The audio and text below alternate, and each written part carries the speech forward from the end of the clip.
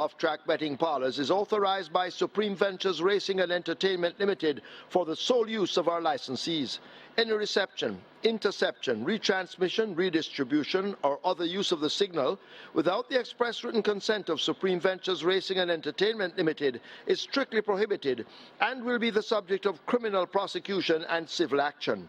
Any equipment or apparatus involved in such a use is subject to seizure and forfeiture under the law.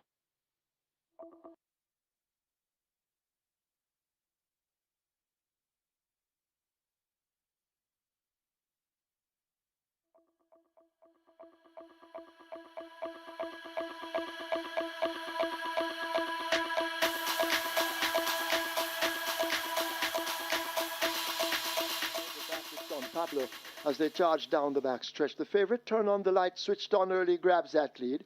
In behind them, several horses. Big Argument is there. So Wang Don in the orange silks racing out wide of horses. Stormer Come almost hidden from view. Diamond Rock races next, then comes Global Machine. Charming Sound is racing on the inside of Conundrum as the field have left the half mile and the tempo should now increase. A gap opens up to Don Pablo, now racing all alone in the center. A gap of some 5 lengths opens up to Dancing in the Breeze racing. Uncle Harry is the one on the outside of horses. Money Must racing out widest of them all. Empress in the Breeze making some ground, and Casual Peach is last of all as the field come turning into the top of the lane. Turn On the Light, the rider now freshening him up, and Turn On the Light has poached a 5-length lead over Big Argument in the red cap. Diamond Rock tries to close upon the rail, but Turn On the Light is full of run inside the final furlong. Can they catch Turn On the Light and the champion jockey Radish Roman? They've poached a huge lead and won't relinquish it. Turn On the Light, bright as ever on that lead, and will win handsomely in the end by almost double digits. Diamond Rock is second, Charming Sound is third, so Wang Don fourth, Big Argument is fifth.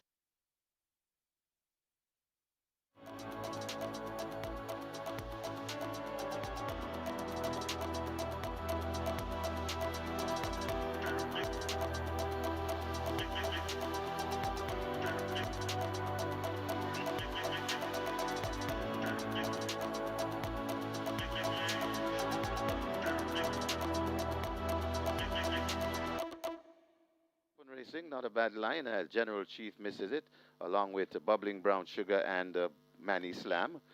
Alchemy of Soul wants to lead. Kem has speed and displays it. So it's Kem in front of Big Daddy. Alchemy of Soul is right there too, right in the middle of the track. That Sensational Gold coming on the inside. Rejected Roger just behind them. I think Midnight Galaxy has gone down as they make their way coming to the 2-3 furlong point on the course. It is Big Daddy on that lead and traveling well. Big Daddy in front of Alchemy of Soul. Kem watching them from third, trying to make it a threesome on the outside. That's a Sensational Gold. Big Daddy in front. Sensational Gold trying to come on. Also Kem coming back on the inside and trying to come on. That's a Rejected Raja. Big Daddy still in front, coming to the furlong pole. It's Big Daddy. Rejected Raja begins to get serious. It's Big Daddy in front. Rejected Raja trying to get to Big Daddy, but Big Daddy keeps on finding Rejected Raja still there fighting on. It's Big Daddy and Philip Parchment scoring in the second from Rejected Raja. Then comes Battle Angel, Sensational Gold, and Alchemy of Soul back in fifth.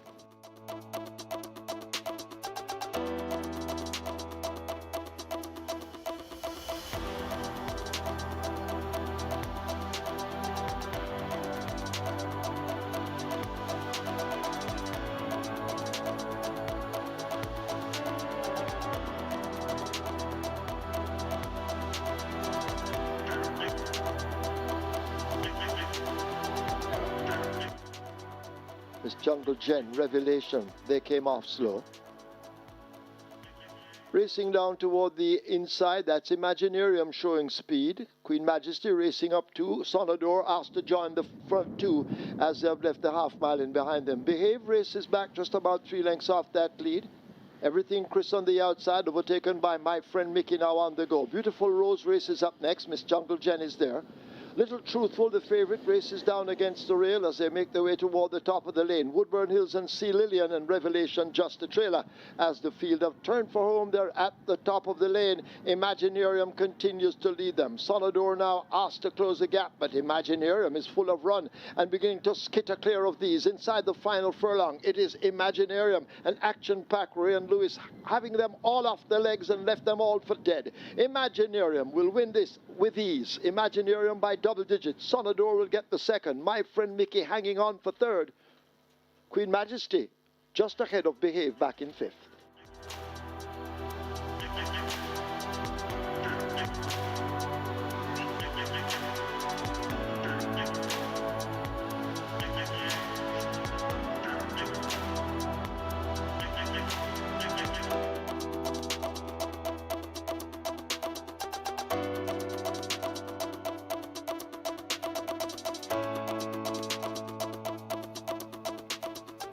Often racing, talented boss gal, and racing at the back of the field, that's Rapper Girl. Also, Marigold didn't get away too sharply, but Captain's Bad Gal got away sharply though. Also rushing around on the outside and going right through now, that's Following Wave. So Following Wave dictating terms on that lead. It's Following Wave as they go past the three in front of Captain's Bad Gal. Then comes A Wing and a Prayer. Just behind them, that's For My Love. They're at the top of the lane. It's on Following Wave still in front at the 2 furlong point. It's Following Wave in front. Coming on the inside, that's For My Love. Still there is Captain's Bad Gal, but it's Following Wave in front and traveling well. Following Wave trying to sort of the intentions of For My Love, trying to get to Following Wave, but Following Wave is traveling nicely in the end, and Following Wave begins to go away from For My Love is second. Then comes Captain Bad Gal, Civic Illusion, and maybe Maybell back in fifth.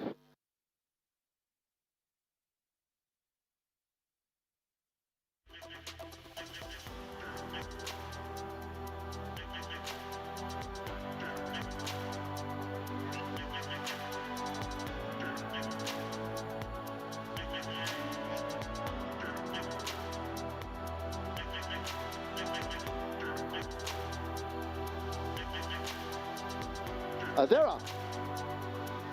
The Leviticus gets a flyer and begins to tack across already. Brahma Bull right there on the premises as they've covered just about the first half of furlong. 4:30 is racing in behind the leading bunch. Formalist is in a handy position. Danka is also traveling quickly in the early exchanges. Lockdown is on the far side in with every chance as they're spread right across the track. Duchess not far off the fractions and scraping the near rail. They're charging up now toward the final quarter. Formalist, Adanka, and Ascend. That's where the action is at the moment. Duchess in behind them in the blue and white, racing near the stand fence.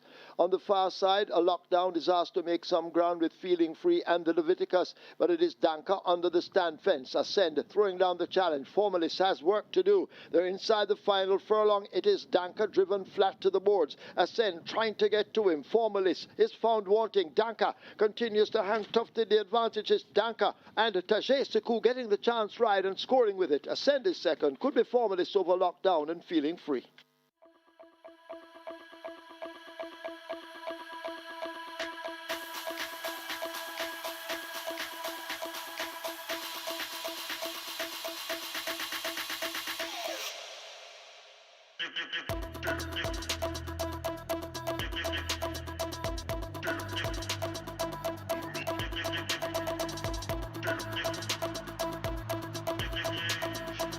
Often racing. And Aleti Majestic gets the flyer in the middle. Also there, that's a Maverick up for the front end. Toward the near side, that's Fidelity. Right there too, that's So Lucky Am I. Over in the middle, that's Walk the Plank traveling prominently along with Thomas Strong. Manaleti Majestic is right there too. Maverick just beside that one. Then comes So Lucky Am I, and right there too on the near side, that's Fidelity. They're spread right across the track. Who wants the money as they make their way coming out of the chute? A bunch of horses. Manaletti Majestic just the leader from Maverick, testing all the while. Manaletti Majestic in front. Maverick trying to get to Manaletti Majestic, who looks to be skipping away from these. Left back on the inside, that's Walk the Plank. Manaletti Majestic is traveling sweetly with just about a half a furlong to travel. Manaletti Majestic and Action Pack Rain Lewis. It's 2 for Action Pack Rain Lewis and 2 for the chosen one, Peter John Passad. Manaletti Majestic beat Unbelievable Power. Then it got tight for the Miners.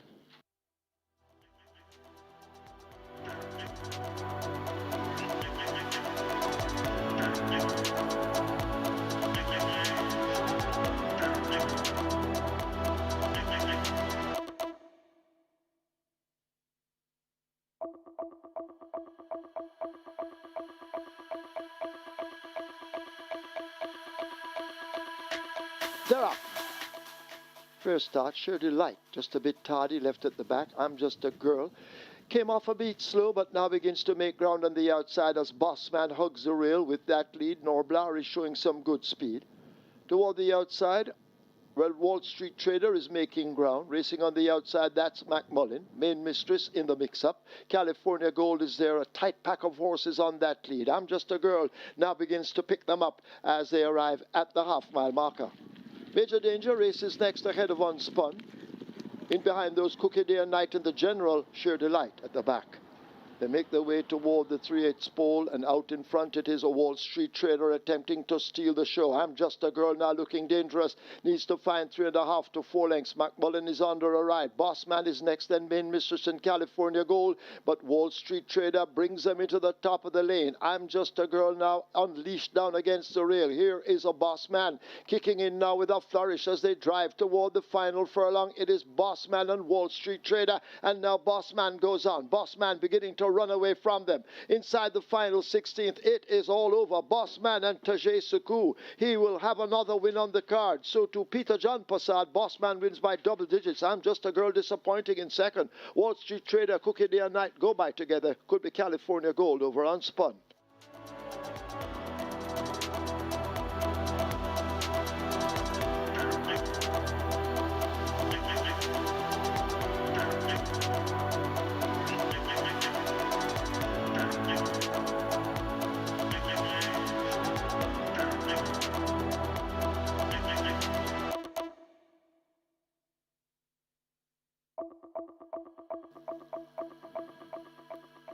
Often Racing, newspaper of record, does himself no favors and is racing at the back of the field. Big LA wants a piece of the action. So Big LA on that lead along with Khaleesi. Big LA, Khaleesi rushing down on the outside, that's Money Mission. Then comes My Eclipse. Just on the outside of those, that's Modern Monarch. Tracked all the while on the outside by Alive. Then comes Jody's Fun just behind them. You're My Sweetie. You're My Sweetie. Then comes just behind You're My Sweetie, that's Life is Light, and racing at the back of the field. Well out of it, that's newspaper of record. They come towards the top of the lane, and on that lead, Big LA in front. Khaleesi trying to get to Big LA. Khaleesi scraping paint down on the inside rail.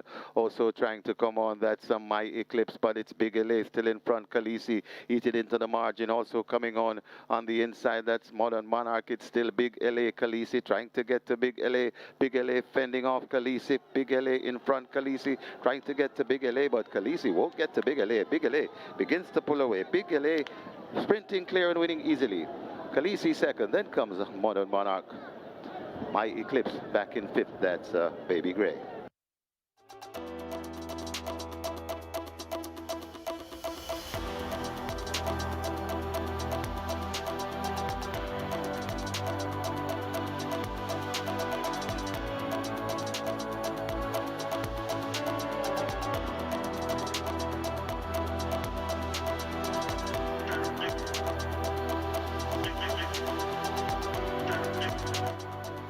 They're off. A legal fight misses it along with the Storm Kuzmi. has a setback and is racing toward the back of the field. Summer Palace and Neville, they mix it up on that lead as they arrive at the half mile. Summer Palace going on from Neville. Altogether is 3.5 to 4 lengths in behind them. Sparkling Fire and Bubbling Warrior run as a team. Miss Brayton races next, possibly a dozen lengths off that lead. Almastilis and O'Reilly J. Confidence is high. The favourite has a mountain to climb from there along with the others. Nebuchadnezzar and Lauren's Secret follow up. Then the Storm Legal Fight at Kuzmi at the back of the field. They're coming now toward the top of the lane, and Summer Palace and Neville continue their war up front. Summer Palace on the rail. Neville on the outside now sticks the nose in front. Here on the inside, that's Bubbling Warrior further back with Miss Brayton. Confidence is high, making late ground against the fence. But Neville and Summer Palace continue their war up front. Neville just the leader under Demar Williams. Summer Palace and Tevin Foster, and it is Neville and Demar Williams getting the better of Summer Palace. Confidence is high. The favorite runs on for third. Then Lauren's Secret could be Miss Brayton over Bubbling Warrior.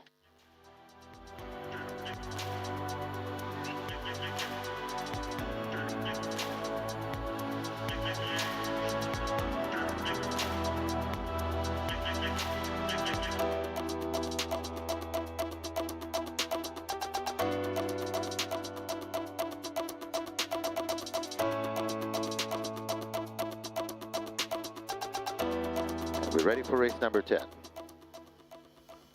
Often racing. Brenda Boy misses it and racing at the back of the field as there's a mad scramble going for the lead as coming on the outside. That's the head cornerstone clearing them. So the head cornerstone on that lead from Shooting Star racing back there in the second. Right there in third, that's Barani Bangala. Right against the rail, that's the Soul Warrior. Then comes Wayne's Princess back there in about fifth. Overtaking Wayne's Princess and going down into it, that's Sunny T and Chippy. Crown Chaser also in the mix on Rule It On. Right against the rail, that's Oil Machine.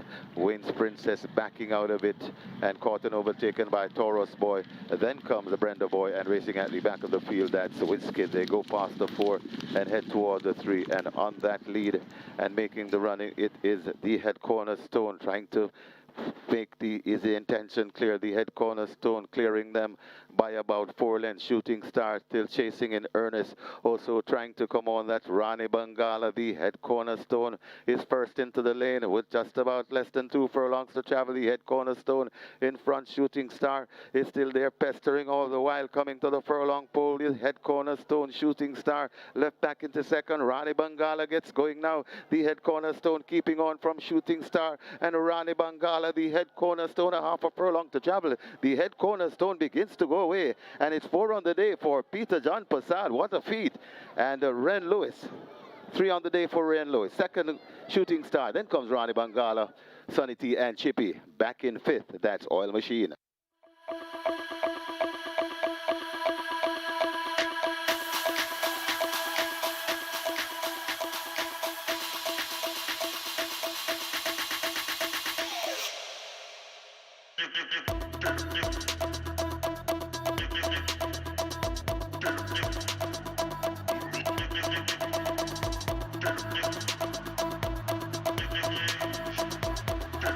Now they're off for the 6th running of the Diamond Mile.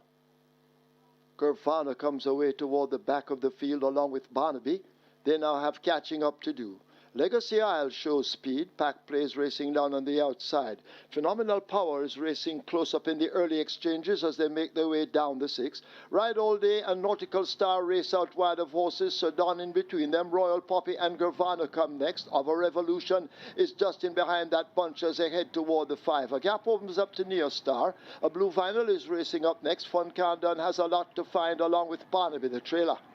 The field make their way toward the half mile in the Diamond Mile, and the tempo now beginning to increase, and a Phenomenal Power has now taken it up. Legacy Isle a half a length down, these two pressing hard. Pack Plays has faded 3 lengths in behind the leaders. Nautical Star is wound up for run as they arrive at the 3/8 pole. In behind them, that's Gervana. Ride All Day has a lot to find and now asked to do so. In behind them, that's Of a Revolution, then Sudan. Royal Poppy races next. A gap opens up to Neo Star and the rest of the field, but Phenomenal Power brings them into the lane. Legacy Isle is traveling on the outside. Phenomenal Power holding the lead. Legacy Isle drifting out out to the right under pressure. Gervano trying to close up, but it is Phenomenal Power inside the final furlong. Phenomenal Power opening up daylight here now with a run. That is Gervano. Phenomenal Power by 2.5 lengths. It's diminishing as they drive to the line. Phenomenal Power beats Gervano in the Diamond Mile. Barnaby flies for third.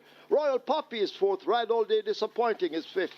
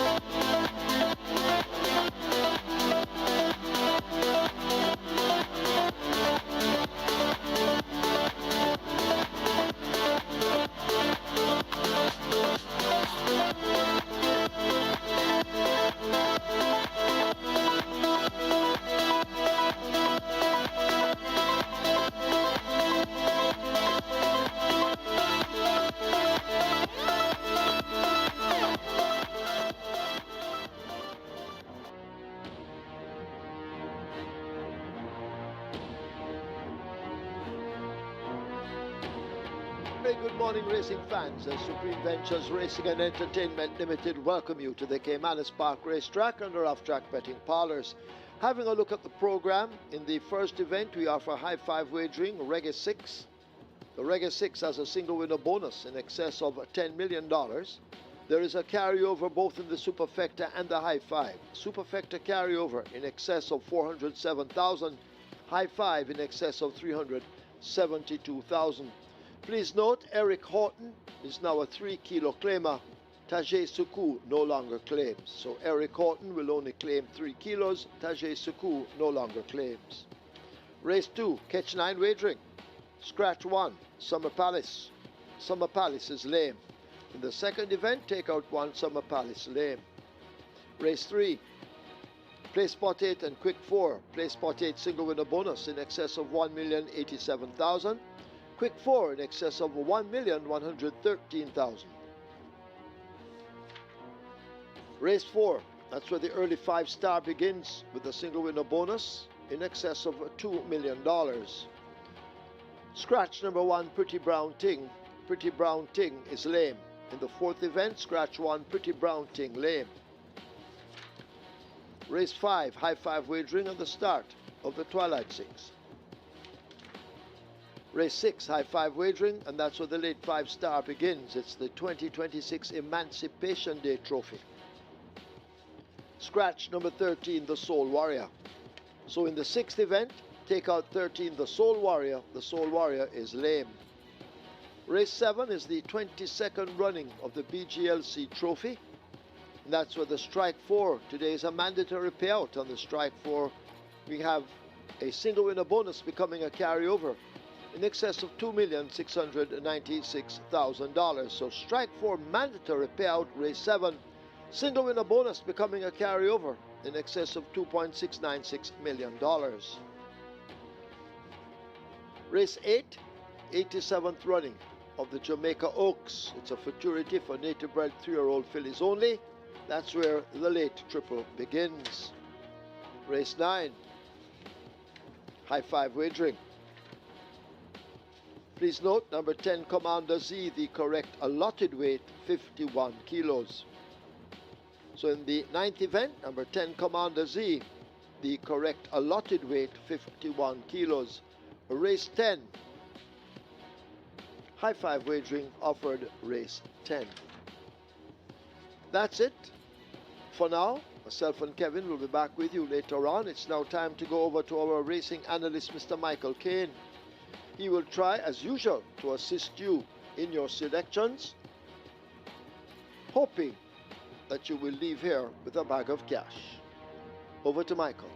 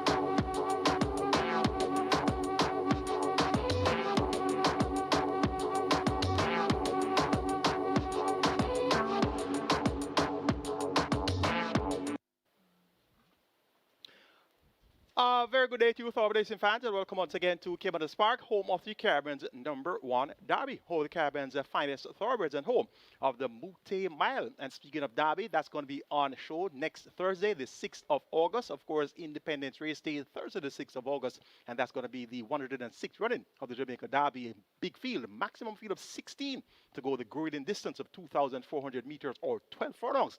That's going to be for next Thursday. Today, it's about the 87th running of the Jamaica Oaks. Field is only go 2,000 meters or 10 furlongs. The purse is 3.75 million, and that's going to be race number 8 on the card. That's our feature on the card. The secondary feature is going to be the 22nd running of the BGLC Trophy. That's race number 7. Open allowance contenders, 3 years and up, and they go a distance here of 1,100 meters or 5.5 furlongs. The purse is $2 million. It's, of course, Emancipation Day here in Jamaica. And of course, emancipation many years ago, of course, emancipation from what? Of course, emancipation from slavery. And we celebrate emancipation with the 2026 Emancipation Day Trophy, race number 6 on the card, and that's for the 1,800,000 claimers. The purse there, 1,060,000. A field of 13 runners will go a distance of 6.5 furlongs. Other races on the card, interested in the races, the Champions Mile race number 1, the Regulators Run race number 2. Of course, the race day is sponsored by BGLC, the Betting Gaming Lotteries Commission. We also have the Hold Your Horses race number 3. The Stride to Glory will be race number 4. Then we have Victory Sprint race 5. And race number 9 is going to be the Gallop to Greatness. And race number 10, the National Dash. Of course, the horses say nay. And indeed, it's going to be great racing here on Emancipation Race Day. Picture perfect conditions for thoroughbred racing. Bright, sunny, a little bit windy as well. So things a little bit on the cooler side. We'll be having some very high temperatures so far. This summer could be one of the hottest summers so far. But of course, it's a tropical island, so we're used to that type of weather. And indeed, the summer easily one of the best times as far as going to the beach is concerned. The Jockey's Colony sees Radish Roman in front, and he is sidelined due to injury. Had a spill last week. We hope a speedy recovery for Radish Roman. He's on 59 wins. That puts him 9 clear of Tevin Foster on 50. In third is Tajesiku on 41. Just heard the announcement that Tajesiku no longer slips that 2 kilos, so he has lost his bug. He's in third.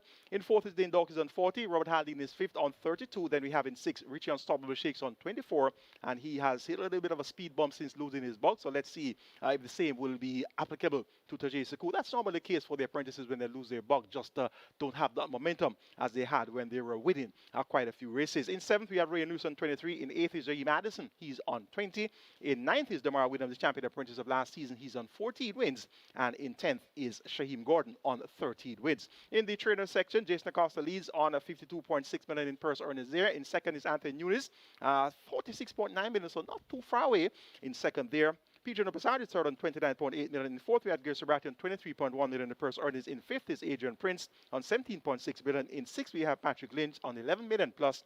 In seventh is Ord Hayden on 9.9 million. In eighth is Feliciano D on 9 million plus in earnings. And in ninth, Hall of Fame trader Richard Azan on 8.34 million. And the top 10 completed by Michael Marlowe on 7.1 million in purse earnings. In the owner section, champion owner Carlton Watson, he's on 90 million plus in earnings. Oakish Farms put it up a fight in second on 15.4 million in purse earnings. ACK Stables, they're third on 13.6 million in earnings. In fourth is Old Hayden on 7.556 million. In fifth, Paul Lumsden on 7.242 million. In sixth is Nadon on 6.56 million in purse earnings. In seventh, we have PJK Team, 5.9 million plus. In eighth, we have Naya on 5.8 million plus. In ninth is Owen's Racers of Owen's Tackroom fame on 5.882 million. And in 10th, we have Vinu Taylor of Dreamcatcher fame, and he's on 5.5 million in purse earnings. In the breeder section, champion breeder Karan Prasad is in front on 12.7 million. In second is Orange Valley Estates on 12 million and 38,000, so a close enough second there for Orange Valley Estates. In third, Wise 95th Hour Limited, they are on 11.629 million. In fourth, Laken Farms on 11.237 million. Ham Stables Limited, 10.59 million. In fifth, Michael Bernard of Micros fame, 9.7 million. He's in sixth. Donald Webby of Oakish Farm fame, 7.8 million. In seventh, Burton Jones of the USA is in eighth with 6.851 million. Monica Zan, sixth, make that ninth with 6,097,000. And completing the top 10 list of breeders is Fernanda Kuzla Teague et al. On 5.432 million in purse earnings. So those are your top 10 jockeys, trainers, owners, breeders so far this season, and we're at the 1st of August, so the first 7 months of racing have come to a closure, so we're now going on to the final 5 months of racing for the 2026 season. We have today on the mandatory period side of things the Strike 4. That's going to be the last 4 races. Mandatory period in the Strike 4. The jackpot is now at a whopping 2.696 million. So that will all be paid out today, plus, of course, new money wagered. And that's going to be race number 7, the mandatory payout item on the card. And last race day, we had a mandatory payout on the Catch 9. And one person walked away with 9.6 million in dividends there. And that was with 8 of 9. So big day for Catch 9 player there on mandatory payout day. It's 38 minutes to go to post for the opening contest, and here's where we start off the Emancipation Day card. It's the Champions Mile, and we have a field of 9. They go a distance of 1,500 meters or 7.5 furlongs. The purse is 1.25 million, and the purses have been beefed up once again. This time around, it's for the Emancipation Race Day. Last week, we had the Diamond Mile Race Day. All purses were $1 million or more, so the purses continue to look quite attractive onto the Emancipation Day card. The Champions Mile, a field of 9, they go 7.5 furlongs, and the favorite at 1 to 9 is number 7, Golden Ambassador, and he appears to be the type that should win by open lengths here. Was a run-up last time out second by 4 lengths to Juventus one going 7 furlongs with 127.3, and 2 starter back second by half length behind I Love Birdie going 7.5 furlongs with 133 and 4/5 of a second. Nobody in the event has anything near that type of recommendation, so it should be a matter of how far Golden Ambassador will win. Then we have rights for trainer Paul Swaby and owner breeder Solid Golden Farm Limited, taking this prohibited favorite, Golden Ambassador, to be way out in front. Of the others, appears to be a grab bag who will be second based on the market signals of Crown Court on the last appearance. 5-2, coming down from 16-1 and 90-1 in his previous 2 races. I was only able to muster 4th, 20 lengths in arrears to Prosperity Sen, Native Isle, and Miss Prosecutor. Looking at the others, there's not much to go on at all. So based on the market signal of Crown Court last time out, the tongue tie has now been fitted by Gary Sobrati, and Real Loose maintains them on for the 3rd consecutive occasion. So I'm taking this one to be the exact horse. And right now on the board is at 9-5, and as you can see, only 2 horses have any form of betting. 1 to 9 for Golden Ambassador, 9-5 for Crown Court, and after that, it's double-digit odds. So these 2 appear to be best of this Champions Mile lineup. Number 4, Outrageous Conquest, on debut went about 51-1, didn't do much, and was 9 by 18.5 lengths to Wagwan. Wagwan came back to win, going 9.5 furlong. We see Wagwan in action come Derby Day. He'll be in the Derby, and he appears to be on the upgrade at the right time. Outrageous Conquest now at 57-1. Could be one of those horses for your superfectors and high fives. They have a carryover in race number 1. The superfector carryover, 407,750.80. The high five carryover, $372,366.36. So you have a key on top. That's Golden Ambassador. So it's going to be a grab bag for the minors. So you can shake that bag and come up with some numbers, and hopefully you can get some nice prices coming in behind the big favorite, and that could see your superfector and high five having a decent payout. Blood Diamond number 9. This one has been at the races a couple of times. Well, has actually been at the races for 7 occasions, but has been quite whispered on a couple of occasions, but hasn't really done much as yet. Gets 13-1 today, and maybe today's the day that we'll see Blood Diamond making the frame. 7149 to kick off the Emancipation Day card in the Champions Mile. Golden Ambassador over Crown Court, Outrageous Conquest, and Blood Diamond. Let's now take a look at my Emancipation Day Reggae 6 ticket. Starting off in race number 1 with the 1-9 favorite. The banker is Golden Ambassador. Race number 2, there's another 1-9. That's Pepper Stepper. Morning 9 price, 1-5. Morning 9 price for Golden Ambassador, also 1-5. So the morning 9 man could be up to something here. He could be bang on target. These horses could have easily been given 1-9 on the morning line, but 1-9 on the morning line looks a little bit too far. So 1-5. That's where we stop at the morning 9 prices for these two prohibited favorites. So Pepper Stepper in race number 2 should be way out in front of these as well. So for the day before mandatory payout Reggae 6, we'll be having a mandatory payout on Derby Day. That's going to be next week, Thursday. This is going to be as easy as a start as you can get on any Reggae 6. So 2 bankers to start, and you can go wide on the rest of the legs. Hopefully you can pop up with a couple of outsiders along the way and make it have a decent enough payout to be able to have some more resources to go after the mandatory payout on Derby Day. Race number 3, of course, race number 2 is the Regulators Run. Of course, the Regulators Run is the second event on the card. And the third event is the Hold Your Horses. Going here 1, 2, 4, and 6. Nothing But Trouble, Wear Your Honor, Blinded Light, and Sir Ganga Jabuna.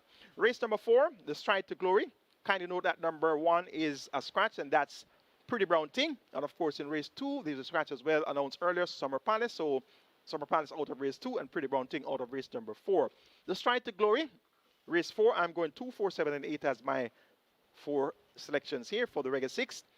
Good Conscience number 2, Lockdown number 4, Benison number 7, and Star Quest number 8. Race number 5, the Victory Sprint. Make the numbers 1, 3, 6, 9, and 10. Never, Kellan, Secret Mission, Prince Daniel, and Lil Maggie. Race number 6, the 2026 Emancipation Day Trophy. Make it 1, 6, 7, 11, and 13. Great Wayne, Mr. Senator, Natural Dancer, Strike Smart, and The Soul Warrior. A square price of 4,000. Usually would be going over 4,000, but because of these two prohibited bankers, prohibited favorites for the first 2 legs, we're going at a $4,000 clip today. So feel free to do any additions if you want, but this ticket looks quite likely as well. Additions as far as the first two races are concerned. Don't see anything to touch those 2 horses. But the other legs, 3rd, 4th, 5th, and 6th legs, feel free to make some additions there. This Reggae 6 looks quite easy as it will possibly be. Best of luck wagering on Reggae 6. Remember, the jackpot is over $10 million, and also the minimum guarantee payout $3.5 million. And also, of course, remember we have carryovers in the first event. Superfecta carryover over 407,000. High Five carryover over 372,000. And last week we had a winning Reggae 6 ticket as well. We had the carryover, was it? The payout of over 60,000. Yes, it was a carryover of over 8.1 million. So we had a good day last week wagering the Reggae 6. Let's see if we can have a good day today. And of course, the real day you want to have a good day, it's got to be on mandatory payout day, which will be next Thursday, the 6th of August. That's going to be on Jamaica Derby Day. On to race number 2, which kicks off the catch stand. The catch stand jackpot back afresh will start again today after wagering is complete. And of course, we had a minimum guarantee payout of 500,000, and that's still intact. And the mandatory payout last week, 1 winner, 9.6 million. Congratulations. Let's do it all over again. Started off fresh with the jackpot for the catch stand. Race 2 is a Regulators Run. It's a restricted stakes event for importees, 3 and up, nuns of 3, and native bred 3 and 4 nuns of 4. The purse is 1.39 million. And we have a scratch, takeout number 1, Summer Palace. And it's all going to be about how far Pepper Stepper will win. Last time he won by 10 lengths, 10 1/4 lengths to be exact, at 105.44, 5.5 furlong, gets a half a furlong shorter to travel. Last time at 5 round, he was beaten by Phenomenal Power. And Phenomenal Power, Frank the form after that. 1 going 7.5 furlongs is a new track record, 129 flat, lowering a long-standing track record held by Skytrade, and then came back and won in a new stakes record in the Diamond Mile, 134 and 4/5 of a second, just a 1/5 of a second short of the current track record, which is held by that's Wanted and Having, 134.3. So Phenomenal Power is really running powerfully right now. So Pepper Sepper, strong run up behind Phenomenal Power, going 5 furlongs round on the 6th of June. Nothing of the caliber of Phenomenal Power present here, so it should be a matter of how far Pepper Sepper will win here. Robert Haldane maintains the mount for Jason Acosta and owner Robert K. Thomas of Blast Them Away fame. I remember that horse from quite a few years ago, trained by Wayne Acosta OD. Blast Them Away, an importee. And every time I see Robert K. Thomas as an owner of a horse, I remember Blast Them Away. He doesn't own a lot of horses, but when he owns horses, he owns some useful ones, usually foreigners as well. So this Pepper Stepper looks ready to blast them away once again. Blasted them away last time out, and he certainly blasted them away again here. Novio was second in that race where Pepper Stepper won by 10 lengths, so it should be a matter of how much exact is going to pay here in the regulators run in race number 2 on Emancipation Day. So number 6, Pepper Stepper, had to step away from these and get the better of stablemate Novio. Novio was second by 10 1/4 lengths in that race run by Pepper Stepper in 105.4. Novio came back to finish second again, that time around behind Mohanlal, with a mile in 137.4. So of these, it should be certain that the exacta will be run with Pepper Stepper on top of Novio. Jason Acosta had 5 of the 6 entries originally. Summer Palace is a scratch. He now has 4 of the 5 entries. The only other horse here is Bubbling Warrior. And Bubbling Warrior, most certainly, I won't be able to make an impression here. So it's going to be a matter of how far Pepper Stepper will win and how much exacta is going to pay. So you can bet on that exacta on the Emancipation Day card until you hear a voice say, bet no more. Let's now take a look at my Emancipation Day Catch-9 ticket. Starting off in race number 2, of course, with a banker, number 6, and that's Pepper Stepper. So race 2, banker number 6, Pepper Stepper. Race number 3, we're taking 1, 4, and 6, and the third event on the card is the Hold Your Horses. Race number 3, number 1, Nothing But Trouble. Number 4, Blinded Light, and number 6, Sir Ganga Jamuna. Race number 4, scratch number 1, Pretty Brown Thing, make it 4, 7, and 8. Lockdown, Benison, and Star Quest. Race number 5, the Victory Sprint, make it 6, 9, and 10. Secret Mission, Prince Daniel, and Lil Maggie. Race number 6, the 2026 Emancipation Day Trophy, make it 6 and 7. Mr. Senator and Natural Dancer. Race number 7, the 22nd runner of the BGLC Trophy, make the numbers 3, 6, and 7. Dothraki, Desert of Malibu, and California Crown. Race number 8, the 87th running of the Jamaica Oaks. We're banking number 2, Dreamcatcher. Race number 9, the Gallop to Greatness. Make it 4, 5, and 6. Zulu Warrior, She's That Girl, and Another One. And race number 10, the National Dash. Make it 11 and 13. Aladdin and Army Recruit. 4,860 will get you my Emancipation Day Catch-9 ticket. Best of luck wagering or Catch-9. And that looks to be a live Catch-9 ticket with 2 bankers.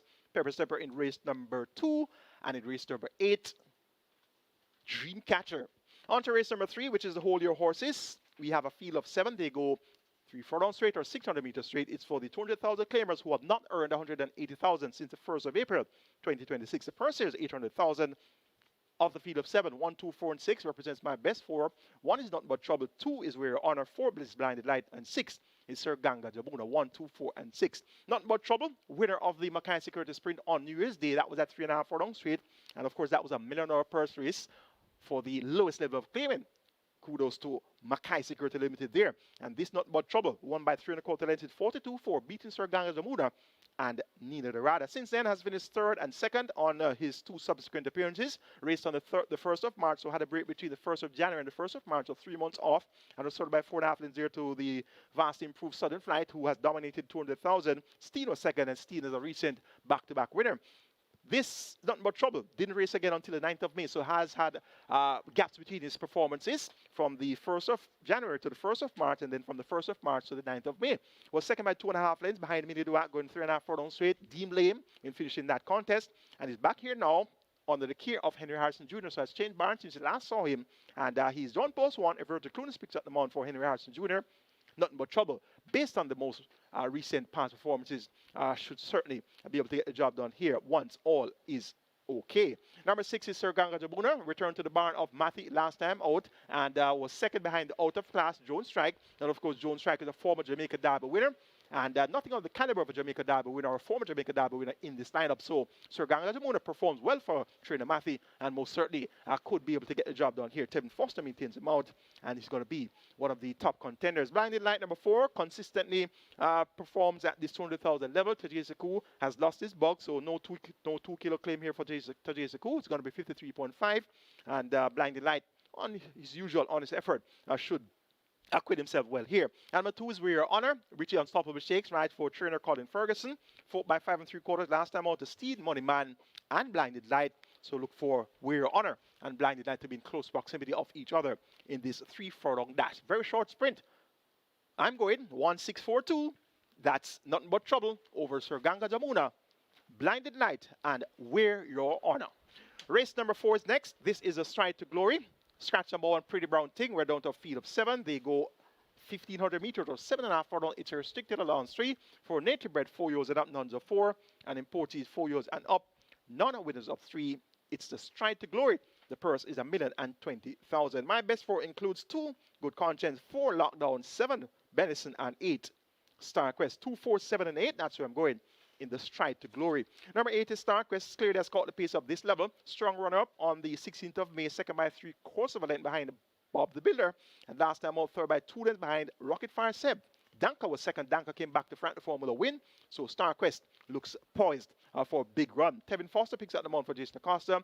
Worked well on the 25th of July. 5.5 at 109.2 by 102 and a fifth of a second. Star Quest gets the vote here in the Stride to Glory. Number 7 is Benison, void of early pace and speed, but has a good late turn of foot. If the pace goes too fast, too early, Benison should be right there to pick up the pieces. For the Department, a bustling rider, he should have Benison finishing well, and he rides here for trainer Baron Davis and owner Blue Knight Stables. Number 4 is Lockdown, raced on the 25th of July last Saturday, and was fourth by only 4 lengths behind Danka, going 5 furlong straight, a trip way short of Lockdown's best. So now gets 2.5 furlong longer to travel. Demar William, the champion apprentice, picks up the mount for trainer Ryan Darby and owner Bombay Stud Farm.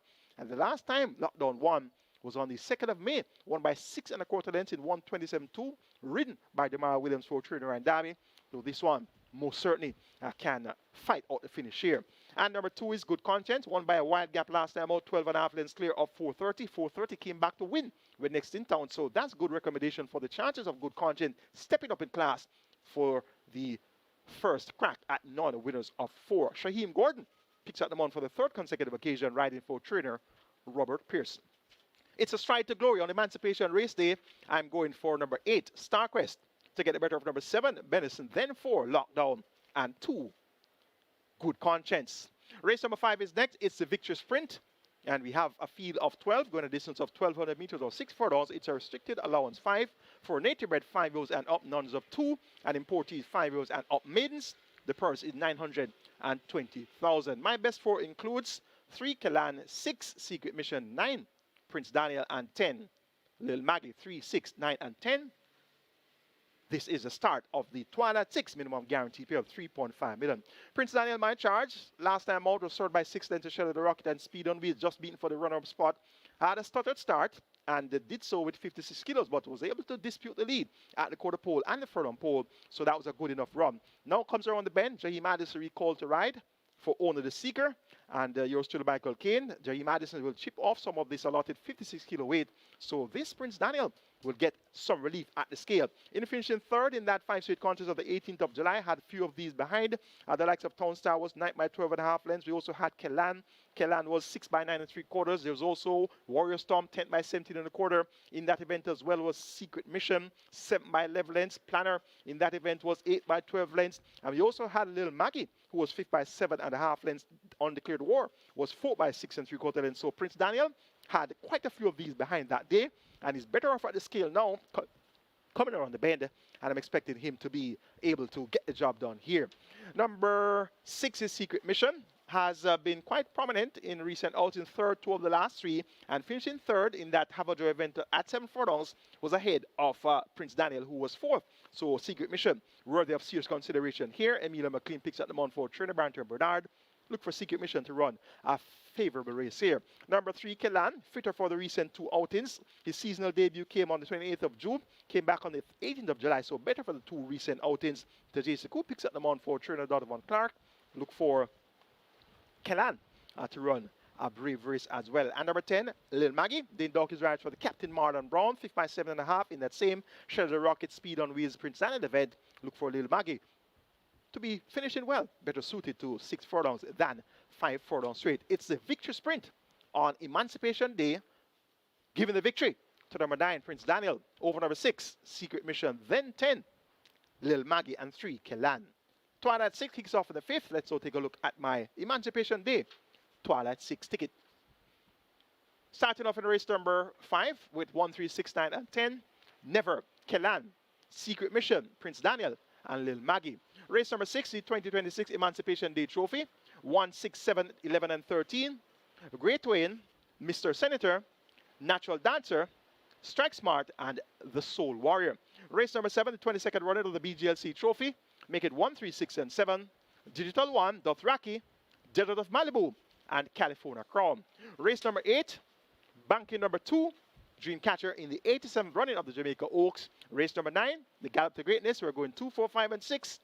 Gallant Groom, Zulu Warrior, She's That Girl, and another one. And race number 10, the National Dash. We're going 11 and 13, Aladdin versus Army Recruit. 8,000 will get you my Twilight 6 ticket, best of luck wagering, or Emancipation Day Twilight 6. On to race number 6, which is the 2026 Emancipation Day Trophy. It's for the 1,800,000 claimers. The purse is 1,060,000, and they go a distance here of 1,300 meters or 6.5 furlongs, a field of 13. My best 4 of the 13 includes 1, Great Wayne, 6, Mr. Senator, 7, Natural Dancer, and 11, Strike Smart. 1, 6, 7, and 11. That's where we'll go in the Emancipation Day Trophy. Number 6 is Mr. Senator. Shame Golden Rider, Jason Costa, and owner Brian Chen. Reports of a break since April, 7 by 20 and a quarter length behind Sonny and Chippy, Crown Chaser, and the head cornerstone. Has worked well on the 25th of July, 5 straighted 102 flat by 47.4.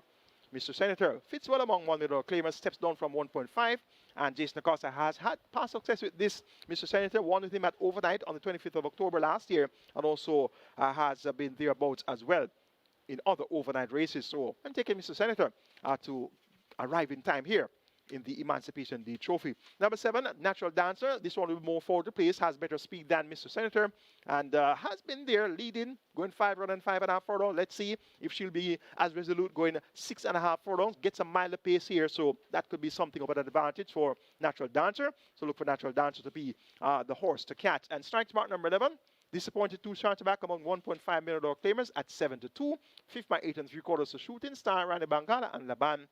Strike Smart now down to $1 million. Emina McLean rides for Fitzgerald Treddy Richards.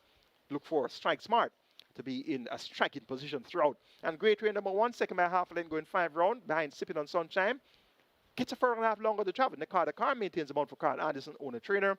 Look for Great Wayne to be in the thick of things in deep stretch. It's the 2026 Emancipation Day Trophy.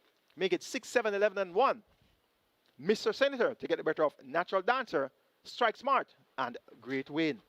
On to race number 7. It's the 22nd runner of the BGLC Trophy. Of course, BGLC, Betting Gaming Lotteries Commission. Open allowance contest for 3 and up. The purse is $2 million, and we have a field of 7. The mandatory payout Strike 4 begins here in race number 7. Jackpot 2.696 million, minimum guaranteed payout 500,000.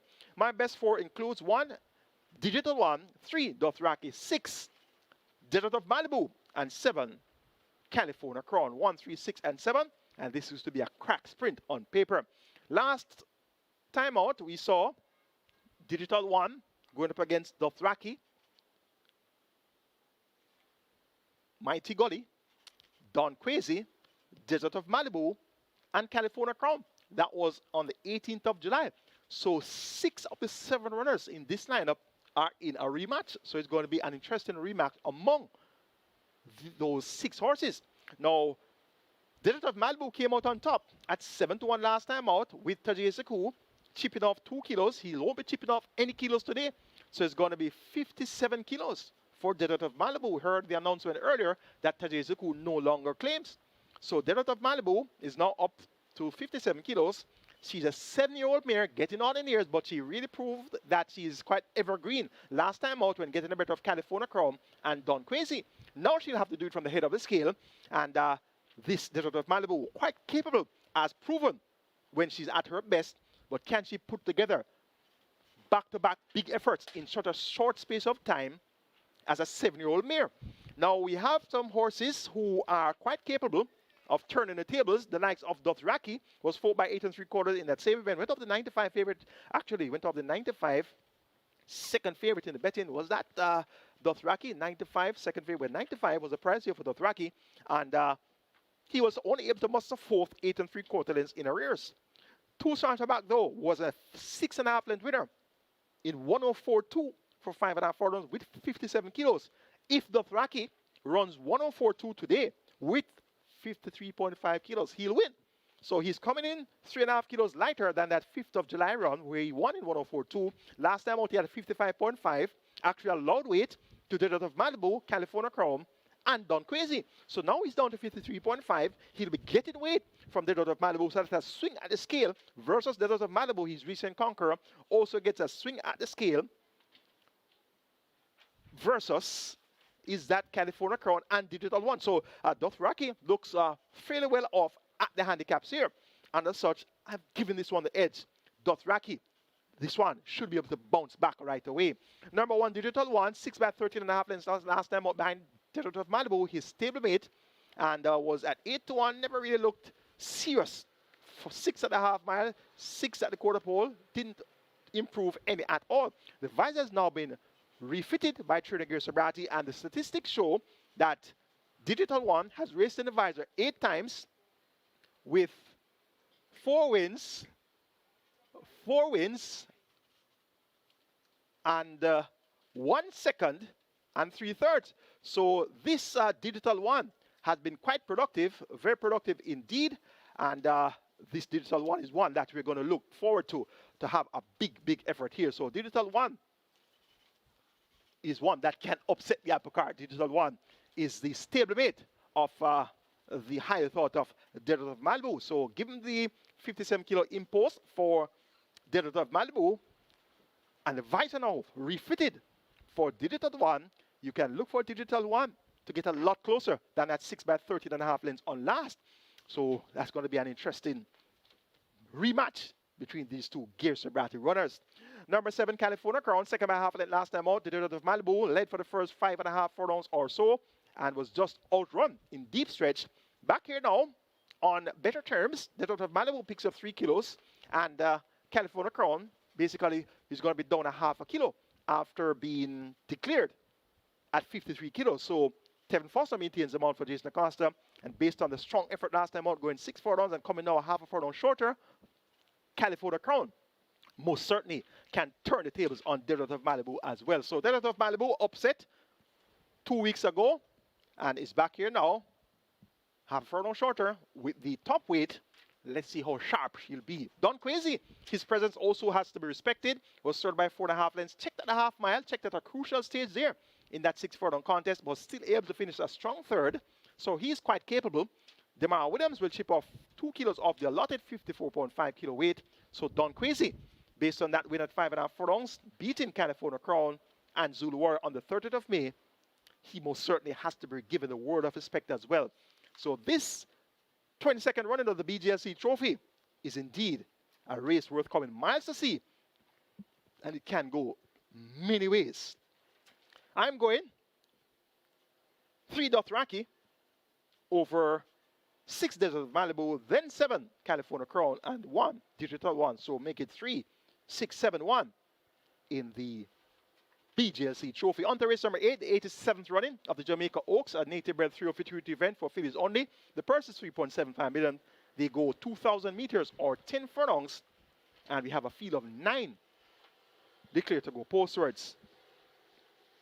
Dreamcatcher, 5th by 10 lengths in the Jamaica St. Ledger, ran to do herself proud, having finished 5th by 10 lengths as the lone filly in a field of 13. So there were 12 others in the race, and she was the only filly. She was the lady. She was the rose among thorns, so to speak. In the matchup of times, comparatively speaking, out of the 1,000 guineas versus the 2,000 guineas, Dreamcatcher was 9 lengths in arrears based on the final time. of the 1,000 guineas, 140-1-2. The colts did 139 and 4/5 of a second. So she was 9 lengths behind on handicapping terms compared to the colts. Therefore, to finish 5th by 10 lengths was basically right according to what she was expected to do, given that she had a 9-length gap to make up. So the standard deviation there would be basically a length and a half. So she did well. She ran to do herself proud. She was 4 by 3 lengths at a half mile, 4 by 8 lengths at the quarter pole, 4 by 10 at the furlong pole. So she was right there to be 9 lengths behind at the finish, but just came up a length short. So the standard deviation, as I said, is 1 length there. Therefore, she ran her race in the St. Ledger behind the boys. She's now back among fillies only. She has dominated the fillies only season since her run-up effort in the Hotline Stakes. She won the Thornbird Stakes by 2 1/4 lengths going away over Another Wall and Lexi Lou. She won the Portmore by 7 lengths, join off in 134.3, beating Tailor Made and Lexi Lou. And then she won the 1,000 guineas, join off again by 5 1/4 lengths in 141.2, beating Tailor Made and Giving Thanks. So she's now back among fillies only. The trip is 10 furlongs. So the notion of her not getting 10 furlongs can be thrown out the window because she ran her race in the Ledger versus the colts. So she's now back among fillies only. 10 furlongs won't be a problem. She'll win for fun again among fillies only. Worked on the 25th of July, 7 furlongs with 127 flat, beating Tailor Made. And she worked, well, a week earlier on the 18th of July, 5 1/2 furlongs with 106 and a fifth of a second by a minute and a fifth. Tevin Foster knows her well, and the rider for Jason Acosta and owner Venue Taylor look for Dreamcatcher to be powering away from these once again. Giving Thanks just lost out on the runner-up spot in the 1,000 guineas. Second was Tailor Made and nose in front of Giving Thanks. Giving Thanks appears likely to prefer 10 furlongs more than Tailor Made in this rematch. And interesting to note is the fact that they have met on multiple occasions, and on all occasions, Tailor Made has had the beating of Giving Thanks. Did so on debut, but Giving Thanks served that off and lost a lot of lengths and was second by 2 1/4, finishing strongly. I expected Giving Thanks to have turned the tables on Tailor Made subsequent to that debut runner-up effort. Giving Thanks came back on by 10 1/4, beating Another Wall, going 6 furlongs. Then was a team third at 3 5 in the Hotline Stakes behind Tailor Made and Dreamcatcher, and was 5th in the Thornbird Stakes by 8 lengths behind Dreamcatcher, Another Wall, and Lexi Lou, and then showed improvement to fight out for that second position in the 1,000 guineas. So this is the Oaks today, and Giving Thanks has been timely prepared by the Maestro Philip Fiano D. Rian Lewis picks up the mount once again, and at 2 turns, 2,000 meters, I'm expecting Giving Thanks to get the better of Tailor Made at long last. Number 6 is Tia Maria, won by 4 lengths last time out, going 2 turns, 9 furlongs and 25 yards. So show the liking for the 2-turn distance there. Won by 4 lengths over Minnehaha and Gulfstream Cat. Did it with 51.5 kilos. Now picks up 5.5 kilos to go at 57 kilos. Prior to that, second by less than 3/4 behind Another Wall, going 6.5 furlongs. On the 27th of June, Another Wall had 55 kilos. Tia Maria had 51.5. So Tia Maria was getting 3.5 kilos there from Another Wall. Now they're sitting level weight at 57 kilos. And on a line through the 1,000 guineas run, 13 by 26 1/4 lengths. Tia Maria has a mountain to climb to turn the tables on Dreamcatcher, Tailor Made, Giving Thanks, and every other runner that was ahead of her. However, her display of a liking for the 2-turn distance on last is encouraging for taking her on the exotics. Tailor Made, number 8, Speedy Sort, had a different approach last time out. Rated 5th on the half mile in the 1,000 guineas, was 3 3/4 lengths in arrears, made a bid for the lead at the quarter pole, second by 3/4 of a length, and at that time, the race was being led by Sky's the Limit. Was second by 3/4 of a length at the furlong pole as well, and finished up second by 5 1/4 lengths behind stablemate Dreamcatcher, was just a nose in front of Giving Thanks. So from a similar reserved approach in the early going of this 2,000-meter contest. We should see TaylorMade making a bid once again for the lead at some point in the contest. And TaylorMade, in turn, could prove to be one of the horses to catch. And no doubt, sky's the limit should be for the place as well. So this is an interesting contest, barring the expected winner, Dreamcatcher. Taking number 2, Dreamcatcher, to get the better of number 4. Giving Thanks, then 6, Tia Maria, and 8, TaylorMade. 2, 4, 6, 8 in the 87th running of the Jamaica Oaks. The nighttime penultimate is the Get Up to Greatness. It's an overnight allowance contest of 3 it up, and they go a distance here of 1,000 meters round or 5 furlongs round. The purse is 1.5 million. 11 horses. My best 4 includes 2 Gallant Groom, 4 Zulu Warrior, 5 She's That Girl, and 6 another one. 2, 4, 5, and 6. That's where we go in race number 9. Top choice is number 5, She's That Girl. Dane Dawkins, right for Stephen Todd and Black Brothers, second by 2.25 lengths behind Money Market, going 5 furlongs on the 28th of March. He was a winner in back-to-back races prior. One going 5 round in 59, 4 by 9 3/4 lengths, beating Teflon Don. Teflon Don is here, John Post 1. Prior to that, 1 by 5.5 lengths, going 5.5 furlongs, beating Cookie Day Night and Huntsman. So she's speedy. She has worked well as usual, 59 flat for 5 straight by 46.4 on the 20th of June. Dane Dawkins picks up the mount for Stephen Todd and Only Black Brother. I'm taking She's That Girl to be the one to catch here in the Gallop to Greatness. Number 6 is another one, has been thereabouts at overnight, run up behind Unbelievable Force, going 5.5 in 105.3. Run up behind Mighty Goat, going 5 straight in 57.4. Run up to Goodbye Firefly, going 5 straight in 57 flat. So has been thereabouts, just not getting that win at the overnight level. The open overnight level, that is, one among non-winners of overnight when beating Commander Z December last year. But since up to this overnight level, straight overnight, he has really run quite consistently. So another consistent effort should be forthcoming here. Number 4, Zulu Warrior, my third choice. He's also quite capable. Has finished third, 4 of the last 5, second last time out. To Rainsville going 5 straight. So he too has been quite capable since winning at non-winners of overnight race lifetime, going 5 straight in 58 flat, beating champion Bubbler. So this Zulu Warrior most certainly is due the world of respect. Demar Williams rides for Adrian Prince, more popular known as Dan Dan, and owner Honest Racers of Honest Tackroom fame. So we keep Zulu Warrior on the right side. And there's a debutant, makes a local debut. Gallant Groom has raced in the USA, last seen at Moaning Valley Race Course in January. So he makes his local debut. He's a 4-year-old dark bear brown coat by Golden Lad out of the Medalist Dam, DD Renegade. Bred in the USA by Candyland and Dreamtime Stables. Owned Elizabeth Acosta, trained by her son, champion trainer Elizabeth Acosta. Tevin Foster picks up the mount. The groom is Terrence Bloomfield. First time races for Gallant Groom. And he has shown speed at exercise on the 18th of July, when 3 furlongs in 34.4.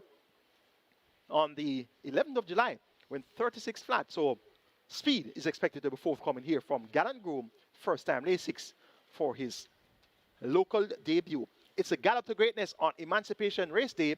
I'm going 5, 6, 4, and 2. She's That Girl to get the better of another one, Zulu Warrior and Gallant Groom. The 10th and final is the National Dash. Not National Dash, you know. National Dash. And of course, the horses say, meh, especially when they want some grass, or they want some water, or they want some any little thing that they want. They definitely nicker and neigh, so to speak. So it's a National Dash to close the Emancipation Day card. It's a maiden condition race on native bred 4 years and up. The purse is 930,000. We have a maximum field of 16, going 800 meters straight or 4 furlongs straight. My best 4, 10, 11, 12, and 13. Aladdin Enthusiastic, rather Moonlight Song, Aladdin Enthusiastic, and Army Recruit, 10, 11, 12, and 13. Number 11, Aladdin. Demar Williams, the champion apprentice, rides for Winston Fanagriffith's OD, looking for his first win as a trainer. He's, of course, a winningest jockey in the history of Caymanas Park. Aladdin was run up last time out by 6.5 lengths behind Modern Monarch. Modern Monarch stepped up to run third at non-2 for the first time. Visor now fitted for the first time by Winston Griffith's OD on this Aladdin. And Aladdin, runner-up, going the straight twice. Second by Shorthead to Raging River, going 5 straight on the 7th of March. So his two best efforts, as far as the placings are concerned, have been over the straight. So I'm taking Aladdin to get the job done here with second time Lasix administered today. Number 13, Army Recruit. Rain Lewis rides for the captain Marlon Brown. Run up the last two outings, ridden by Joy Haynes and Calvin Bailey. It's now Rain Lewis. The weight will be 57 kilos though, so picks up lumps of weight from 51.5 and 53 to 57. Gets an outside post, gets 4 on straight, appears to be likely to be poised for another big effort, but can he maintain with this 57 kilo impost? Number 10, Moonlight Song, has shown speed but has been quite not so resolute, so to speak. Has been shortening where it matters most, but ran second going 4 straight to Never Despair in a slow 49.4 for 4 straight on the 7th of June. Figure It Now returned by trainer Fitzom Willers, more popularly known as Features, and Yuville Pinnock picks up the mount for owner breeder Maxine Johnson. Look for Moonlight Song to flash her usual good early speed and make a race of it. And number 12 is Enthusiastic. Speaking of good early speed, this one has always been on the lead. Has had 5 starts, 2 seconds and 2/3, formerly trained by Anthony Nunes, now trained by Tyrone Prince. Tajisico picks up the mount. And the last time we saw Enthusiastic was in September, the 27th of September to be exact, second by a neck behind Giant Figueroa at 1-2, led for a long way, going 4 furlongs straight. Prior to that, raced in August, 4th by 4, after leading up to the furlong pole behind the Platinum Princess, Rush of Class, and One Code. And in June last year, led for a long way, also going over the straight at 5 furlongs straight, was second behind Native Flyer. And on his first 2 appearances, third to Bangarang, third to Global Pursuit. So Enthusiastic clearly has had setbacks since. And based on his past performances, I am expecting him to be fourth place here. But let's see how well he'll be presented later on, coming off the break since September. It's the National Dash on Emancipation Race Day. I'm going 11, 13, 10, and 12. Aladdin taking the better of Army Recruit, Moonlight Song, and Enthusiastic. That's the handicapping seminar for you today. And I sincerely hope that that analysis would have been a good guide for you when making your decisions to comprise your permutations. And indeed, at the end of today's wagering, you will be a winner wagering Caymanas Park Racing right here at Caymanas Park, out of O2's island-wide, as well as on the SV Games app, wagering through MBet, and also on the overseas-based betting apps. It's Emancipation Day. And of course, of my Emancipation colors, of course, you see the red, green, and gold. And of course, emancipation, a lot to think about there as far as Caribbean civilization is concerned.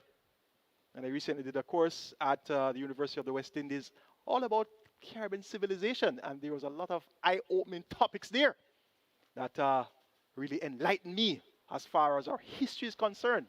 And emancipation is one of those pivotal moments in our history.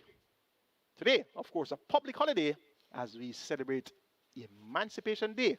And of course, we celebrate most of our public holidays with Thoroughbred Racing. Have a great day. Wagering, Caymanas Park Racing.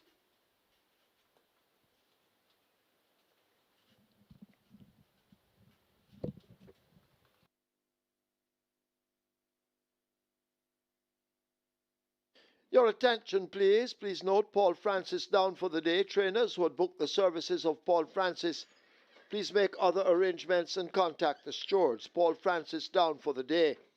Race 1, number 6, Green Paint. Make the rider Jaheim Anderson. Jaheim Anderson rides 6, Green Paint in the first coming up.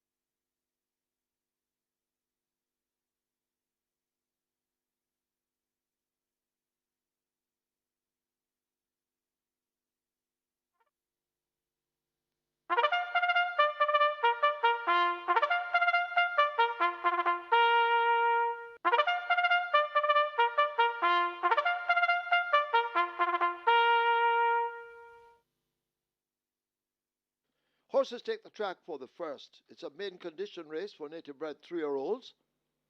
It's called the Champions Mile. The distance 1,500 meters or 7.5 furlongs. Number 5, Marigold, make the weight 50 kilos or 110 pounds. 6, Green Paint, make the rider Jaheim Anderson. 8, Sensational Destiny, 51 or 112. 9, Blood Diamond, 53 or 117. Wagering on double event, Exacta, Quinella Trifecta, Superfecta, High 5, Reggae 6. Begins here. High 5 has a carryover in excess of 372,000. Superfecta, a carryover in excess of 407,000. High 5 on its way to 750,000. Superfecta on its way to 700,000. Single winner bonus in the Reggae 6 in excess of $10 million.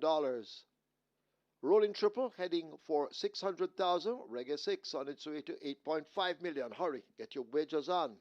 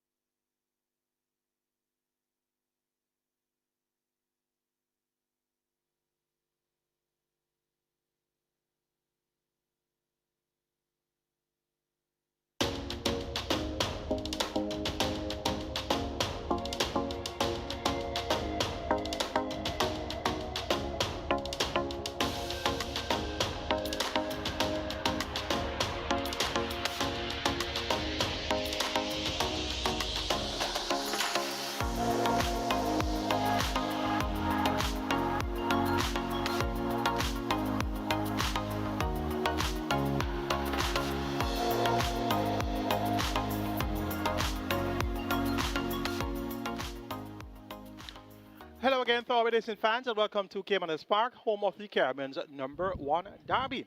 Home of the Caribbean's finest thoroughbreds and home of the Mute Mile. We have 10 races in store for you today. Our feature, the 87th running of the Jamaica Oaks. Our secondary feature, the 22nd running of the BGLC Trophy. Horses on the way to the gate for race number 1. Regular 6 pool is at 8.2 million and climbing. The jackpot is over 10 million and the minimum guarantee pay of 3.5 million. We have carryovers in the Superfecta and High 5. Superfecta carryover over 407,000. High 5 carryover over 372,000. And it's a feed of 9. These are maidens for the Champions Mile to begin the Emancipation Day card. The purse here for these maidens 1.25 million and they go 7.5 furlongs or 1,500 meters. Top selection is the big favorite, number 7, Golden Ambassador. Runner-up last time out by 4 lengths to Juventus 1, going 7 furlongs in 127.3.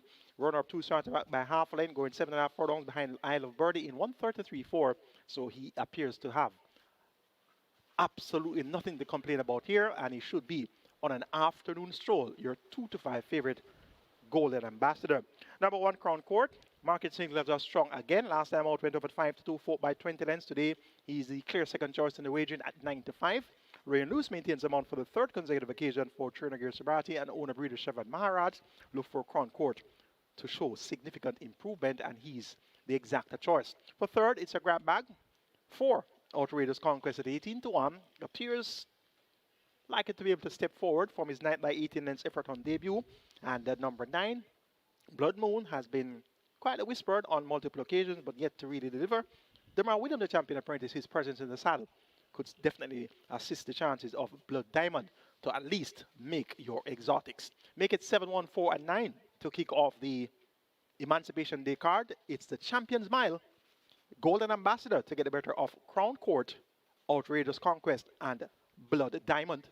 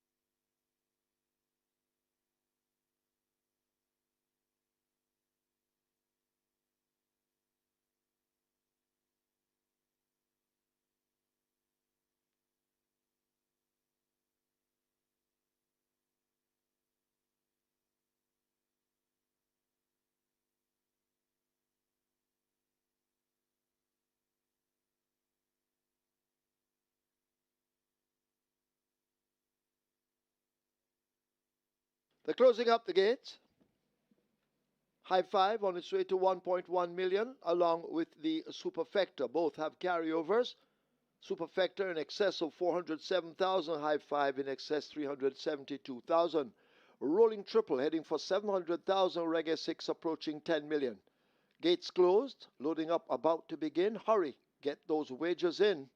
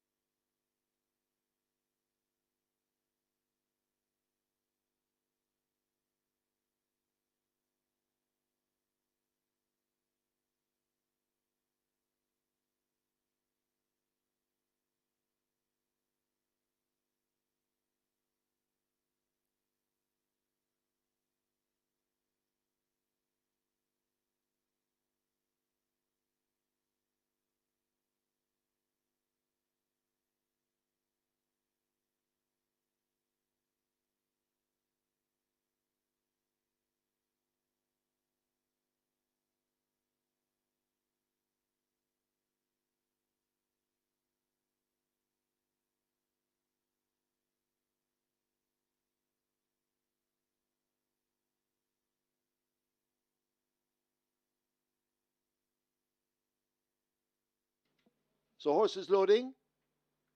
Run for Fun in, Marigold in, Green Paint joins them. Sensational Destiny coming into 8, 18 to 1. Some support there. Sea Lillian arrived at the gate and is getting ready to load at 2. Blood Diamond goes in at 9.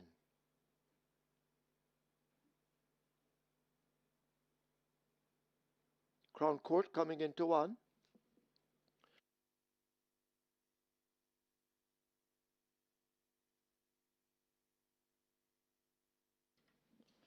Seven and a half furlongs a trip.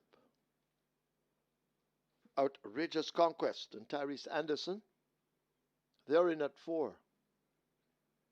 The favorite Golden Ambassador is out. Sea Lillian, who went to the gate late, is now in at 2. And the favorite, the 1 to 5 favorite Golden Ambassador, will be the final one.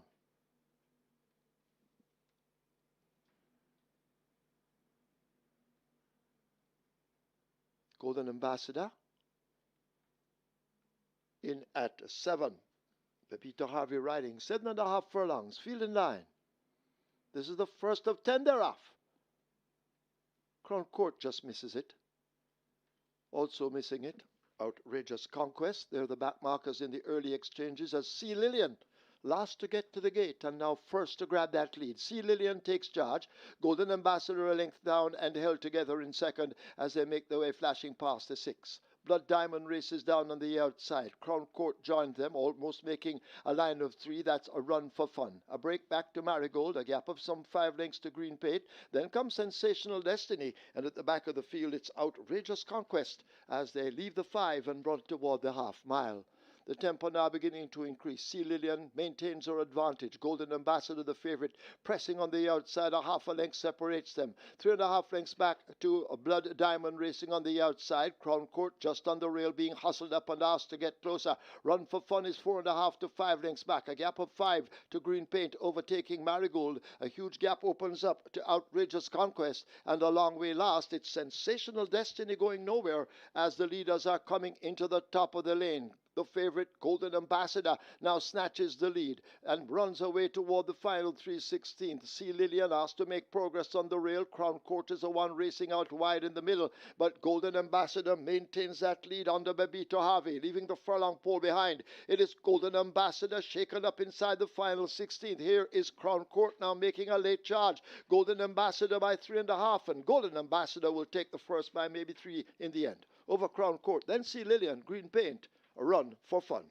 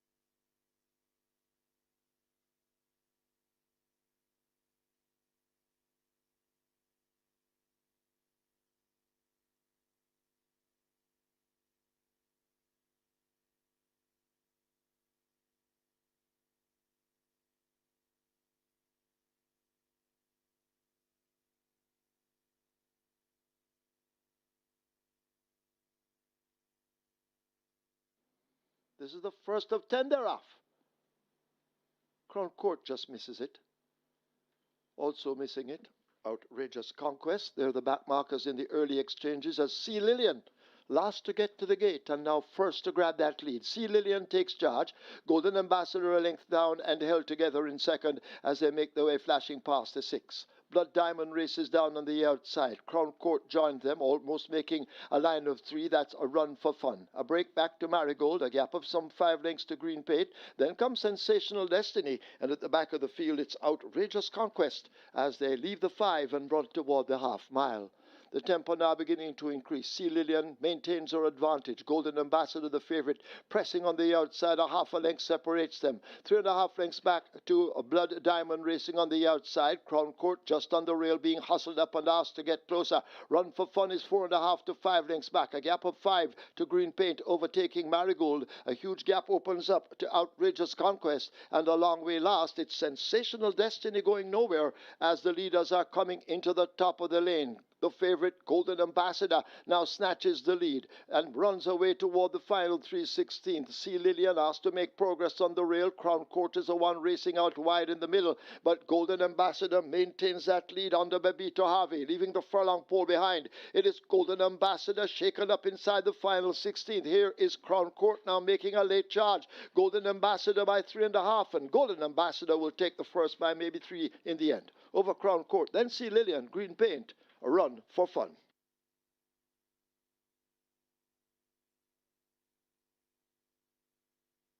Result of the first now official. Horses to the testing barn. 6 Green Paint, 7 Golden Ambassador. 6 and 7 go to be tested. Splits 24-3, 47-3, 113-3. They raced 7.5 furlongs in 134-4. The margins 3 by 4 3/4.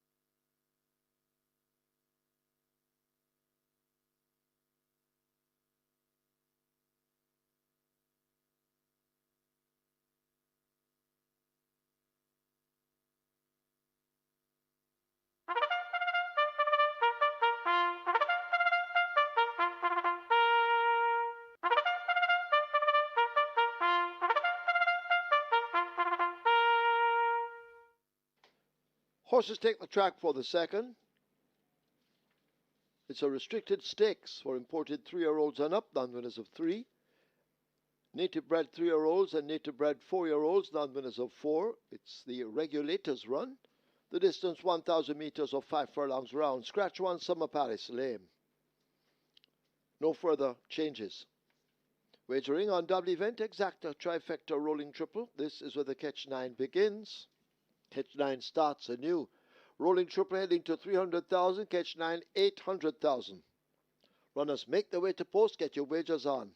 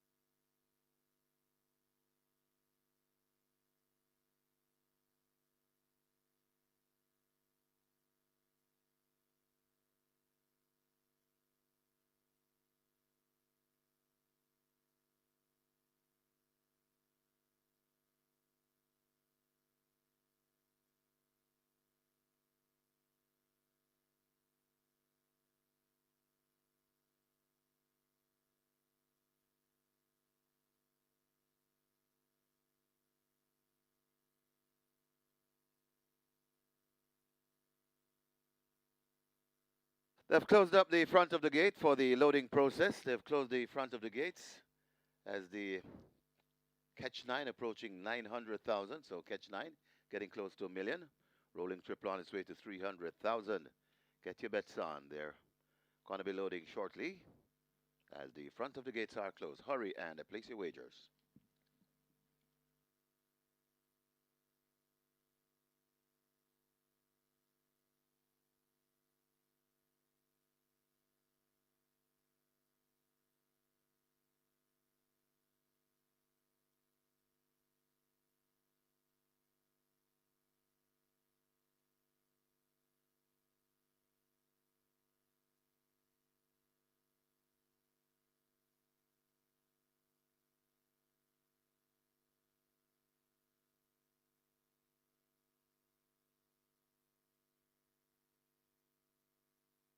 So the loading up has started. Bubbling Warrior, the first one in. Horses loading for the second.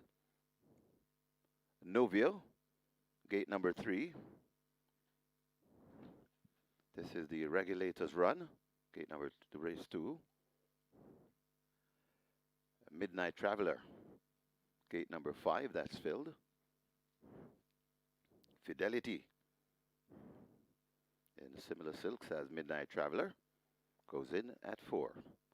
One to load, the 1 to 9 favorite, Pepper Stepper, impressive winner the last time. A Pepper Stepper up to gate 6. Now goes in. 5 furlongs round the trip. Best of luck with all your wagers. Often racing. Missing the break, that's Midnight Traveler.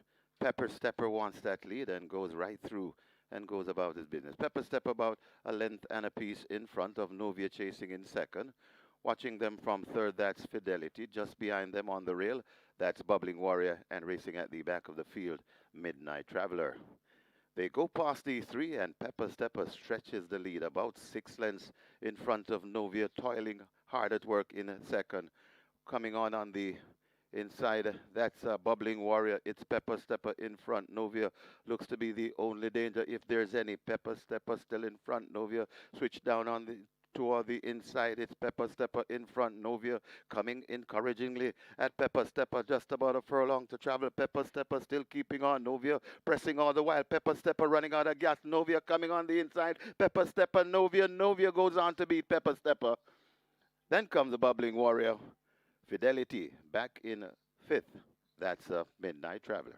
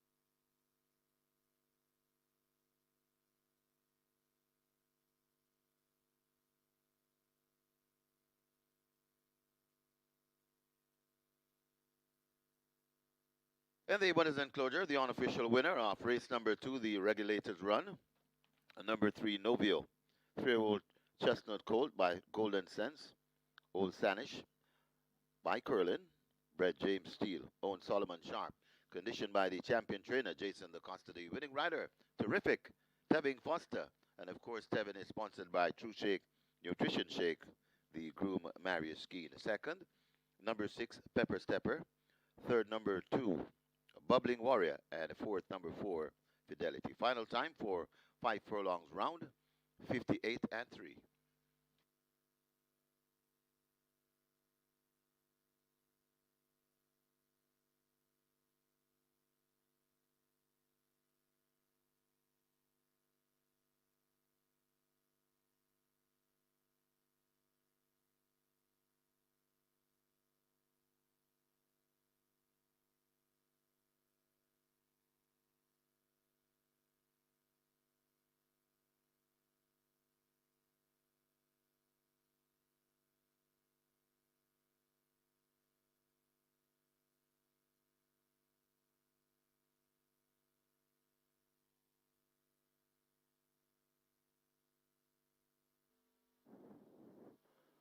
Off and racing. Missing the break, that's Midnight Traveler. Pepper Stepper wants that lead and goes right through and goes about his business. Pepper Stepper about a length and a piece in front of Novia chasing in second. Watching them from third, that's Fidelity. Just behind them on the rail, that's Bubbling Warrior. And racing at the back of the field, Midnight Traveler. They go past the 3 and Pepper Stepper stretches the lead about 6 lengths in front of Novia, toiling hard at work in second. Coming on the inside, that's Bubbling Warrior. It's Pepper Stepper in front. Novia looks to be the only danger if there's any. Pepper Stepper still in front. Novia switch down on the toward the inside. It's Pepper Stepper in front. Novia coming encouragingly at Pepper Stepper. Just about a furlong to travel. Pepper Stepper still keeping on. Novia pressing all the while. Pepper Stepper running out of gas. Novia coming on the inside. Pepper Stepper, Novia. Novia goes on to beat Pepper Stepper. Then comes the Bubbling Warrior. Fidelity back in fifth. That's Midnight Traveler.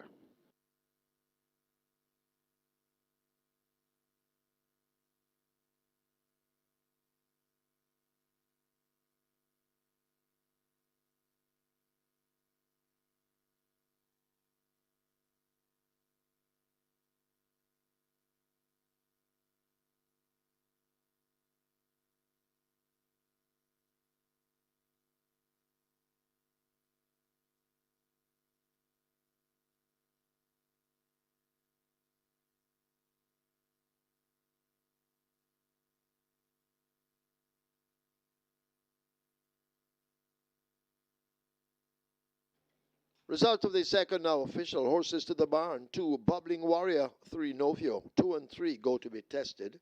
Splits 23-3, 46. Final time, 5 furlongs round, 58 and 3. The margins 3/4 by 15 and 3/4.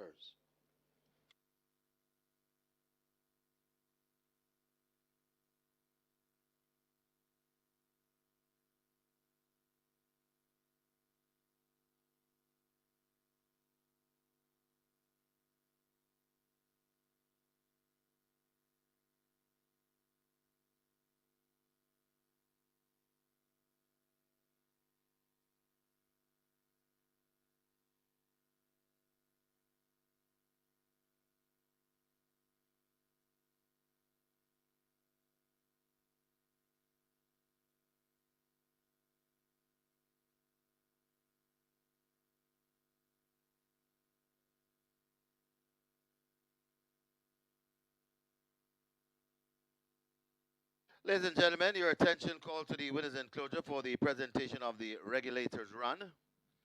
Making the presentation, Ayana Bennett, Asset Office Manager, and she makes it to the winning trainer, Jason DaCosta, representing winning owner, Solomon Sharp. Congratulations to the winning connections, race number 2, the Regulators Run.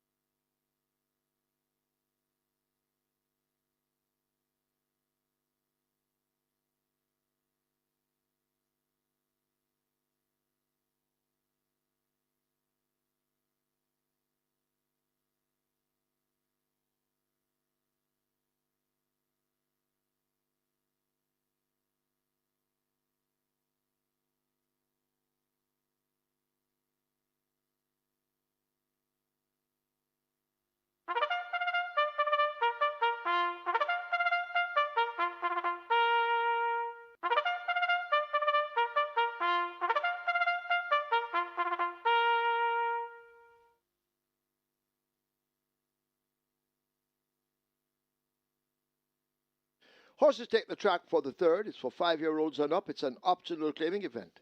$200,000 only. And for horses who have not earned $180,000 since April 1st, 2026, named Hold Your Horses. The distance 600 meters or 3 furlongs straight. Number 1, Nothing But Trouble, make the weight 51.5 or 114 pounds. 3, Atomic Energy, 49.5 or 109.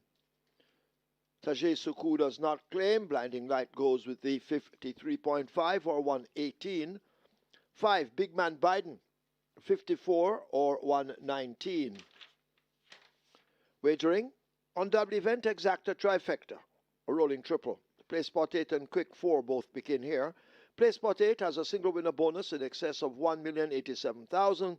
Quick 4 in excess of 1,113,000.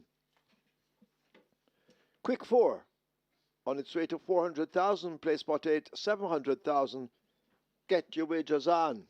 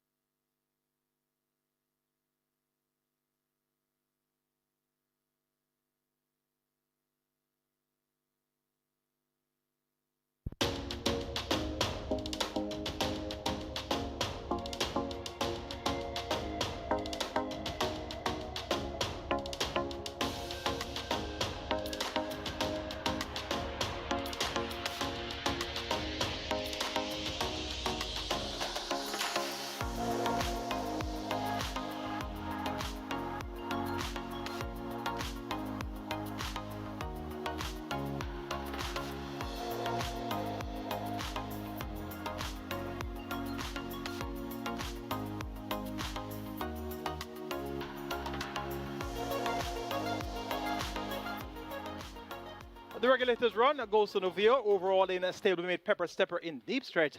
And Pepper Stepper looked all over when the pass in the forward on pole, but just didn't have enough to hold on from Novio. So Novio turns around 10 lengths beaten, which was handed down on the 4th of July by Pepper Stepper.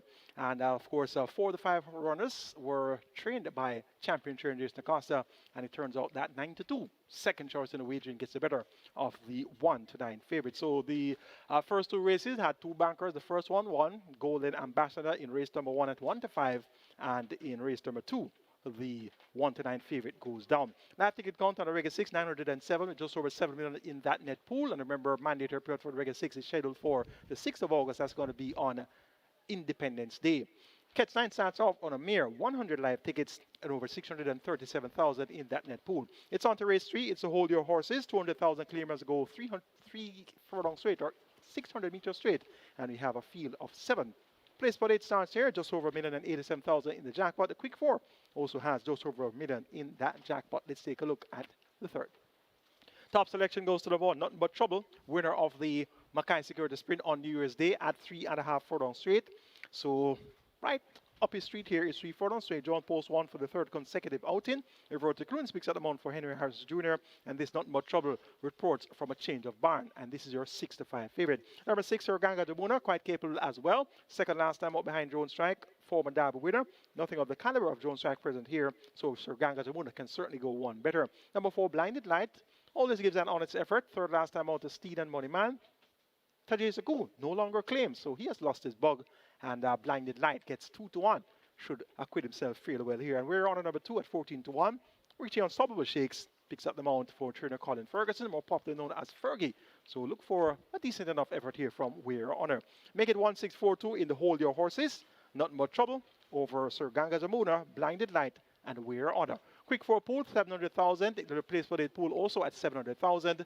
Get your wages on now, and the best of luck.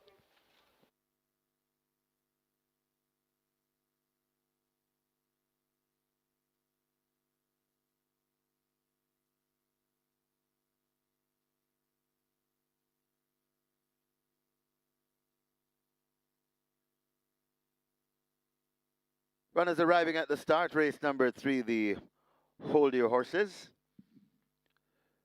Place spot 8 starts here. Place spot 8 pool approaching 750,000. Place spot 8 approaching 750,000 with a jackpot bonus, nearly 1.1 million. And your quick 4 begins here as well. Quick 4 pool approaching 750,000.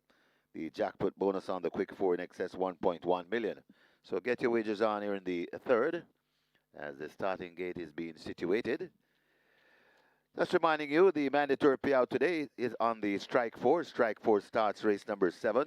Strike 4 mandatory payout, and we have a whopping figure, nearly 2.7 million up for grabs. So paying out everything today on the Strike 4, so make it a must bet starting in race number 7.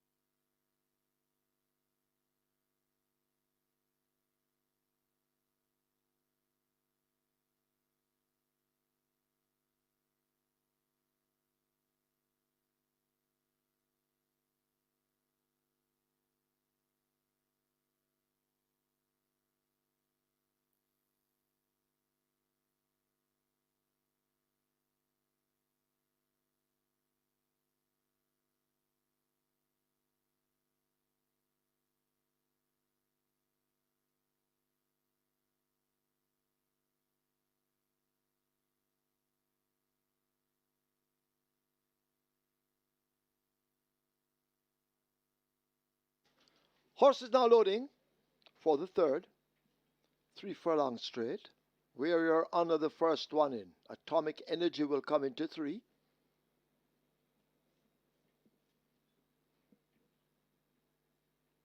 Blinding Light will load at 4. Tajay Suku no longer claims. Big Man Biden, Eric Horton. In at 5.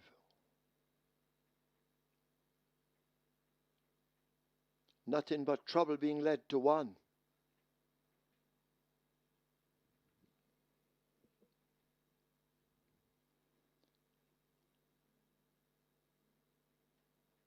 So Where Your Honor taken out of 2.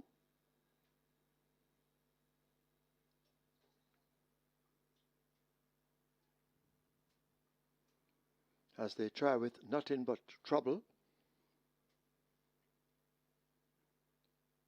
Nothing But Trouble coming into 1.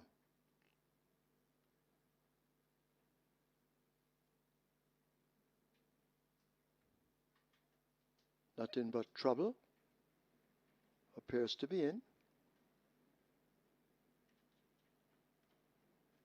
Senor Kwanzi has loaded at 7.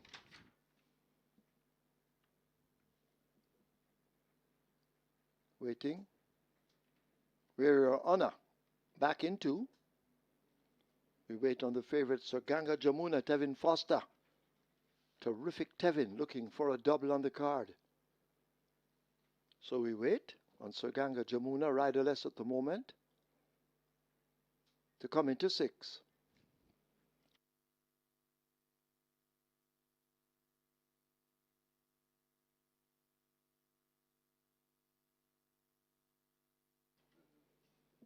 So still we wait on Sir Ganga Jamuna.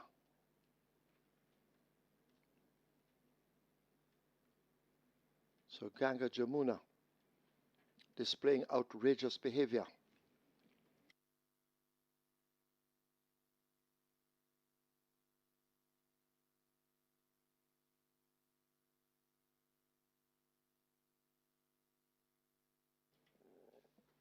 So 1 to load. The unruly Sir Ganga Jamuna.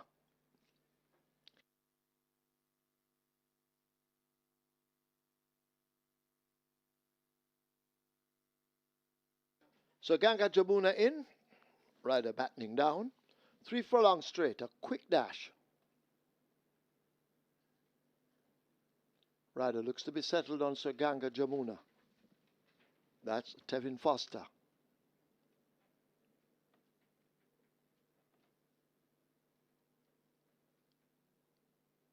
Starter waiting on Sir Ganga Jamuna. Now looks to have settled. They're off.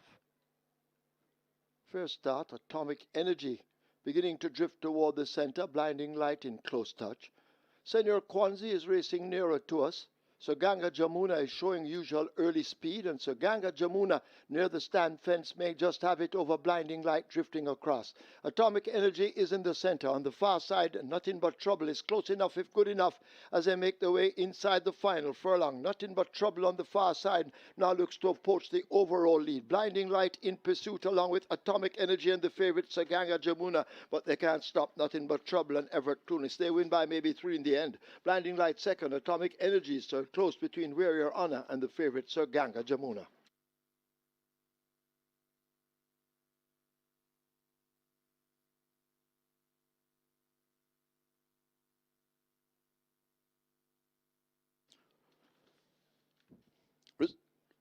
We have claims. We have claims in the third. Number 1, Nothing But Trouble. 1 submitted. Paul Hilton for Errol Dixon. Paul Hilton claims Nothing But Trouble for Errol Dixon. 1 claim submitted for number 3, Atomic Energy. O'Neill Markland for himself. O'Neill Markland claims Atomic Energy for himself. 4, Blinding Light. 1 submitted. Cashbert K. Walsing for Gilbert K. Walsing. Cashbert K. Walsing claims Blinding Light for Gilbert K. Walsing. 3 claims submitted for number 6, Sir Ganga Jamuna. Dalton Sir Jew for Joseph Martin. Dalton Soju claims Sir Ganga Jamuna for Joseph Martin.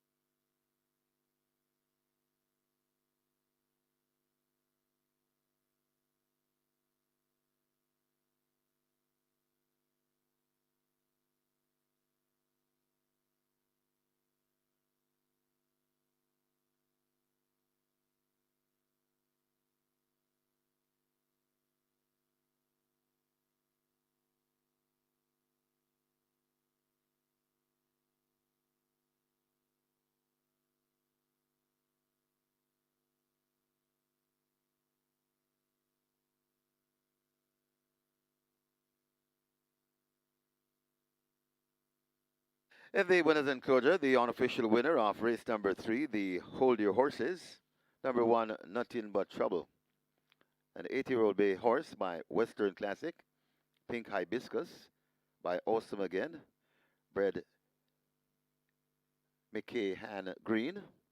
Owned Paul Tomlinson. Trained Henry Harrison Jr.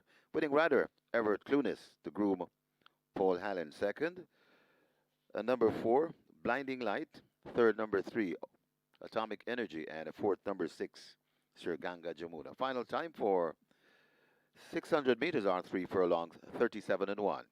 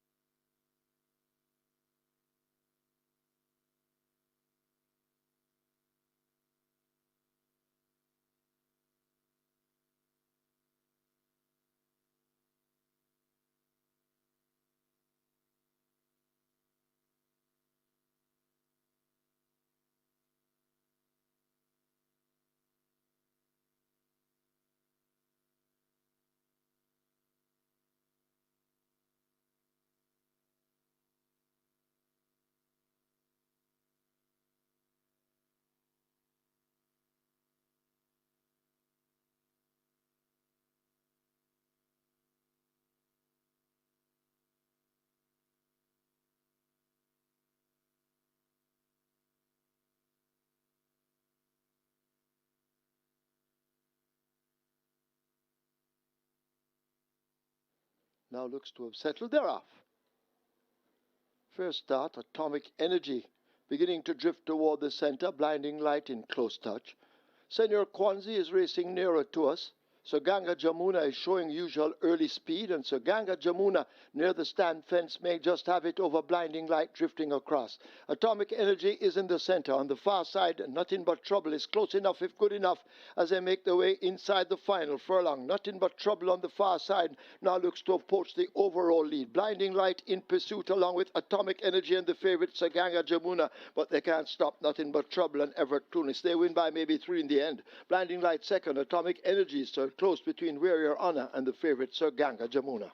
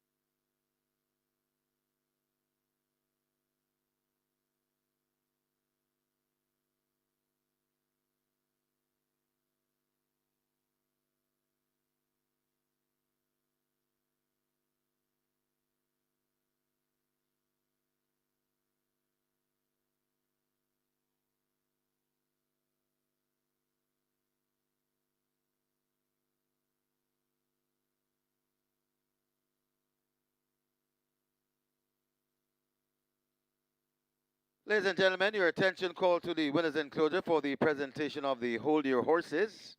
Making the presentation, Shauna K. Campbell, Customer Communications Assistant, and she makes it to Paula Campbell, representing the winning owner,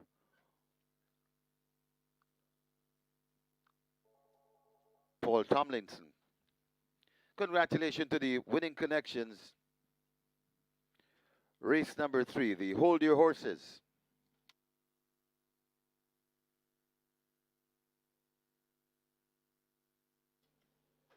Your attention, please. Jockey Eric Horton asked to go now to the stewards room. Eric Horton, you are wanted in the stewards room. Result of the third official. Horses to the barn. 1, Nothing But Trouble. 4, Blinding Light. 1 and 4 go to the testing barn. The split was 24-4. 3 furlongs straight, raced in 37-1. The margins 2 3/4 by 1 1/4.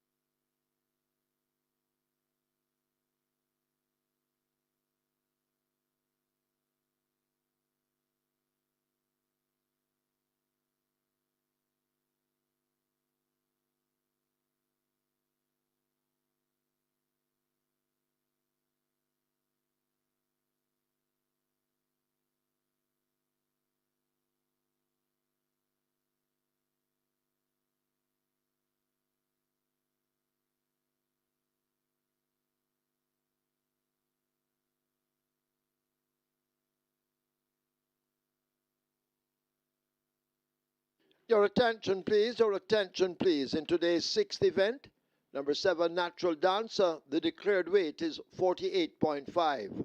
7 Natural Dancer in race 6, declared to race with 48.5 kilos.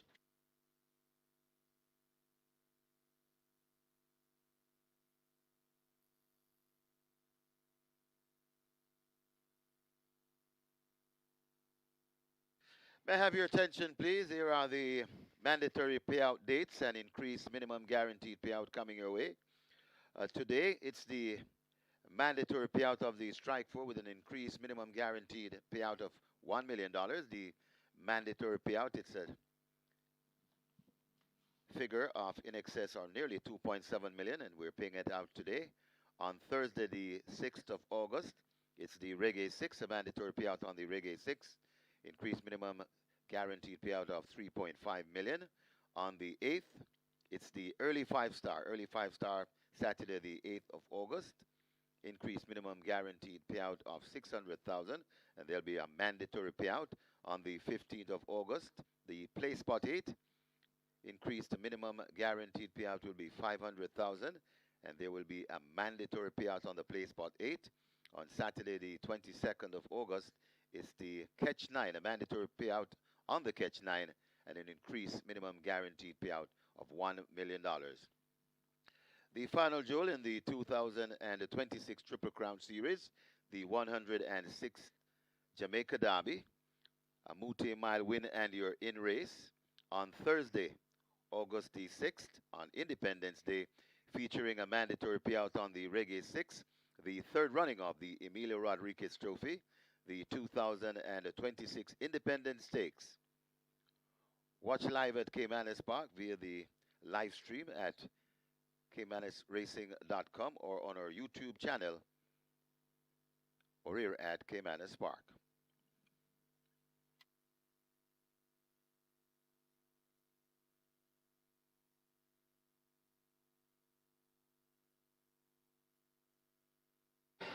On to race number 4 here, and number 8, Star Quest, currently at 225. This one, 45 favorite in the total. Star Quest is the best back runner here at the fixed odds winners in terms of win. However, number 3, Slam Shark, that one is at $4, but the place price well beaten down, was at $1.28, even beaten further down to $1.16 because a lot of money has been coming into place on number 3, Slam Shark. But as far as the win goes, number 8, Star Quest, is by far the best back runner here, currently at 225. Look a little later down the program, we have a big mover in race 10, Mashallah. Very well backed from early. That's Mashallah in race 10 down to $8. So that's the big mover for the day. Good luck for race number 4, as I mentioned, Star Quest, best back runner.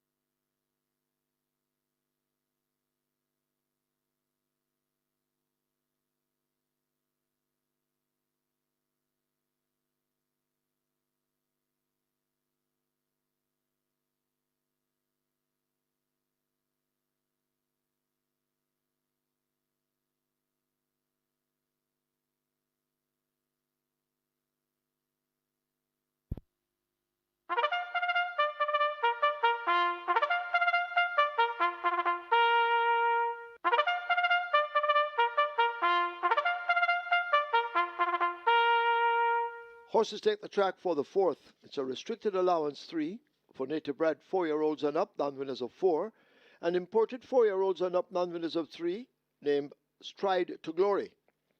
The distance 1500 meters or 7.5 furlongs. Scratch 1, Pretty Brown Ting, lame. 2, Good Conscience, 51 kilos or 112 pounds. 4, Lockdown, 52.5 or 116. 5, Prince Roy, 54 or 119. 7, Benison, 55 or 121. 8, Star Quest, 54 or 119. Wagering on double event, Exacta, Quinella, Trifecta, Superfecta, Rolling Triple. The early 5-star begins here with a single winner bonus in excess $2,096,000. Early 5-star hitting for 800,000, Rolling Triple 600,000. Get your wagers on.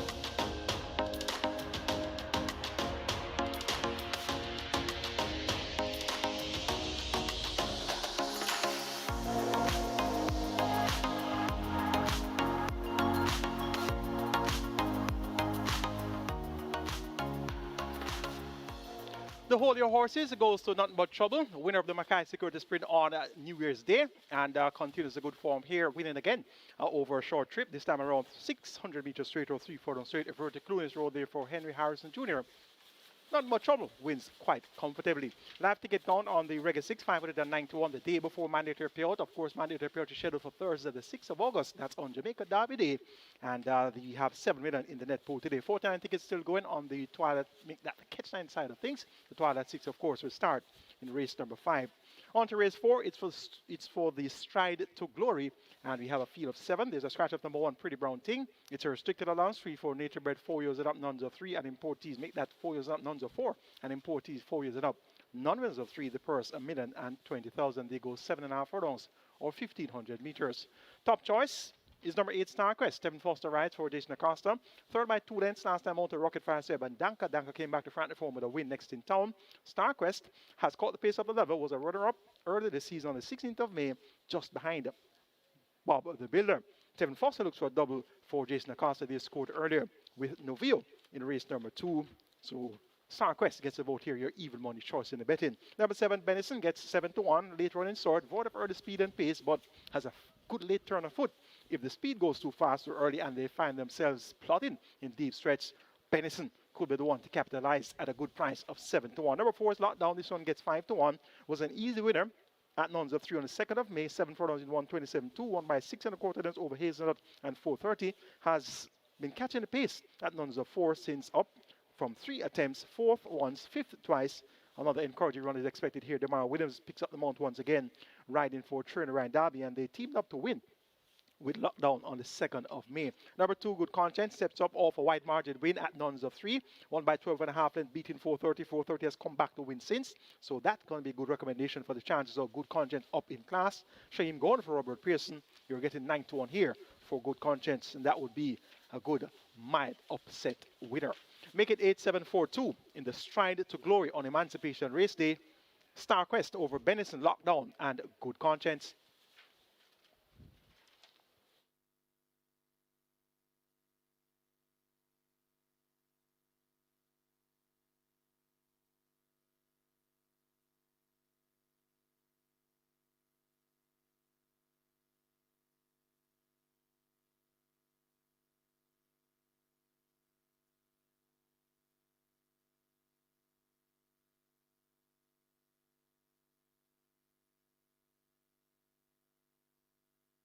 Closing up the front of the gate for the loading process, race number 4, the Stride to Victory, to Glory.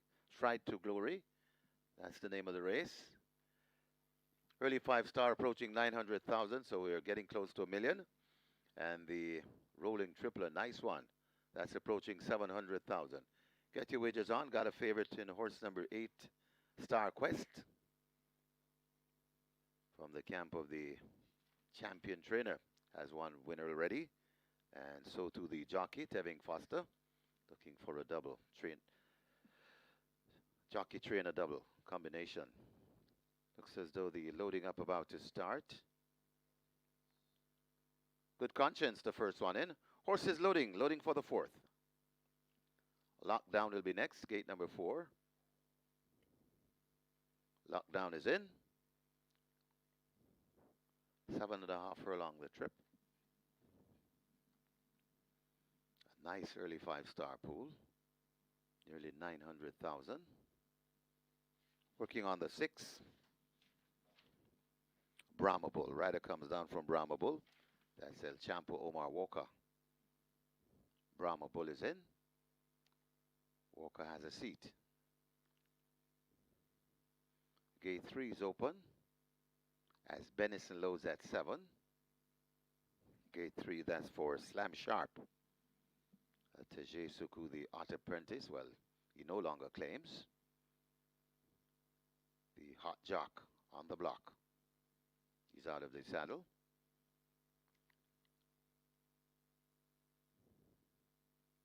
So we're waiting on Star Quest, Slam Sharp, and Prince Roy. Star Quest slotted into 8. A 2 to load. A Slam Sharp loads at 3. 1 to load. Prince Roy, gate number 5. 7.5 furlong the trip. Prince Roy goes in, and we are ready for a start.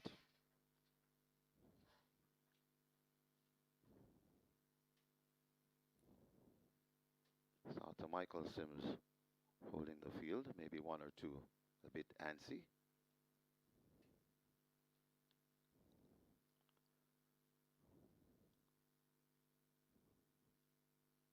Starter not yet satisfied. Now he is. Off and racing. Benison and Slam Sharp, and along with Prince Roy, those are the slowest. Going through for that lead, that's Lockdown. Lockdown joined on the outside by Star Quest, and Star Quest goes on with it from Lockdown. Hustling up against the rail, that's Good Conscience also in the mix. Slam Sharp has recovered after that break. Then comes a Brahma Bull. Behind Brahma Bull, that's Prince Roy, and racing at the back of the field, Benison. They go past the 5, and Good Conscience now ekes out that lead, and it's Good Conscience in front of Lockdown. Just on the outside of Lockdown, that's Star Quest. Just behind them and traveling well, Slam Sharp, another length or so before we come to Brahma Bull, overtaking Slam Sharp also on the hunt. That's Prince Roy, and Benison is still out of it. They go toward the 3, and it is Good Conscience with that lead. Star Quest coming back for more right there too. That's Lockdown also coming into it and looking menacing. That's a Brahma Bull, but it's Good Conscience still in front. Star Quest pestering all the while on the outside. Good Conscience, Star Quest, Prince Roy forming a line of 3, forming a line of 4 against the rail. It's Lockdown, a good-looking race. This is it's now still in front. Star Quest just the leader. Lockdown coming against the rail. It's Star Quest, and Lockdown begins to fight it out, and Lockdown now points from Star Quest fighting on. Star Quest, Lockdown. They're glued together. Star Quest, Lockdown. Star Quest just traveling the better from Lockdown. Star Quest begins to go off, and Kevin Foster and Jason Acosta double. Then comes Lockdown in third. That's Good Conscience, and maybe Prince Roy in fourth.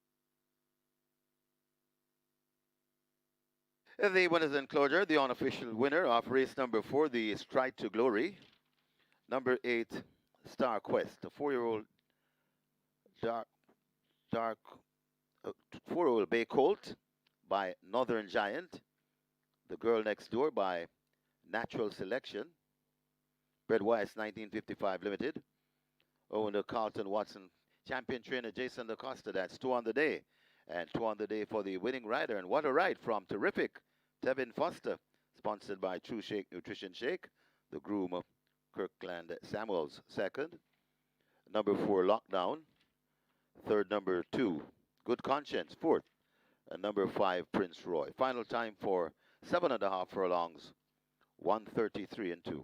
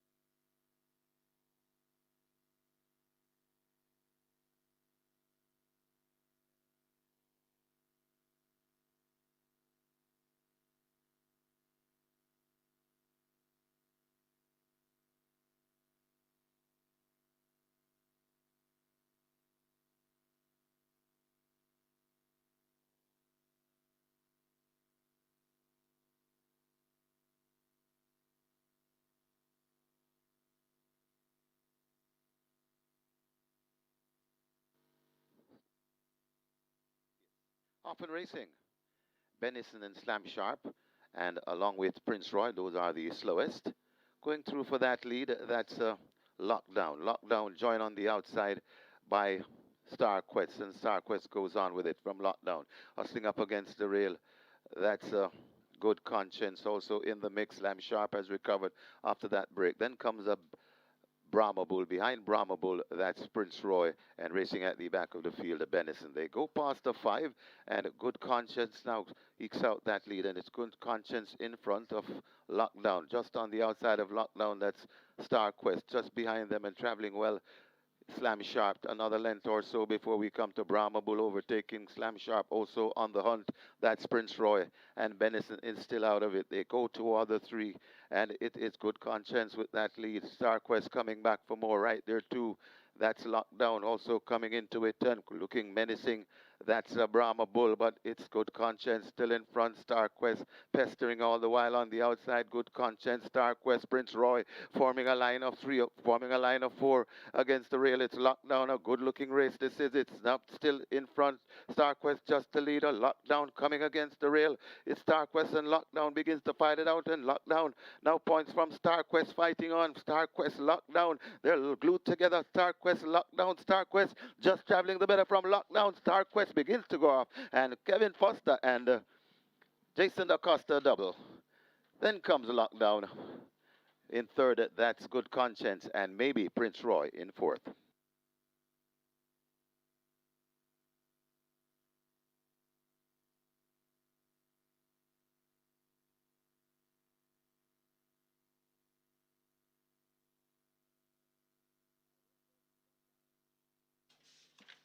Result of the fourth hour official horses to the testing barn. 4, Lockdown. 8, StarQuest. 4 and 8 go to the testing barn.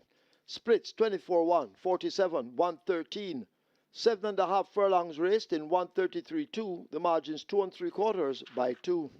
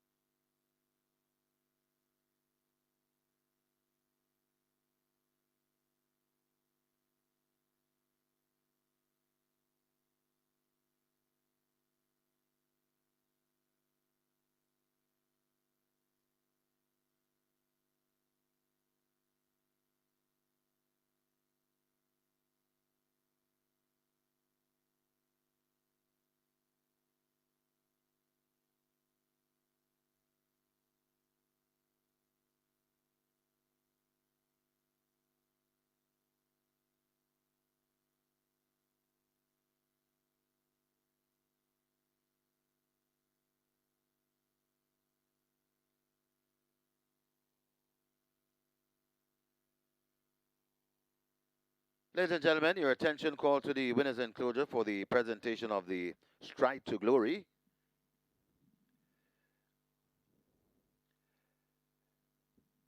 Making the presentation, Mr. Andre Smith, Records and Administration Officer, and he makes it to Elizabeth Acosta representing the winning owner, Carlton Watson. Also in the presentation party is the winning trainer, champion trainer, Jason DaCosta. Congratulations to the winning connection race number 4, the Stride to Glory.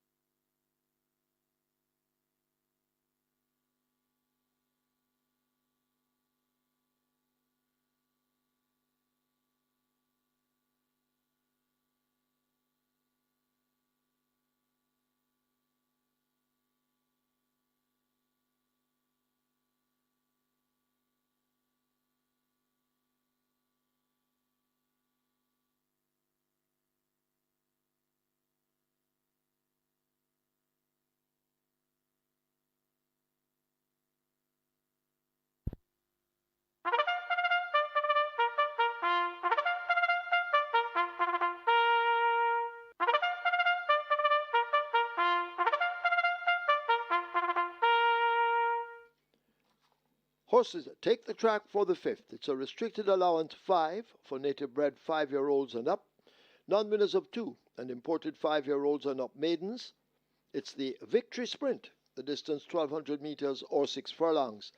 Number 1, Never, 50.5 or 111 pounds. 4, Warrior Stomp, 50 or 110. 5, Big Pop, 52.5 or 116. 6, Secret Mission, 51.5 or 114. 9, Prince Daniel, 53 or 117. 11. Undeclared war, 50 or 110. Wagering on the double event, exacta, quinella trifecta, superfecta, high five, rolling triple. The Twilight Six begins here, and the Twilight Six is heading for 7 million. The rolling triple 300,000, high five on its way to 200,000. Get your wagers on.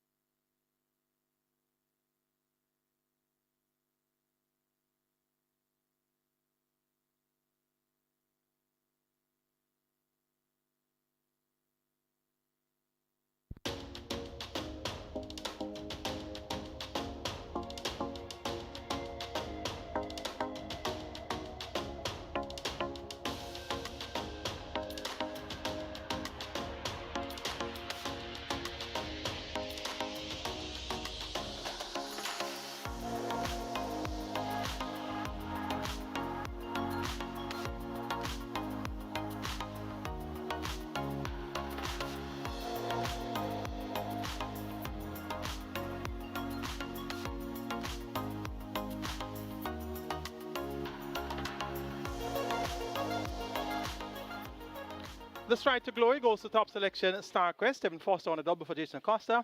And the StarQuest got the better of lockdown in the stride to glory. Live ticket count on the regular 6, 528 with 2 legs remaining. 7 minutes in the net pool. And remember, the mandatory period is scheduled for the 6th of August. That's going to be on Derby Day. 42 tickets still going on the catch time. There were 637,000 in that net pool. It's on to race number 5, the Victory Sprint, start of the Twilight 6, minimum guarantee pay of 3.5 million. Already, we have 6.5 million wagered. It's a field of 12. They go 1,200 meters or 6 furlongs. There are restricted allowance, 5 for nature-bred 5-year-olds and up, non-winners of 2, and imported 5-year and up maidens. The purse, 920,000.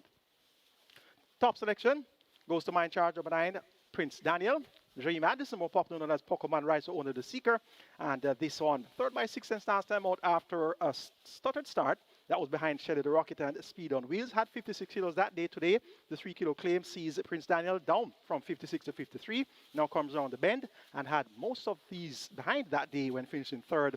So chances are he'll have them behind once again and appears to be better suited to the round course right now, though his only win came over 5 furlong straight, 2-1 for a good-looking Prince Daniel.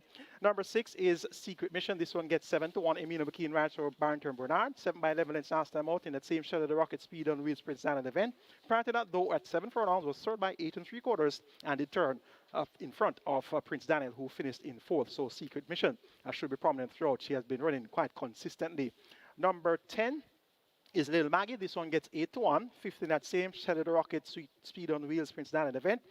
Appears better suited to the round. Dane Dawkins picks up the mount. He replaces James Anderson riding for the captain Marlon Brown. 8-1. Looks good for the chances of Lil Maggie. Number 3, Kellan. This one is the favorite at 6-5. Better for his 2 recent pipe openers. Raced on his seasonal debut on the 28th of June at 7-1 with Tajay Saku. 5th by 6 1/4 to the Lucky Papa, Shadow the Rocket, and Secret Mission. Came back over the straight on the 18th of July. Went off at 30-1. 6 by 9 3/4 lengths. In that same Shadow the Rocket Speed on Wheels Prince Daniel event. So turns up today at 6-5. So clearly the third start of the layoff is going to be the angle for the confidence in the chances of Kellan here in the victory sprint. Make it 9-6-10-3. My order of preference, Prince Daniel to get the better of Secret Mission, Lil Maggie, and Kellan. Twilight 6 pool now 8 million and climbing. Triple is approaching 500,000. Best of luck.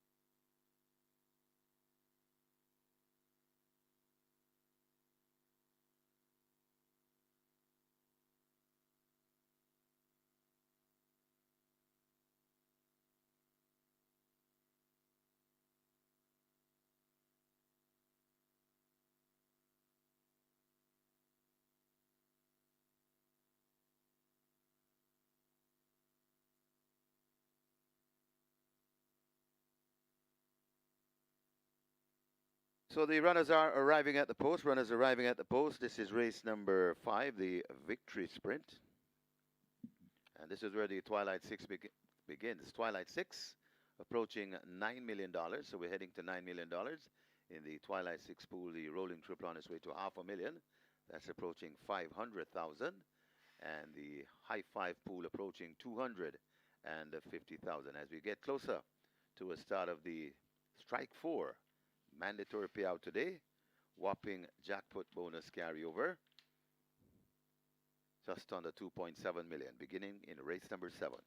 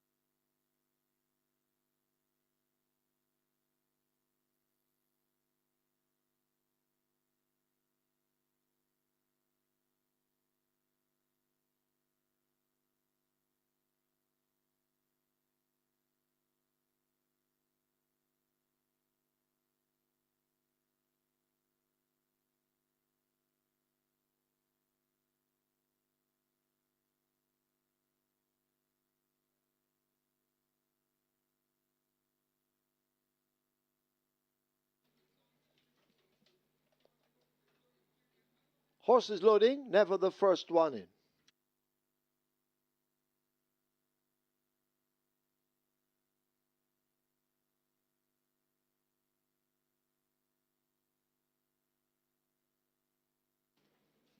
So High Five still on its way to 250,000 as Never goes in. Big Pop joins at 5, Planner at 7, Jet Ski Girl at 8, Twilight 6 heading for 9.5, Rolling Triple 600,000.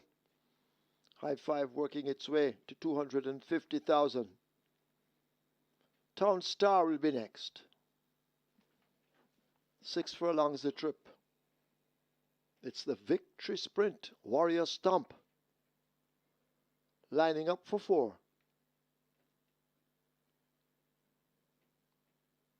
So loading up, well on the way.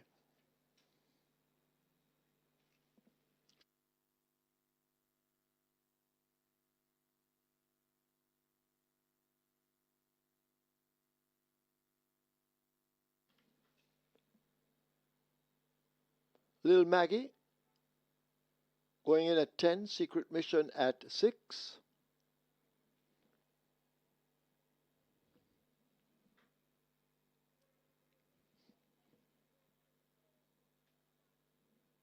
Waiting on Time Bomb to load. And the favorite here, number 3, Kellan, at 8-5. All in with the exception of Time Bomb. Time Bomb moving into 12. Field in line for the Victory Sprint, 6 furlongs. Thereof immediately Time Bomb came off slow with Prince Daniel and Jet Ski Girl. Warrior Stomp flashes through and grabs an early lead. Being chased up there by Big Pop, Secret Mission on the outside, and now Kellan goes flashing by, and Kellan gets it. A Big Pop on the outside. Warrior Stomp right there in third, these three in a tight clump. A break of 2 lengths back to Secret Mission racing in 4th spot. Undeclared War on the outside. Prince Daniel races up next. Planner is hidden in between horses as they charge down the far side and make their way toward the 3. Lil Maggie races at the back end of that bunch, separated by maybe 7 or 8 lengths. Never is further back. Then Town Star, Time Bomb making some ground, and Jet Ski Girl is last as they've left the 5/16th and come thundering into the top of the lane. Kellan out in front, clinging on to that rail run. Prince Daniel now right against it. In behind them, that's Planner, Warrior Stomp, and Secret Mission now asked to explode on the outside, but Kellan is in full flight and will arrive at the furlong pole with a good-looking lead. Prince Daniel in hot pursuit. Planner is in the center, making late progress. That's Secret Mission, but Kellan seems to be gone. Inside the final 16th, it is Kellan and the red-hot Tajay Sekou. Tajay Sekou and Kellan win by almost double digits. Planner is second, Prince Daniel third, Never fourth, Secret Mission is fifth.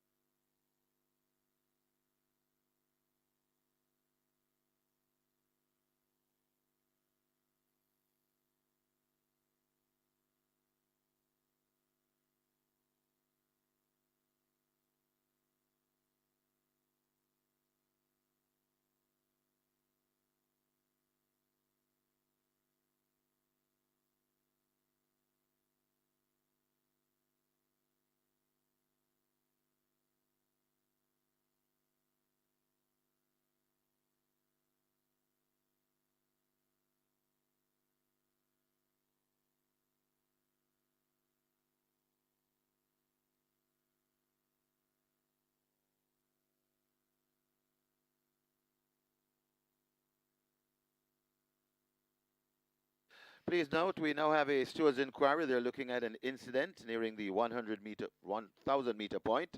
Hold all tickets, please. In the winners enclosure, the unofficial winner of race number 5, the Victory Sprint.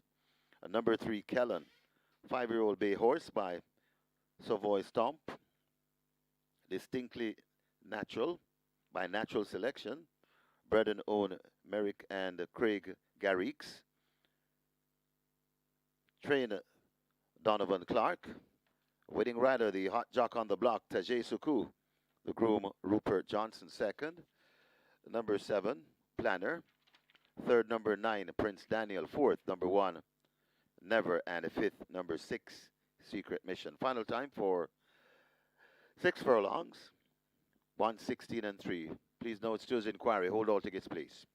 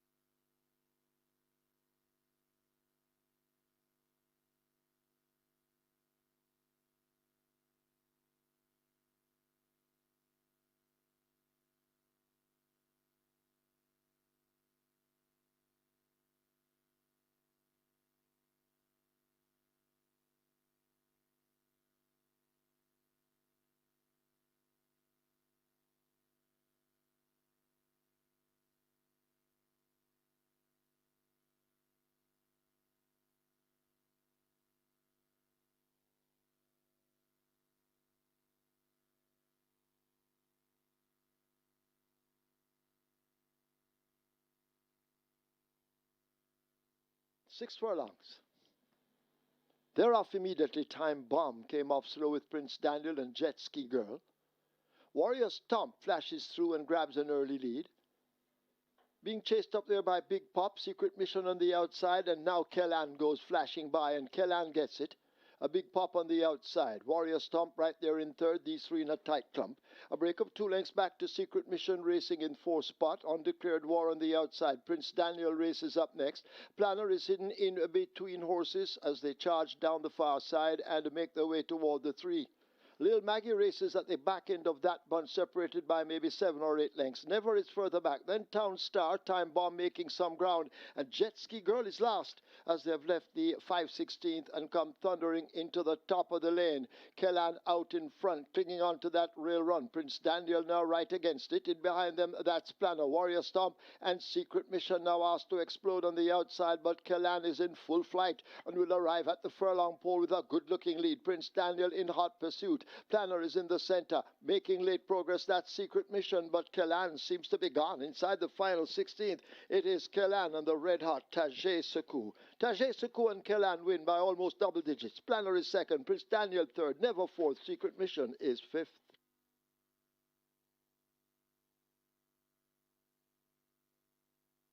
As well as the Stewards inquiry, we now have a jockey's objection, 4th past the post, Everett Clunis on Never, objecting against 3rd past the post, number 9, Prince Daniel. So Stewards inquiry, a jockey's objection, 1, Never and Everett Clunis, objecting against 3rd past the post, and number 9, Prince Daniel. Hold your tickets.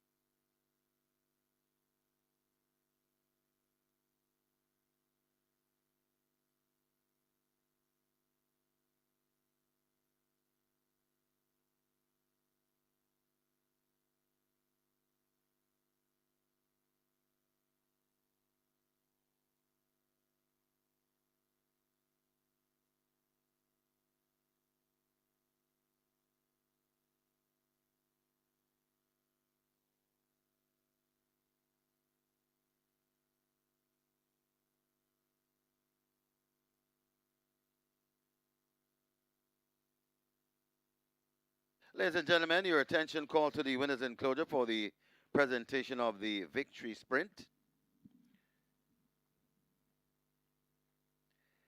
Making the presentation,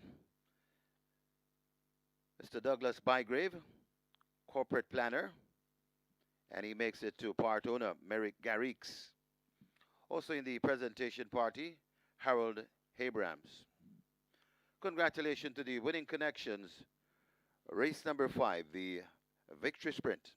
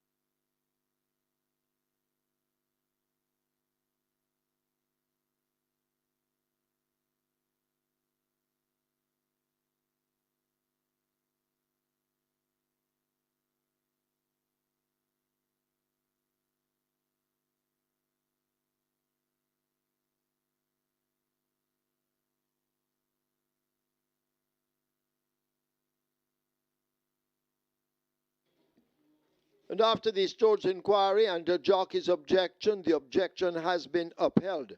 Third past the post, number 9, Prince Daniel, disqualified and placed behind horse number 1, Never, for causing intimidation and interference to Never in the vicinity of the 1,000-meter point. Placings now, first 3, Kellan, second 7, Planner, third going to 1, Never, fourth 9, Prince Daniel, fifth 6, Secret Mission. Have a look at your monitors for a replay of the incident.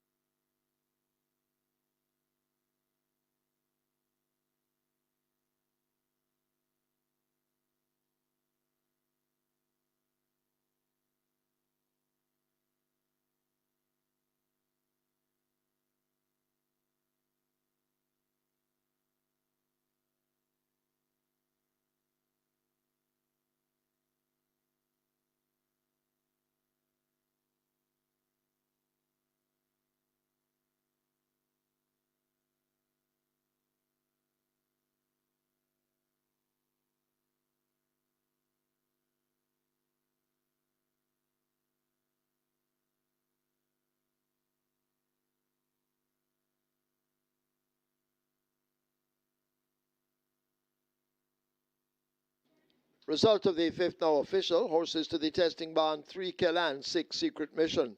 3 and 6 go to the testing barn. Splits 24-2 by 50. Final time 116.3. The margin's 10.5 by a half a length.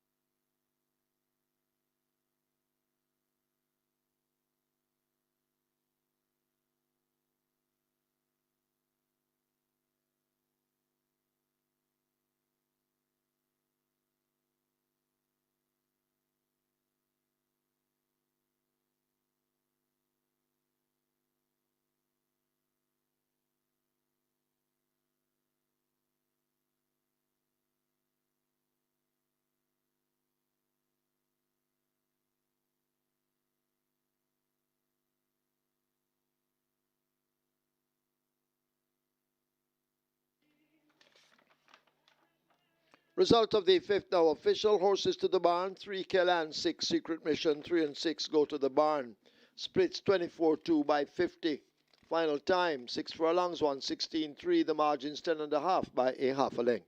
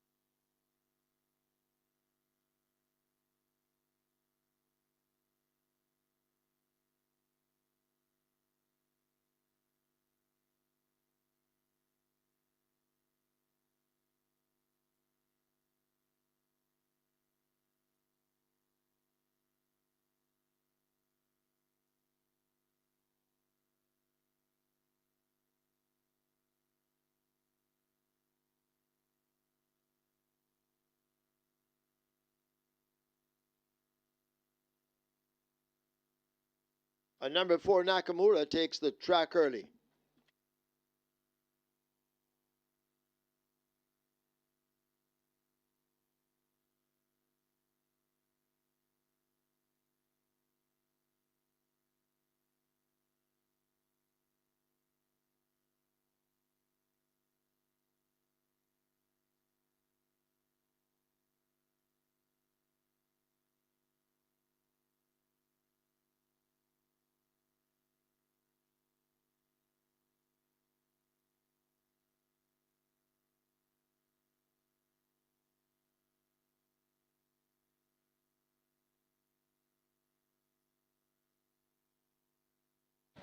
On to race number 6 here, some pretty competitive betting here. Great Wayne at 370, that one taking money.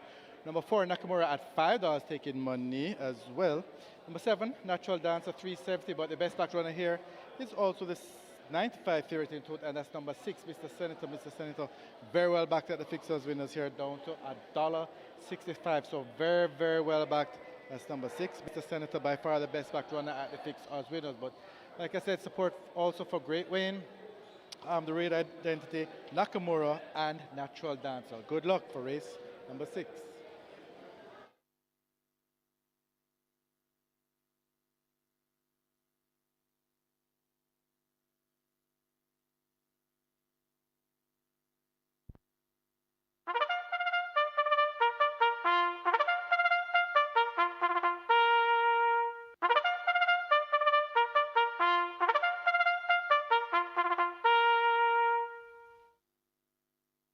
Horses take the track for the 6. It's the 2026 Emancipation Day Trophy. It's for 3-year-olds and up, a claiming event, 1 million to 800,000 the tag. The distance 1,300 meters or 6.5 furlongs. Number 1, Great Wayne, make the weight 52.5 or 116. 4, Nakamura, already on the way to the start, 53 or 117. 6, Mr. Senator, owned by Carlton Watson, 51.5 or 114. 7, Natural Dancer, 48.5.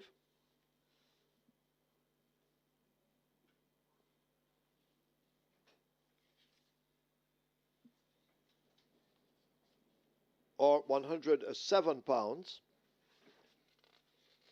9, Unruly Don, 54.5 or 120. 11, Strike Smart, 51 or 112. 12, Hail the Queen, 53.5 or 118. Scratch 13, The Soul Warrior, lame. Wagering on double event exacta, Quinella trifecta, superfecta, high 5, rolling triple. The late 5-star begins here. Get your wagers on.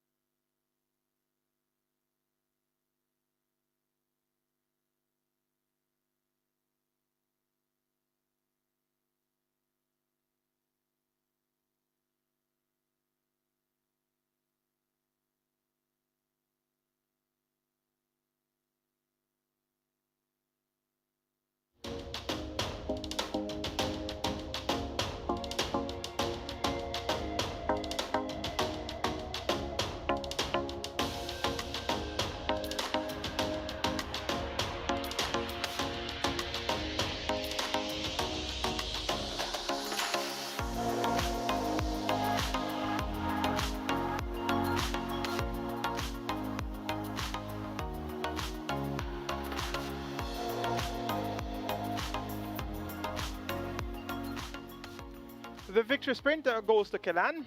The cash is on today, and the cash was right. The smart money went on Kedan, and Kedan won by a wide margin. Teresa Cool wins his first race since losing his bulk, so it didn't take any time to win right away. Today is the first day he rode without claiming 2 kilos, and he wins right away. Kedan won by a wide margin. Live ticket count on the Regular 6 coming to the cash out leg, now down to 221 with just over 7 million in the net pool. Remember, mandatory payout for the Regular 6 is scheduled for the 6th of August. That's going to be on Jamaica Derby Day. And the live ticket count on the catch line is now down to 637,000 plus in that net pool. And the Twilight 6 starts off on 1,926 live tickets and just over 6.5 million in that net pool. Race number 6 is the 2026 Emancipation Day Trophy. It's for the 1,800,000 claimers. We have a field of 13. They go 1,300 meters or 6.5 furlongs. The purse is 1,060,000. Top selection is number 6, Mr. Senator. Shaim Gordon rides for trainer Jason Acosta and owner Brian Chen. This one steps down the ladder from 1.5 billion down to 1 billion. Had a victory among $1 million claimers, make that $1.5 million claimers earlier, and was a winner at Overnet Allowance actually on the 25th of October, beating Zulu Warrior and Super Alex. So most comfortable among $1 million claimers, and worked well on the 25th of July, 5 straight 102 flat by 47.4. Mr. Senator gets 8-5. He's your favorite and gets the vote here in the 2026 Emancipation Day Trophy. Number 7, Natural Dancer. This one has speed. James Addis rides to Norman Smith. Should be setting off for the lead. But Shorten going 5 rounds. Shorten going 5.5 furlongs. Chances are we Shorten again, coming 6.5 furlongs. But it's quite lightly weighted. So Natural Dancer's natural speed and pace will make her the one to catch. Number 11 is Strike Smart. This one gets odds of 6-1, was at 7-2 among 1.5 million claimers on the 26th of April, only able to muster 5th behind Shooting Star, Ryan Bangala, and Laban. Towning class to 1 million claimers. Emilio McLean rides for Fitzgerald, Freddie Richards. Figure take it off. Strike Smart can certainly bounce back to competitive ways here. And number 1 is Great Rain, runner up last time out, going 5 rounds to Sipping on Sunshine. Gets a 4.5 longer to travel. The car maintains the mount for Carl Anderson. Look for Great Rain to be running on once again in deep stretch. Going 6, 7, 11, and 1 in the 2026 Emancipation Day Trophy, Mr. Senator over Natural Dancer, Strike Smart, and Great Wayne.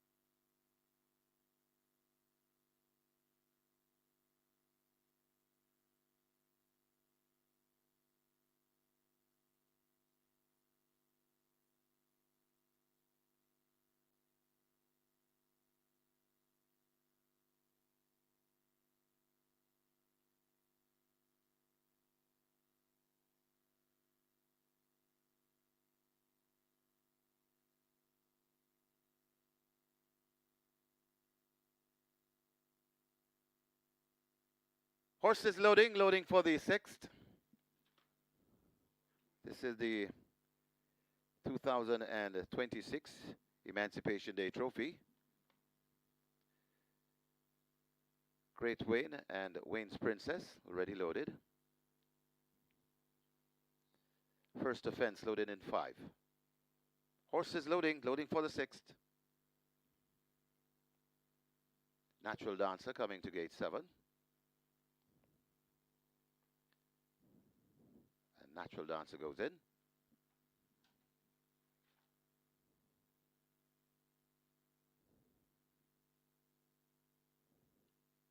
Nearly $1 million in the late 5-star.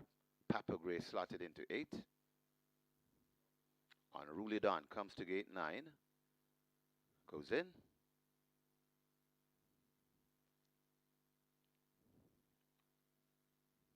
The Real Identity in 3. Design Diva heads to gate number 10.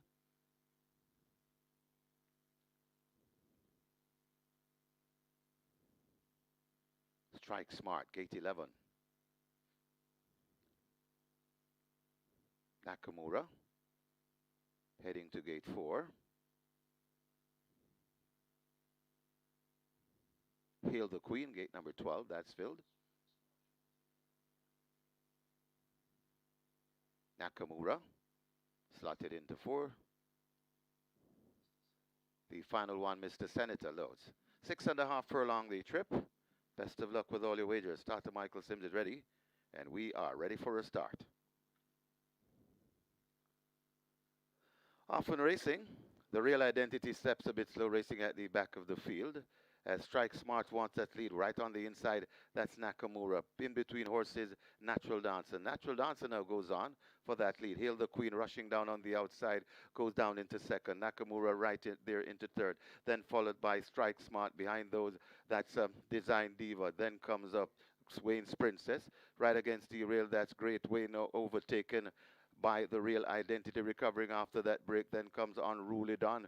First offense, Mr. Senator, and tailing off at the back of the field, that's Papa Gray. They head toward the 3 and tear away on that lead. Natural Dancer kicks away by 4 lengths, chased all the while by Hail the Queen. Trying to come on the inside, that's Nakamura. Also coming on, that's Design Diva. They're at the top of the lane. And it is Natural Dancer keeping them at bay. Coming on the inside, Nakamura coming intently. Natural Dancer trying to hold on from Nakamura. Here comes Wayne's Princess finishing best of all. And Great Wayne, it's still Nakamura now hits the front. Wayne's Princess, Great Wayne trying to weave apart between horses. It had to be switched. And now it is Wayne's Princess still in front. Nakamura hanging up. It's Wayne's Princess. Wayne's Princess begins to go on. Wayne's Princess beats Great Wayne. And Nakamura back in 3rd. Mr. Senator runs on to be 4th. Natural Dancer faded into 5th.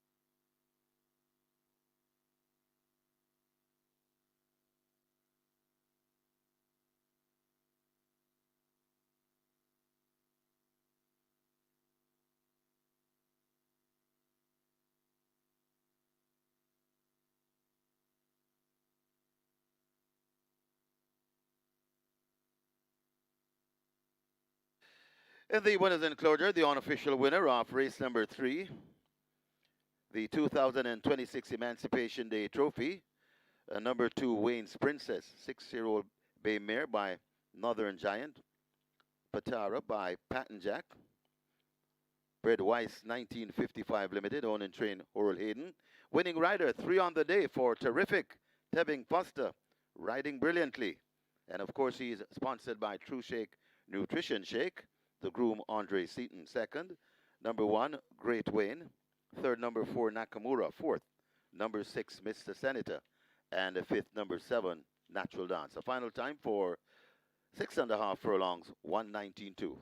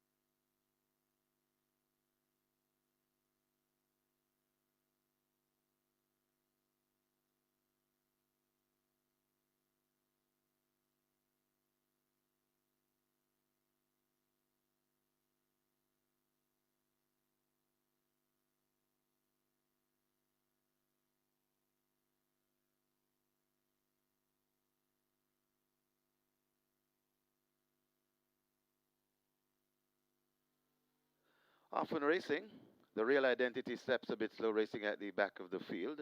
As Strike Smart wants that lead right on the inside, that's Nakamura. In between horses, Natural Dancer. Natural Dancer now goes on for that lead. Hail the Queen rushing down on the outside, goes down into second. Nakamura right in there into third. Then followed by Strike Smart. Behind those, that's Design Diva. Then comes up Wayne's Princess. Right against the rail, that's Great Wayne now overtaken by the real identity, recovering after that break. Then comes Unruly Don, first offense, Mr. Senator, and tailing off at the back of the field. That's Papa Gray. They head toward the 3 and tear away on that lead. Natural Dancer kicks away by 4 lengths, chased all the while by Hail the Queen. Trying to come on the inside, that's Nakamura. Also coming on, that's Design Diva. They're at the top of the lane. And it is Natural Dancer keeping them at bay. Coming on the inside, Nakamura coming intently. Natural Dancer trying to hold on from Nakamura. Here comes Wayne's Princess finishing best of all, and Great Wayne. It's still Nakamura now hits the front. Wayne's Princess, Great Wayne trying to weave apart between horses. It had to be switched, and now it is Wayne's Princess still in front. Nakamura hanging up. It's Wayne's Princess. Wayne's Princess begins to go on. Wayne's Princess beats Great Wayne, and Nakamura back in third. Mr. Senator runs on to be fourth. Natural Dancer faded into fifth.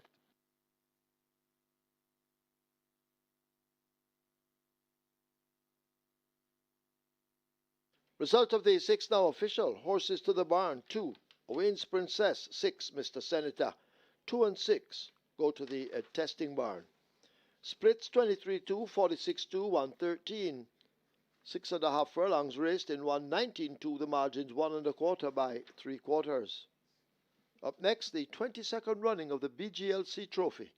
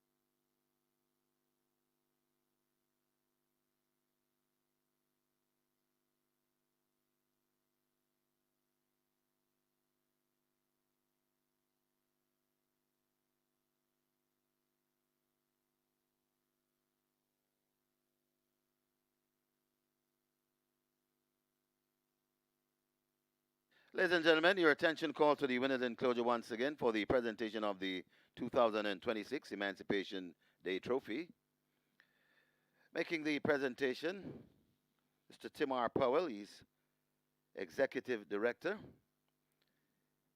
and he makes it to Anthony Minto, representing the winning owner and a trainer, Oral Hayden, who is also a part of the presentation party. Also in the presentation party, Cherise Rowe, Lansford Powell, and Andre Smith. Congratulations to the winning connections. Race number 6, the 2026 Emancipation Day Trophy.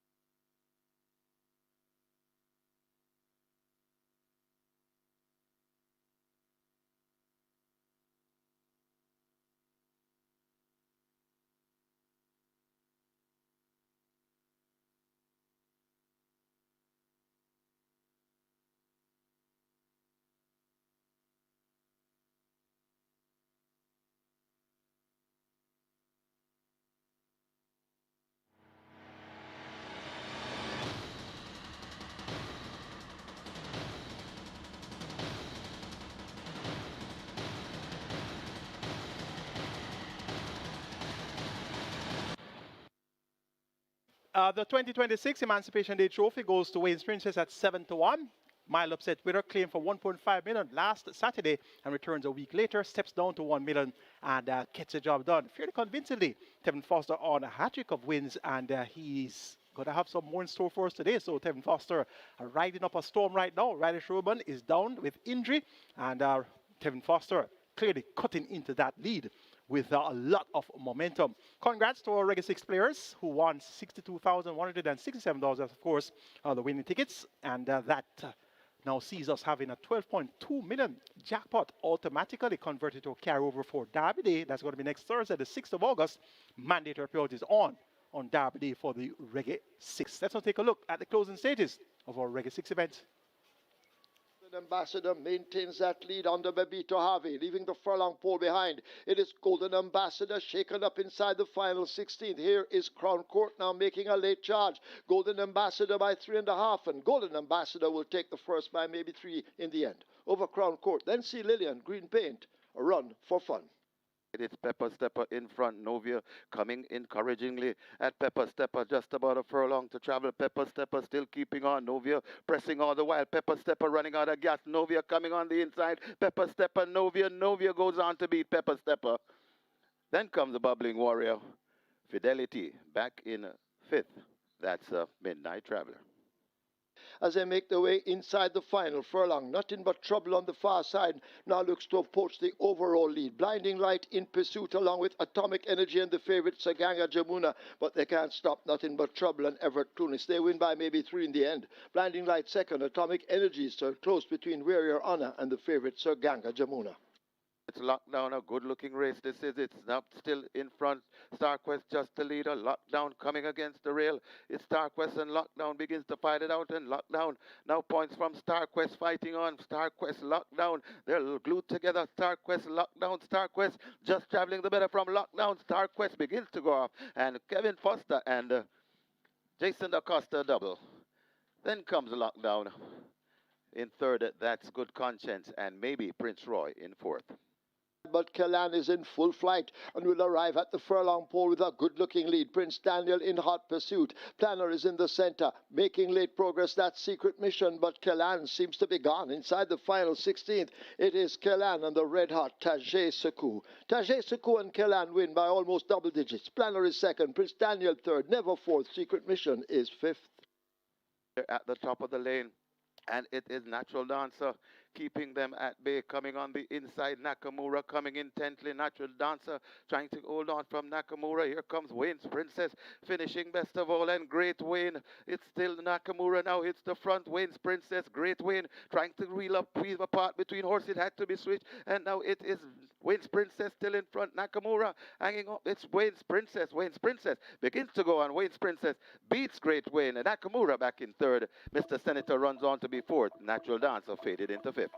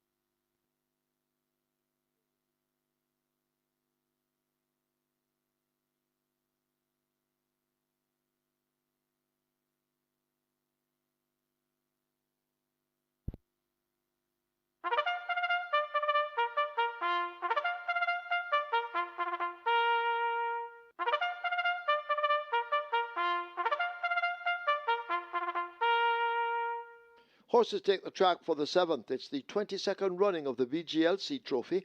It's an open allowance for 3-year-olds and up. The distance 1100 meters or 5.5 furlongs. Number 2, Rainsville, on the way to the start, 49 kilos or 108 pounds. 3, Dothraki, 54.5 or 120. 5, Don Quezzy, 52.5 or 116. 7, California Crown, 54 or 119. Wagering offered on a double event, exacta, trifecta rolling triple. We have a mandatory payout in the strike 4. Single winner bonus becoming a carryover in excess of 2,696,000. Rolling triple on its way to 600,000. Strike 4 on its way to 4.5 million. Hurry, get those wagers in.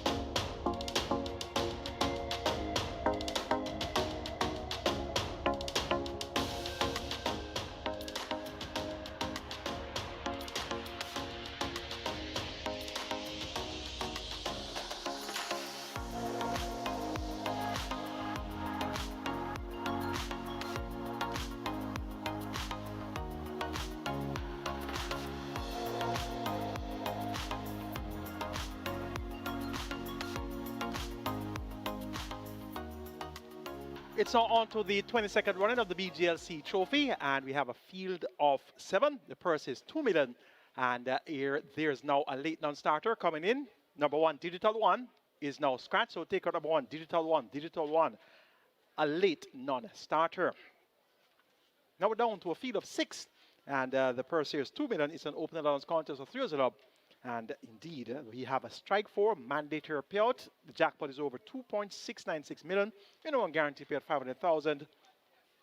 Top selection goes to number 3, Dothraki. Robert Haldane rides to Jason Acosta. Dothraki ran 4th last time, out 8 3/4 in arrears behind Desert of Malibu. So they're in a rematch.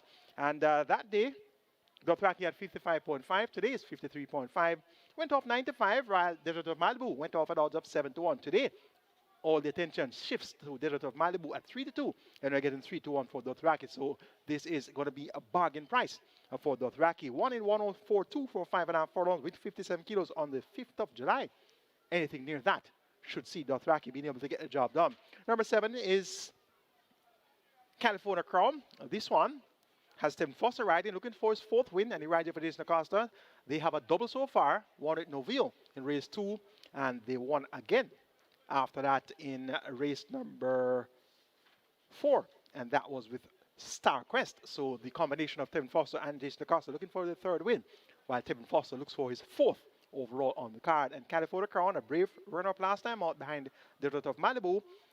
Now, better off at the scale, the Desert of Malibu goes up 3 kilos, and California Crown gets a half a furlong shorter to travel as well. So he has a distinct chance of turning the tables on the Desert of Malibu. The Desert of Malibu, of course, a classic sort, a 7-year-old mare getting on in years, but she has retained a lot of her ability, and she's going for the quick double on a quick turnaround as well, won 2 weeks ago. So let's see if the 7-year-old mare is up to the task at hand. Her stablemate now a very late scratch, so all eyes on the GR.I runner, Desert of Malibu.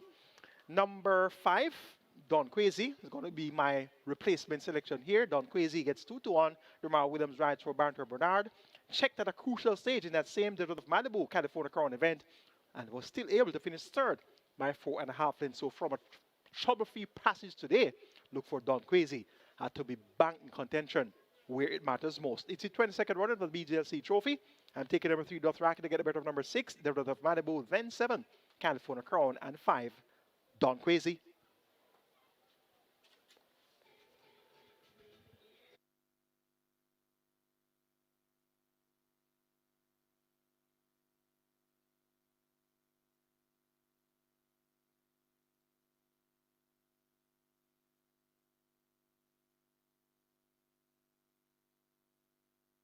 They've closed up the front of the gate and the strike 4 pool. Wow, nearly $5 million and climbing.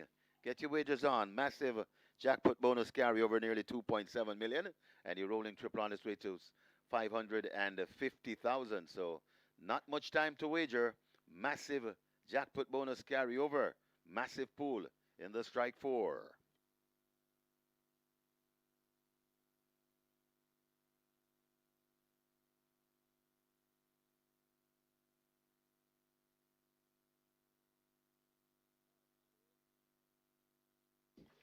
So they've closed up the front of the gates.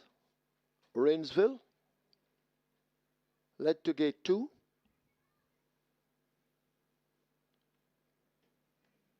So Rainsville being spun around. So loading up, not yet about to begin. But you need to hurry, get your wagers in. Rolling triple heading for 600,000. Strike 4 on its way to $5 million.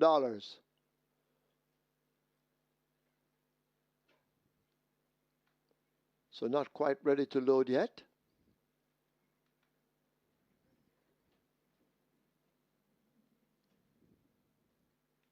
But you need to hurry, get those wagers in.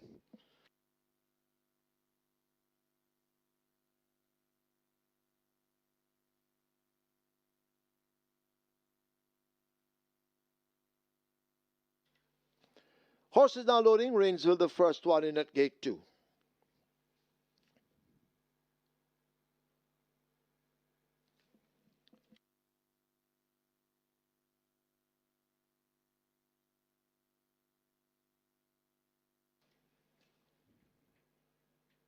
So Rainsville, the first one in, rider of Desert of Malibu at 3-2, just the favorite.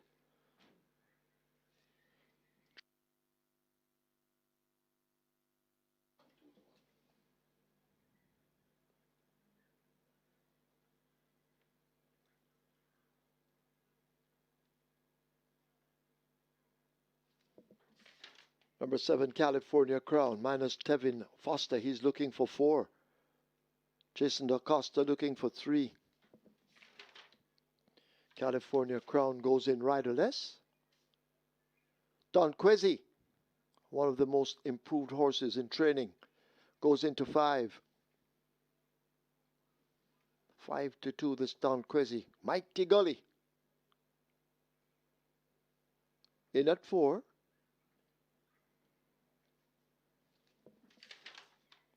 Tevin Foster now walking across to join up with California Crown. Tajay Suku watches Desert of Malibu being loaded. Winner last time out, this Desert of Malibu. Desert of Malibu in. Up goes Tajay. Waiting on Dothraki. 2-1, well supported Dothraki. Dothraki up. This is the 22nd running of the BGLC Trophy. Field in line, 5.5 furlongs. They're off. They all came out in a tight grouping. California Crowned on the outside. Mighty Gully now showing some good speed. Dothraki is rushing up to take them on. Rainsville left back in fourth. Desert of Malibu on the outside now beginning to make ground along with Don Quezzy. They're all in with a chance as they leave the half mile. Maybe 6 or 7 lengths separates the entire field, and the pacemaker is a California Crown by some 2.5 lengths. Dothraki stablemate now asked to get closer with Mighty Gully.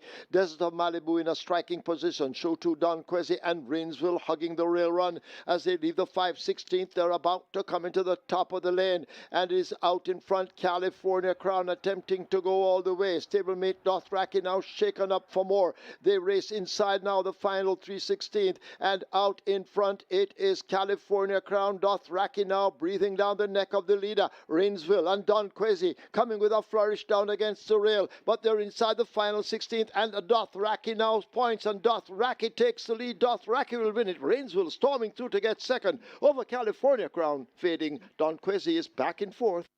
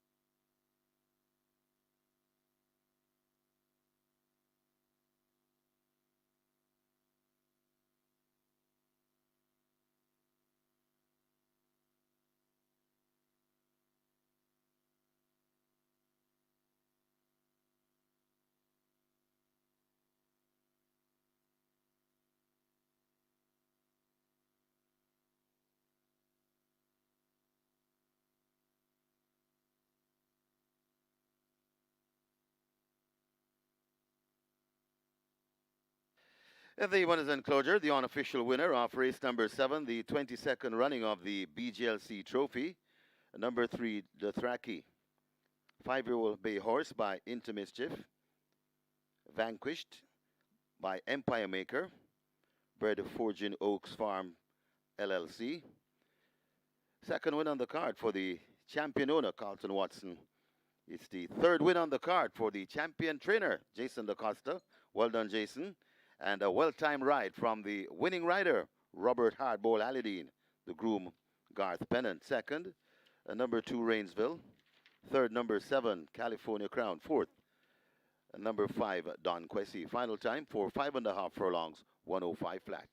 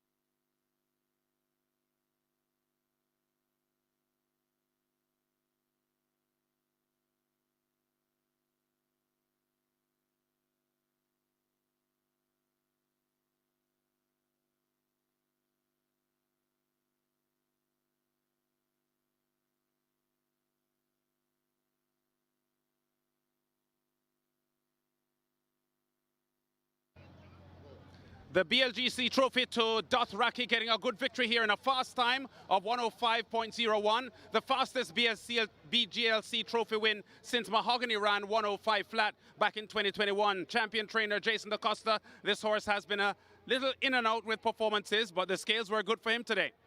Yes, he's ultra talented. He's plagued with a few problems, but once we get him right, he's as good as any. Okay, I know you've got to go around to the back for your Oaks charge. How is Dreamcatcher shaping up for this one coming up? Very good. I think she wasn't at her best in the St. Leger, but she's bounced back and she's worked excellent. So I think we'll see her at her best today. And Taylor Made is at her best too. So hoping for a good race. All right. And I see you've entered her for the Derby as well. Yes, so you never know. Thank you very much, Jason DaCosta. Robert Hardball Haladine was the winning rider aboard. He's got to get himself ready as well for the Oaks coming up. That was a good win, Hardball. I know you've had some wins and some losses with this horse. How were things today? Yeah, he was superb today. Wonderful. Very wonderful. Presented well by the trainer and the group. And thanks to the team for this one. Thank you very much, Robert. All right, thank you. Okay, Robert Hardball Haladine, the winner aboard Dothraki, takes the BGLC Trophy race comfortably. In the end, in a fast time, as I said, of 105.01. Very, very fast time for Dothraki. The track has been running really, really fast. Next up, the Jamaica Oaks. Yeah, they don't want to keep them. They all came out in a tight grouping. California Crown on the outside. Mighty Gully now showing some good speed. Dothraki is rushing up to take them on. Rainsville left back in fourth. Desert of Malibu on the outside now beginning to make ground along with Don Quessy. They're all with a chance as they leave the half mile. Maybe 6 or 7 lengths separates the entire field, and the pacemaker is a California Crown by some 2.5 lengths. Dothraki stablemate now asked to get closer with Mighty Gully.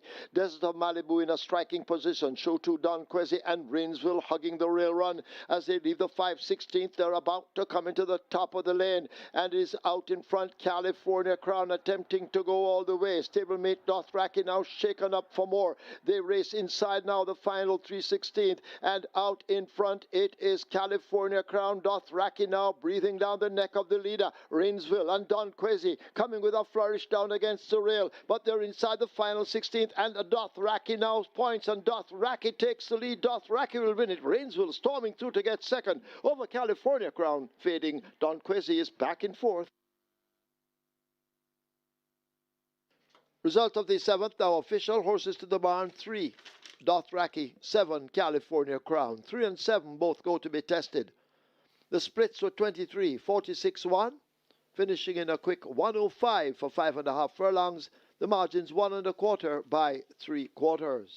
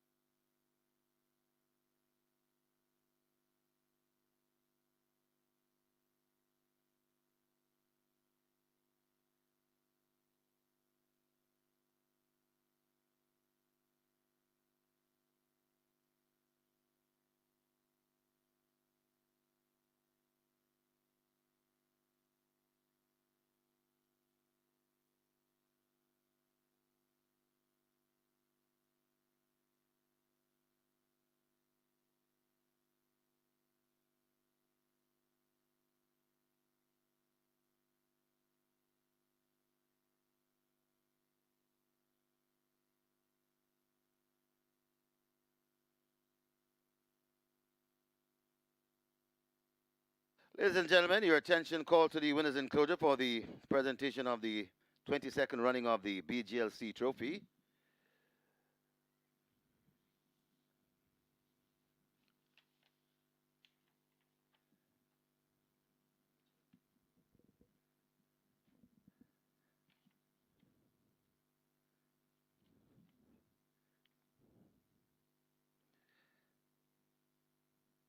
Making the presentation, Mr. Timar Powell, Executive Director of BGLC. To the winning owner, Elizabeth DaCosta will collect on behalf of Carlton Watson.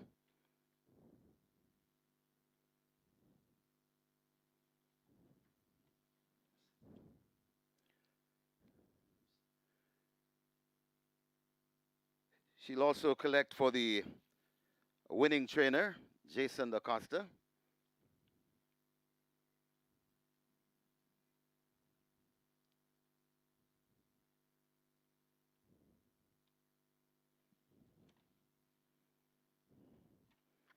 And Jason DaCosta already has 3 wins on the card.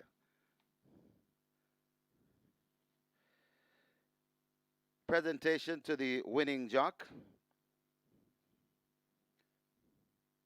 to be done by Douglas Bygrave, corporate planner, and collecting for the winning jockey, Sir Donovan Wilson.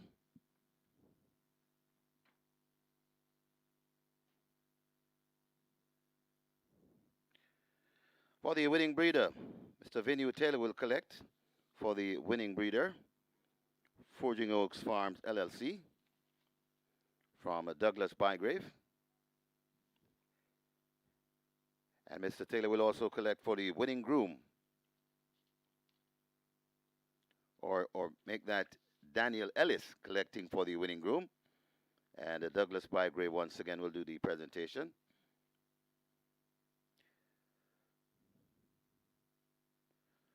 And of course, in the presentation party, the members of the BGLC.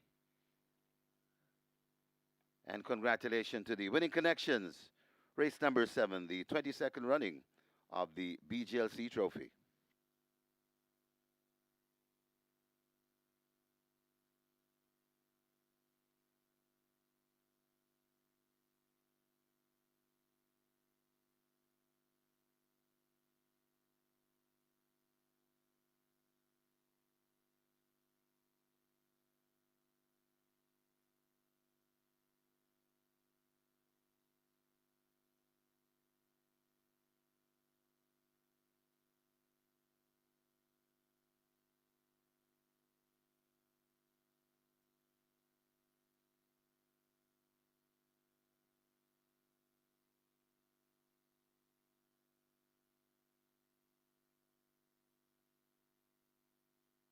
And of course, coming up now will be the ceremonial cake cutting. The winning connections, flanked by members of the BGLC team, for the cutting of the 22nd running of the BGLC Trophy cake. What is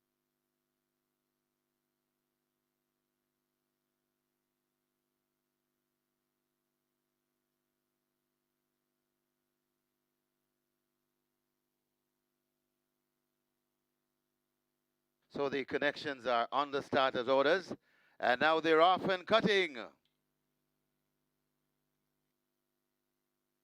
Once again, we congratulate the winning connections, the 22nd running of the BGLC Trophy.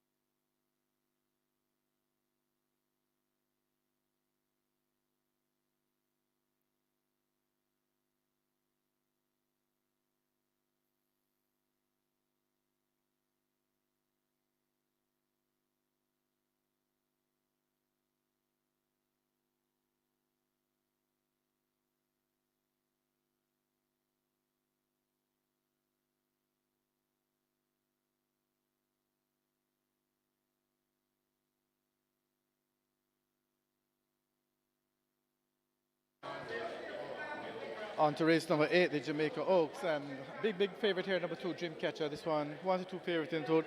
Currently $1.55 at the fixed odds winners. However, money has been coming in for this, but Giving Thanks, number 4 at $5. A lot of late money coming in for this one as well. So Giving Thanks is taking some money despite the fact that Dreamcatcher is very well backed and by far the overwhelming favorite. A lot of money, late money, is coming in for number 4, Giving Thanks. So good luck. Race number 8, Jamaica Oaks.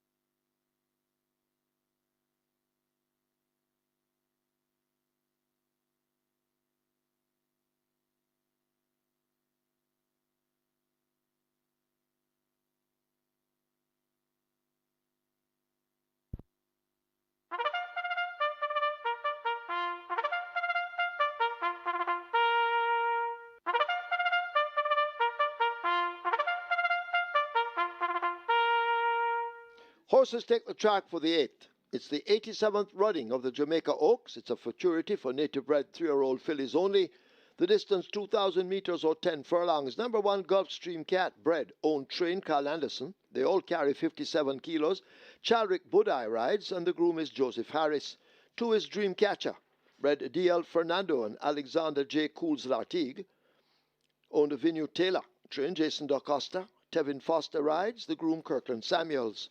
Number 3 is Minnehaha, bred Wilbert Bagwandine, owned WB Racing. Trained Robert Pearson. Dane Dawkins rides, the groom Jacob Harris.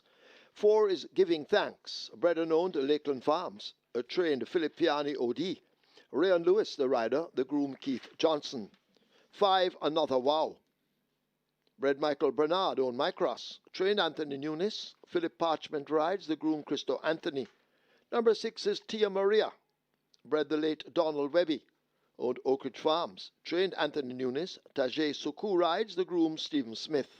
7, Lexi Lou, bred Aston Marsh, owned Philip Azar. Trained Gary Sobrati. Babito Harvey rides, the groom Sean Wright. 8, TaylorMade, bred Orange Valley Estates Limited, owned Dr. Graham Brown, Elizabeth DaCosta. Trained Jason DaCosta. Robert Halladine rides, the groom Garth Pennant. And finally, 9, Sky is the Limit, bred Stimulus Connection, owned Karen Passard, Everton Campbell, Henry Pratt. Trained Peter John Passard. Omar Walker rides, and the groom Avion Thompson. Wagering offered: double event, exacta, quinella, trifecta, superfecta, high five. This is where the late triple begins. The late triple on its way to 1.2 million, the high five on its way to 200,000. Hurry, get your wagers on.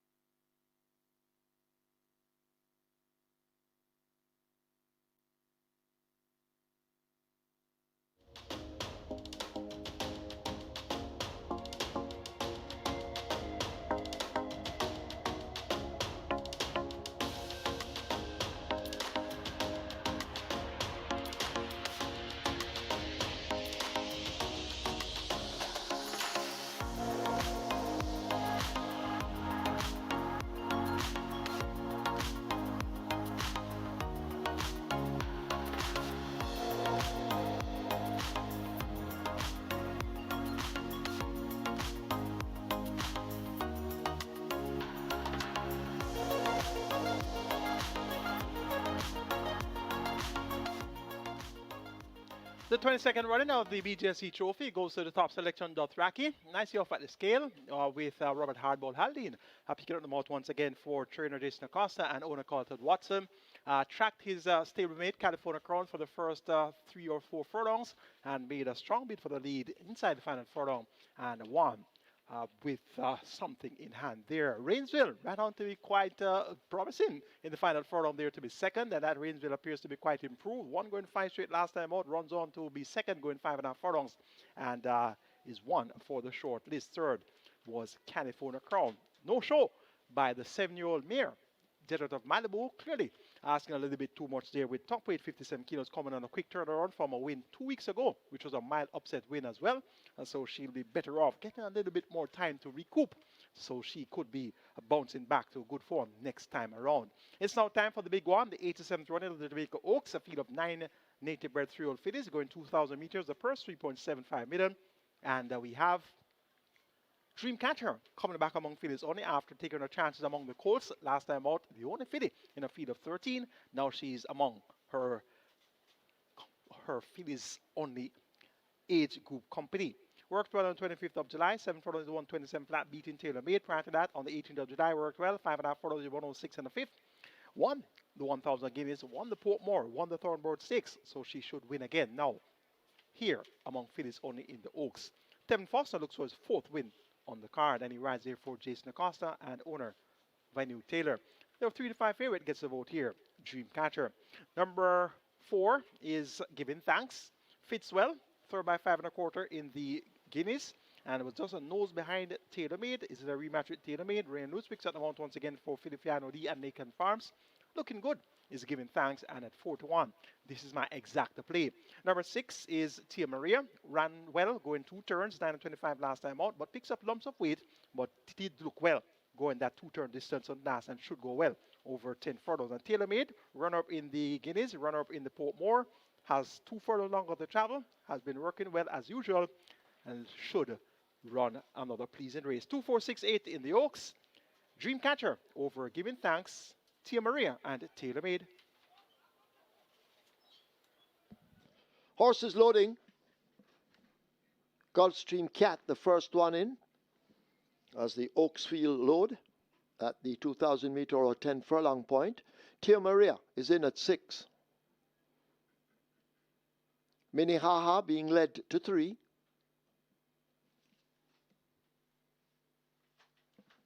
And of course, Dreamcatcher, the 3 to 5 favorite. Minnehaha up to 3. 2 turns ahead of them. Taylor Made is in at 8. Giving Thanks, circling around with the rest. If you haven't wagered, you need to hurry now. Dreamcatcher, walking past 2. Jason DaCosta and Tevin Foster looking for 4 wins on the card. And Dreamcatcher is the favorite to do that. Dreamcatcher being pulled into 2. Giving Thanks will load at 4.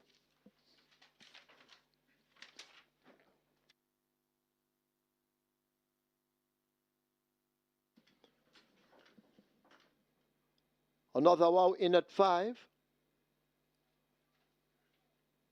We wait on Sky is the Limit, the last one. Lexi Lou in at 7. Field in line for the 87th running of the Jamaica Oaks. The best fillies on display. And they're off for the Oaks. Dreamcatcher gets a good start with Minnehaha. Gulfstream Cat races over on the rail. Taylor Made now beginning to tug. And Taylor Made is the one coming through to dispute that lead as they bunch up in front of us for the first time. Dreamcatcher is positioned right against the rail. Taylor Made is out wide now and moving through to get that lead. Minnehaha in between horses, Giving Thanks out 3 wide. Gulfstream Cat paces them and races on the rail. Another Wow is racing up next. Toward the outside, Sky's the Limit, overtaking Lexi Lou, and Tia Maria racing at the back. The Oaksfield make their way passing the 7. It's a bunch up front, 3 of them tightly grouped up, tailor-made on the outside by the flare of a nostril. Minnehaha is right there, Dreamcatcher watching them closely as they take to the backstretch and make their way toward the 6. Giving Thanks is making ground on the outside, running a 4th. In behind those, that's Gulfstream Cat. A break of some 2 to another wow, another 2 to Tia Maria. Then the pair of Lexi Lou and Sky's the Limit sharing last. They're arriving at the 5, and still the war up front continues. A Minnehaha and a tailor-made battling for it. Toward the outside, asked to make some ground. That is a Dreamcatcher, the one right against the rail, as they make their way swinging past the half-mile marker. Giving Thanks is right in a handy position, right alongside Dreamcatcher. Gulfstream Cat races in behind them. Then Tia Maria, another wow, looks to have had enough. Lexi Lou is further back, and Sky's the Limit maintains last. They've left the 3/8 in the Oaks and make their way toward the top of the lane. Minnehaha and a Dreamcatcher now produced, and Dreamcatcher snatches the lead and will come into the lane with a good-looking advantage. Minnehaha left back in second. On the rail, that's Gulfstream Cat. Toward the outside, Giving Thanks, trying to make late progress, but it is a Dreamcatcher. She's away from them and running toward the final furlong. A Dreamcatcher powering away from this field. It looks as if she will take the Oaks. Giving Thanks is chasing, but further back, Minnehaha looking for a minor share. It is a Dreamcatcher. Jason DaCosta looking for 4. Dreamcatcher with the lead being eased down in the end, and Dreamcatcher, a cheeky winner of the Oaks. Giving Thanks is second over Gulfstream Cat, then Minnehaha and Tia Maria.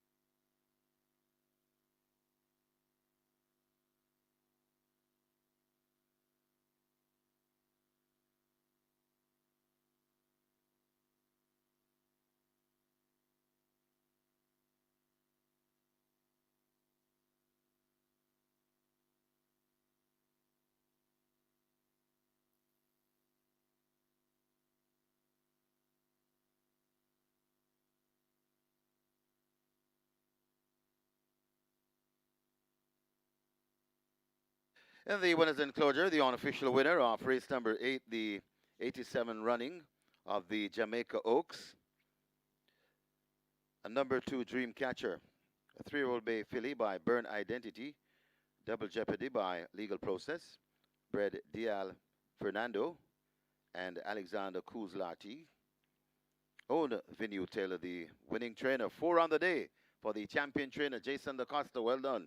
And it's also 4 on the day for terrific Tevin Foster, riding up a storm. And of course, he's sponsored by True Shake Nutrition Shake, the groom Kirkland Samuels. Second, number 4, Giving Thanks. Third, number 1, Gulfstream Cat. Fourth, number 3, Mini Haha. And fifth, number 6, Tia Maria. Final time for 2,000 meters, 10 furlongs, 2:07 and 4.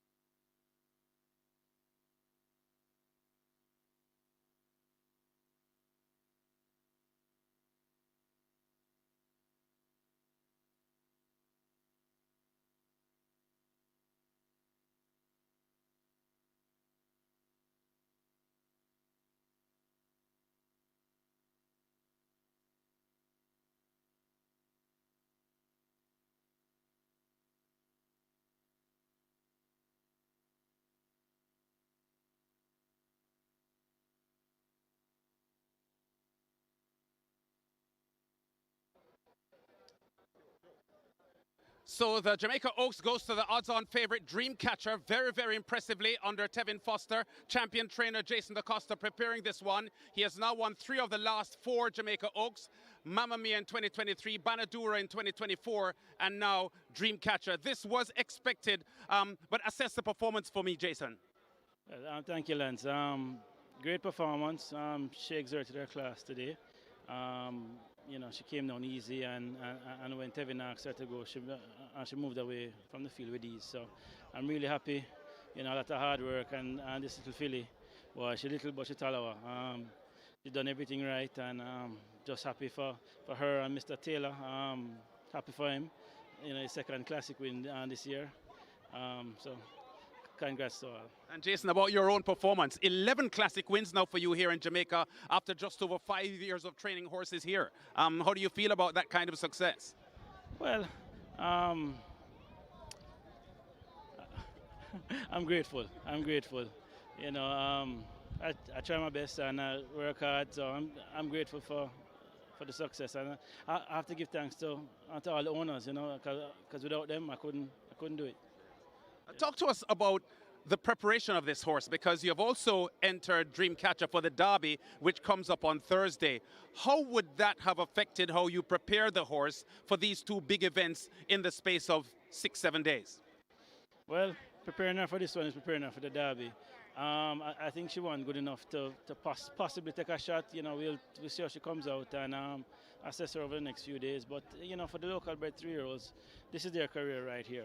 Because after the classics, you know, they're thrown against the Wolves. So this is basically their career right here. So if she comes out of the race good and she's happy and healthy and wants to run in the derby, then we'll take a shot. Yeah, she ran 2:07.83, which is a decent time. Actually faster than we Jamin went in the St. Leger victory a couple of weeks ago. I know track conditions vary and so on, but how satisfied are you with this 2:07 clocking? I'm very satisfied. I'm not really watching the time because the track's very fast. But the manner in which she did it, she was eased down the last half a furlong, so you know, she did it well. So. Thank you very much, Jason, and congratulations. Thank you very much, Lance. Jason DaCosta, 4-time champion trainer in Jamaica after just over 5 years of training horses here at Caymanas Park. He has over 960 career wins, 527 in the USA, and over 430 now in Jamaica. Tevin Foster was the winner aboard Dreamcatcher, his first Oak success and his third classic win. You rode her like she was the best horse in the race, and she was. Well, definitely. I say she is the best filly prior to this for amongst the trio of them. So all I had to do was sit patient and ask her to run from the 3/8, and she did just that, and she came home victorious. You broke well, you positioned with the leaders throughout most of the race, but you were on the rail. What was going through your mind as you headed down the backstretch and recognized that that may not be where you wanted to stay? No, definitely. That's where I wanted to stay. But going down the backstretch, I say, when I make my move, a space is there and I could just head through without getting any traffic or any stops. I know that the owners and trainer DaCosta has entered this horse for the Derby as well. Given what you've seen from her today, how would you feel about a Derby try? Well, she's a brilliant filly, I say. However, I'm on London Spirit in the Derby, or if she has a jockey like Tevin Foster, patient, the course I'm going to in trouble. Definitely. Thank you very much, Tevin Foster. You're welcome. Dreamcatcher. Dreamcatcher, yeah, he did tell us that this was a dream horse from several years ago. Dreamcatcher, of course, won the Thornbird Stakes, won the Portmore, and also won the 1,000 Guineas, and now adds the Jamaica Oaks to it. So Dreamcatcher, the odds-on favorite, wins the Jamaica Oaks very, very impressively and has been entered for the Derby next Thursday. For the Oaks, Dreamcatcher gets a good start with Minnehaha. Gulfstream Cat races over on the rail. TaylorMade now beginning to tug, and TaylorMade is the one coming through to dispute that lead as they bunch up in front of us for the first time. Dreamcatcher is positioned right against the rail. TaylorMade is out wide now and moving through to get that lead. Minnehaha in between horses, giving thanks out 3 wide. Gulfstream Cat paces them and races on the rail. Another Wow is racing up next. Toward the outside, Sky's the Limit, overtaking Lexi Lou, and Tia Maria racing at the back. The Oaksfield make their way passing the 7. It's a bunch up front, 3 of them tightly grouped up. TaylorMade on the outside by the flare of a nostril. Minnehaha is right there. Dreamcatcher watching them closely as they take to the backstretch and make their way toward the 6. Giving Thanks is making ground on the outside, running a 4th. In behind those, that's Gulfstream Cat. A break of some 2 to another Wow, another 2 to Tia Maria. Then the pair of Lexi Lou and Sky's the Limit sharing last. They're arriving at the 5, and still the war up front continues. A Minnehaha and a TaylorMade battling for it. Toward the outside, asked to make some ground. That is a Dreamcatcher, the one right against the rail, as they make their way swinging past the half-mile marker. Giving Thanks is right in a handy position, right alongside Dreamcatcher. Gulfstream Cat races in behind them. Then Tia Maria, another Wow, looks to have had enough. Lexi Lou is further back, and Sky's the Limit maintains last. They've left the 3/8 in the Oaks and make their way toward the top of the lane. Minnehaha and a Dreamcatcher now produced, and Dreamcatcher snatches the lead and will come into the lane with a good-looking advantage. Minnehaha left back in second. On the rail, that's Gulfstream Cat. Toward the outside, Giving Thanks, trying to make late progress, but it is a Dreamcatcher. She's away from them and running toward the final furlong. A Dreamcatcher powering away from this field. It looks as if she will take the Oaks. Giving Thanks is chasing, but further back, Minnehaha looking for a minor share. It is a Dreamcatcher. Jason DaCosta looking for 4. Dreamcatcher with the lead, being eased down in the end, and Dreamcatcher, a cheeky winner of the Oaks. Giving Thanks is second over Gulfstream Cat, then Minnehaha and Tia Maria.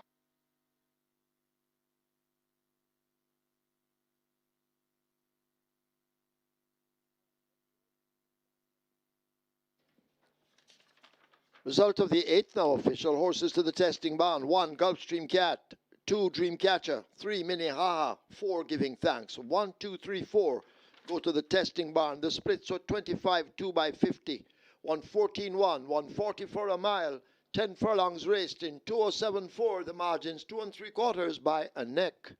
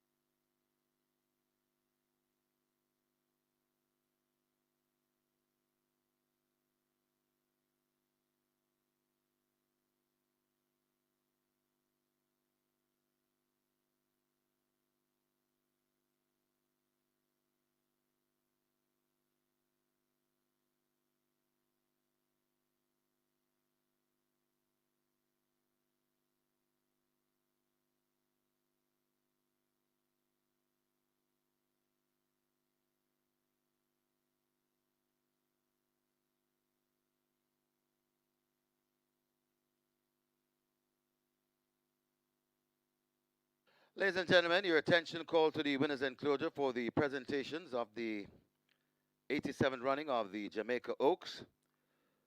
Making the presentation, Denise Tomlin, Communications Assistant, and first presentation to the winning owner, Mr. Vinu Taylor.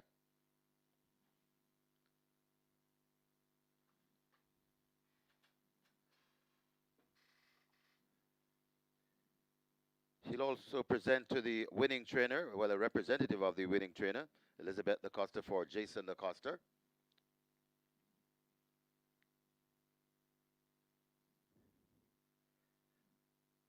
Ms. Tomlin will also present to the winning jockey representative of the winning jockey.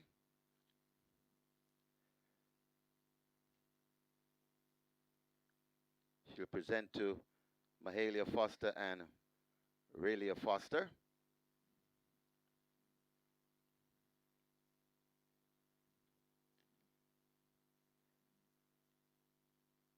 And for presentation to the winning breeder, that presentation to be done by Nicola Green, BGL Inspector, and Derek Gonzel will collect for the winning breeder. Winning breeders, Dial Fernando and Alexander Kuz-Lartigue. And she'll also present for the winning groom, represented by Daniel Ellis and the winning groom, Kirkland Samuels.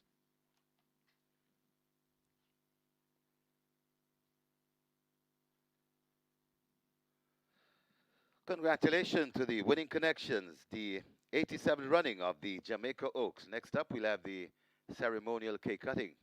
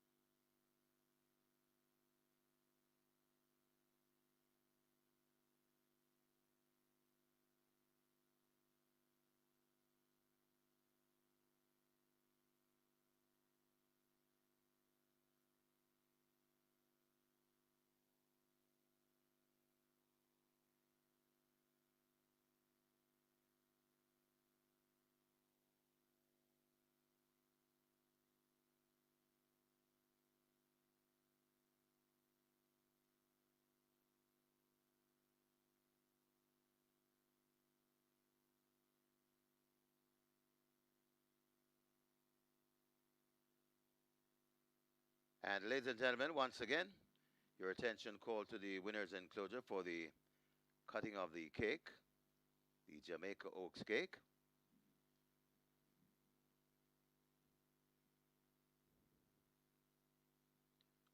Winning connection gathered for the cake cutting.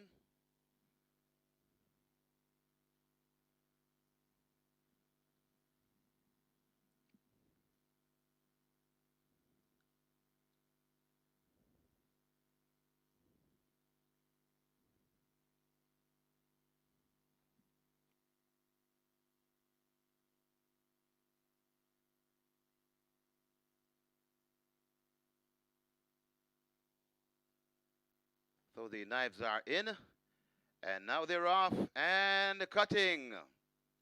Once again, we congratulate the winning connections, the 87th running of the Jamaica Oaks.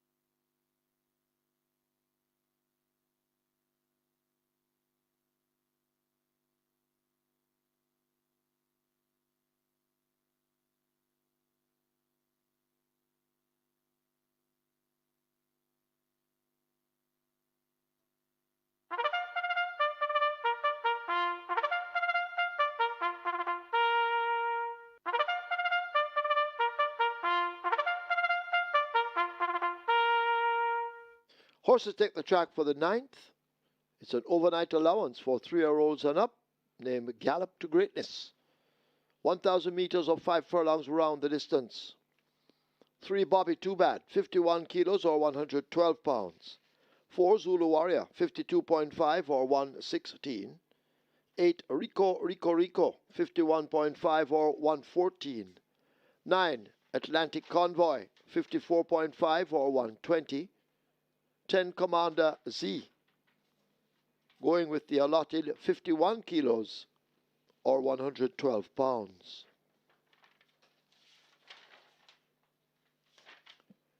Wagering on double event, this is the late double. Exacta, Quinella, Trifecta, Superfecta, High Five. Get your wagers on. High Five on its way to 200,000.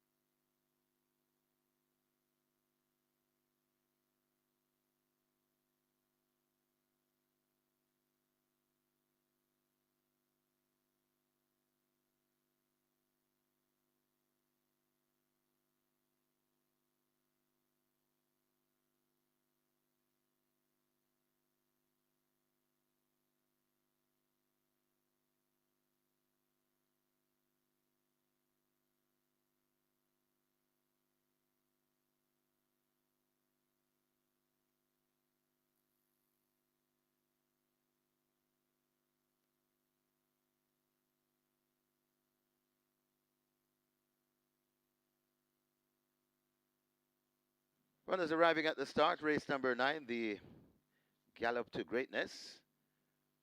High five wagering close to 200,000. Your late double, well on its way to $1 million. Get your wagers on as the runners are arriving at the start, and they have closed the front of the gate, so that signals as the runners reaching the gate, they'll load promptly. So get your wagers on. Running out of wagering time.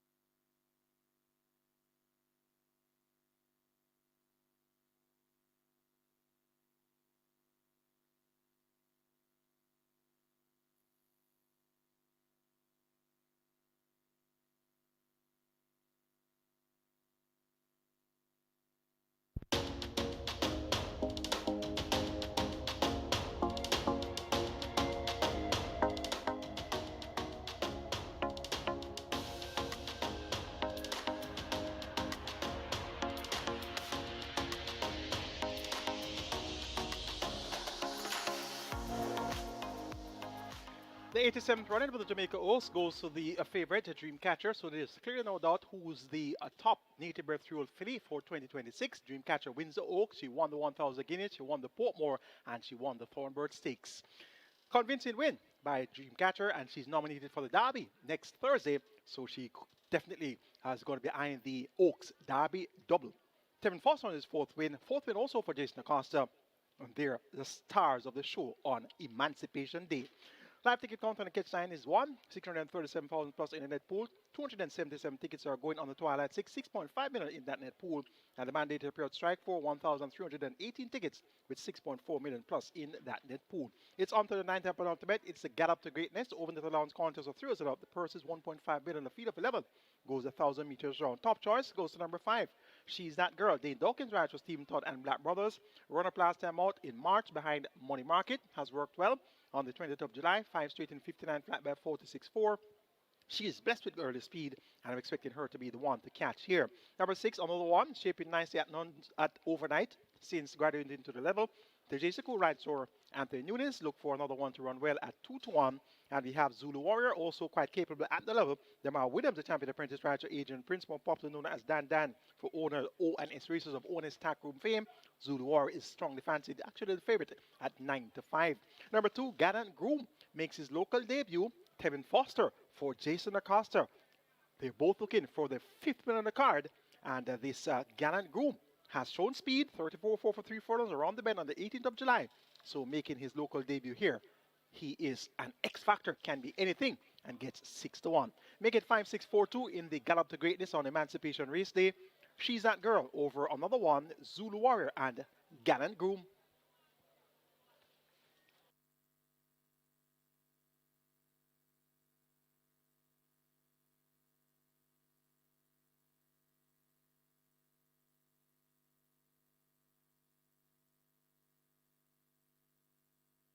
So horses loading for the 9th. Gallant Groom, the first one to load, joined by Bobby Too Bad in gate 3. High five approaching 250,000. Miss Moneypenny, gate number 7, that's filled.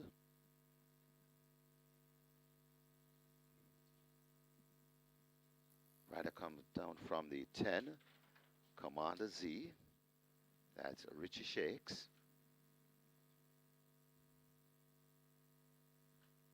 Well, Gallant Groom taken out of gate 2. Rider standing in the gate.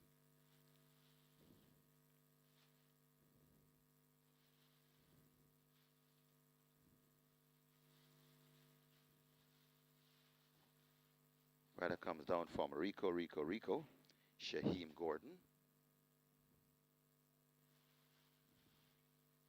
Working on Rico.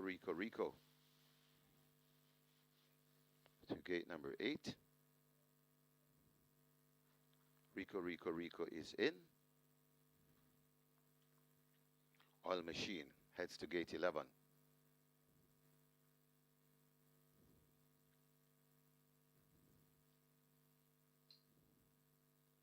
Oil Machine is in. Commander Z will be next to gate 10.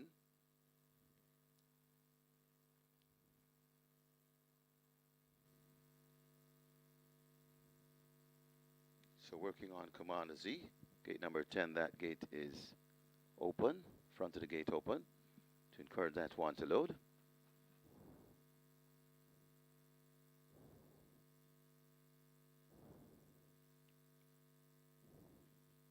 So Commander Z lashing out at the starters.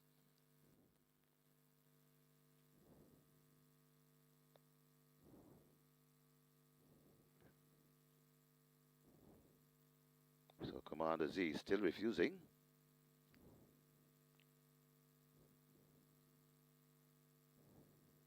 And now goes in.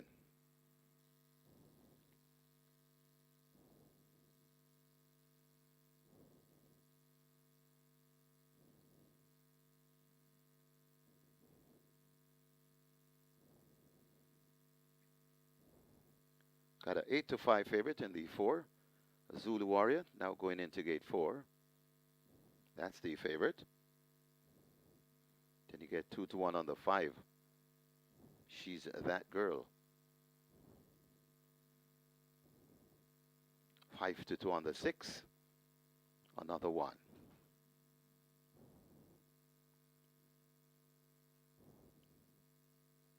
So just about 5 runners to be loaded. Atlantic Convoy, gate number 9. Atlantic Convoy goes in.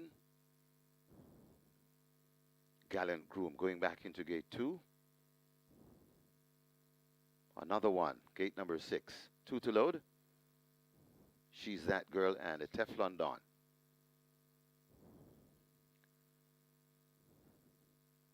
She's that girl is in. 1 to load.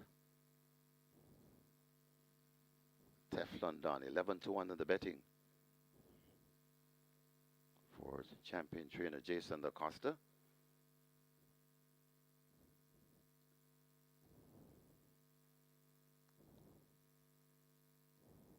Teflon Don goes in. 5 furlongs round the trip. Starter Michael Sims is ready. Ready for a start.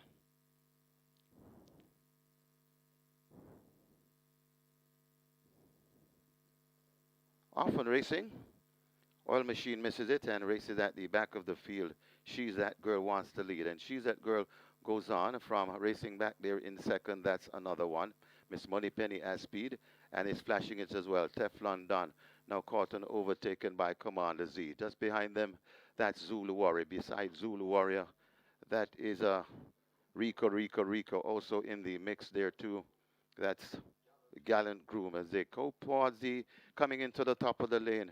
And it is She's That Girl blazing the trail, gone about her business, about 4 or 5 lengths in front. Another one trying to come down on the rail. It's She's That Girl in front. Another one getting serious right there too, Miss Moneypenny.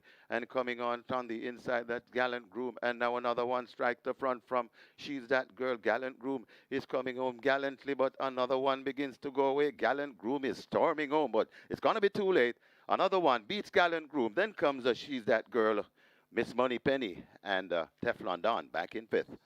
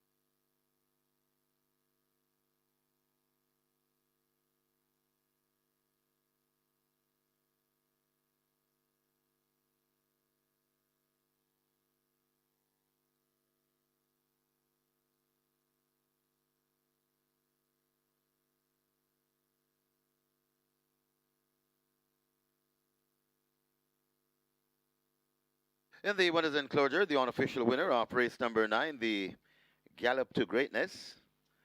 Number 6, Another One. 4-year-old Bay Colt by Avinu Melkanu. Chinita Goodas by Seeking the Glory. Bred Orange Valley Estates Limited. Owned Joseph Flores. Rajendra Punai. And then Donald Webby. Trained Anthony Baba Nunes, the winning rider, 2 on the day for Tajay Suku, the hot rider. And of course, he's sponsored by SBR Rentals, the groom Mark McNorty. Second, number 2, Gallant Groom. Third, number 5, She's That Girl. Fourth, number 7, Miss Moneypenny. And the fifth, number 1, Teflon Don. Final time for 5 furlongs round, 59 flat.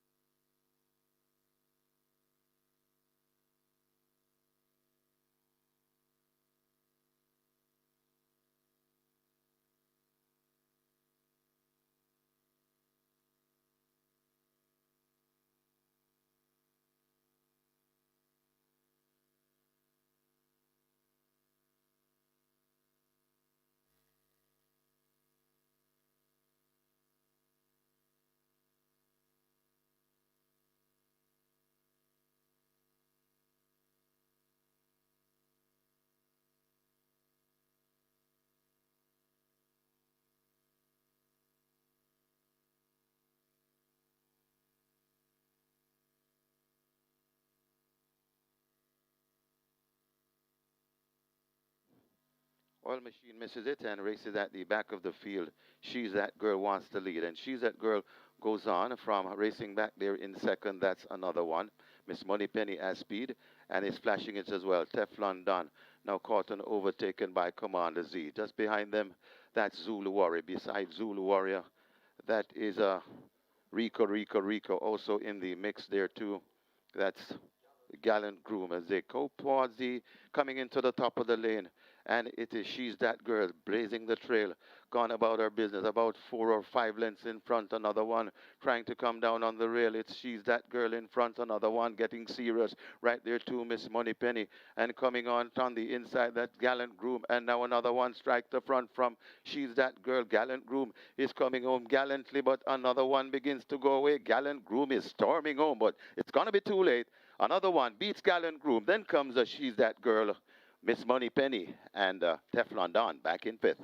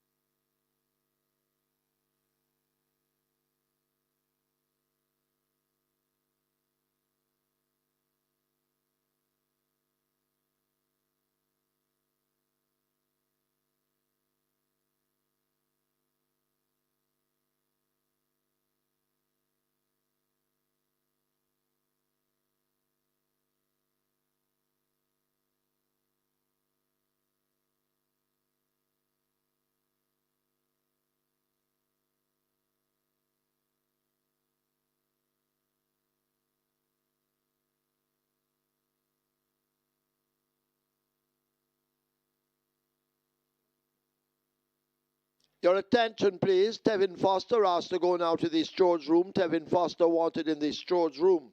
Result of the ninth, now official. Horses to the barn. 6, another one. 7, Miss Money Penny. 6 and 7 go to be tested. Splits 23, 46-2. 5 furlongs round. Raced in 59 flat. The margin's 1.5 by 1.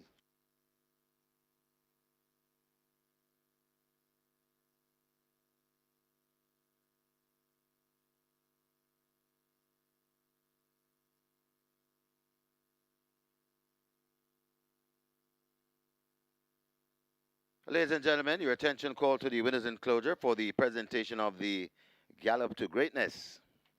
Making the presentation, Anna K. Brown, Director Compliance and Regulatory. She'll present to Andrew Donald, representing the winning owners, Joseph Flores, Rajendra Poonai, and Donald Webby. Congratulations to the winning connections, race number 9, the Gallop to Greatness.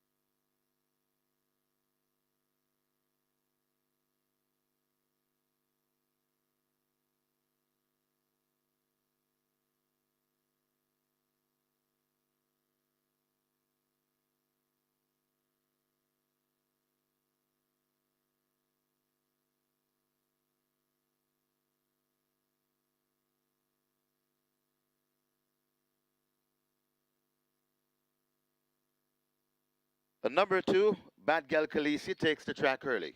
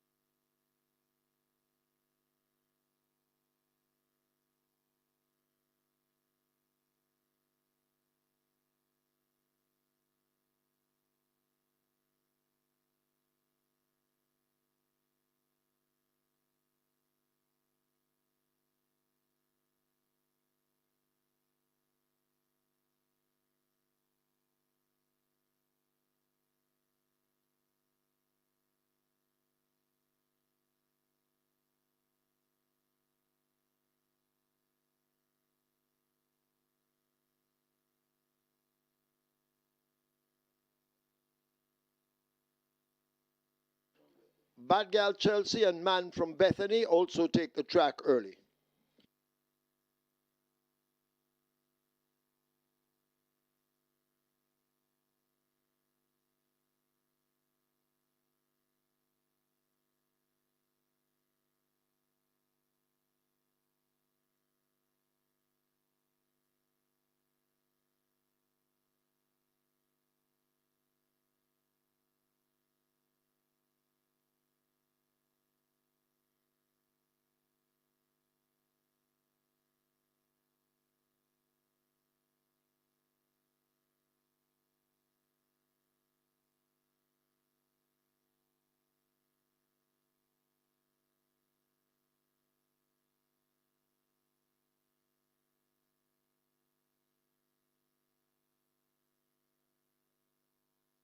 Also taking the track early, Chasing My Dream.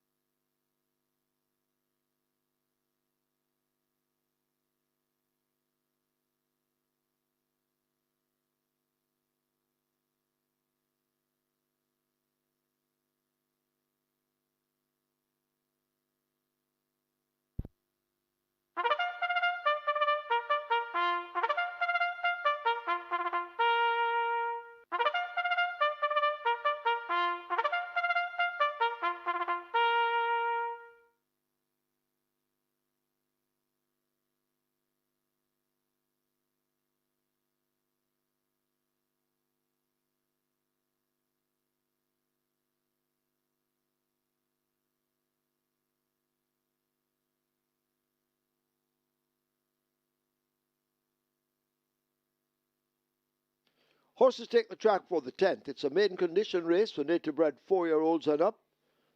It's the National Dash, 800 meters or 4 furlongs straight the distance. 4 Jasper Star, 53.5 or 118. 6 Lily's Warrior, 52 or 115. 7 Bad Gal Chelsea, 52.5 or 116. 9 Shan Shan, 48.5 or 107. 11 Aladdin, 55 or 121. 15 Too Easy, 54 or 119. 16 Mashallah, 52.5 or 116. Wagering on Exacta, Quinella, Trifecta, Superfecta, High Five hitting for 200,000. Hurry, get your wagers on.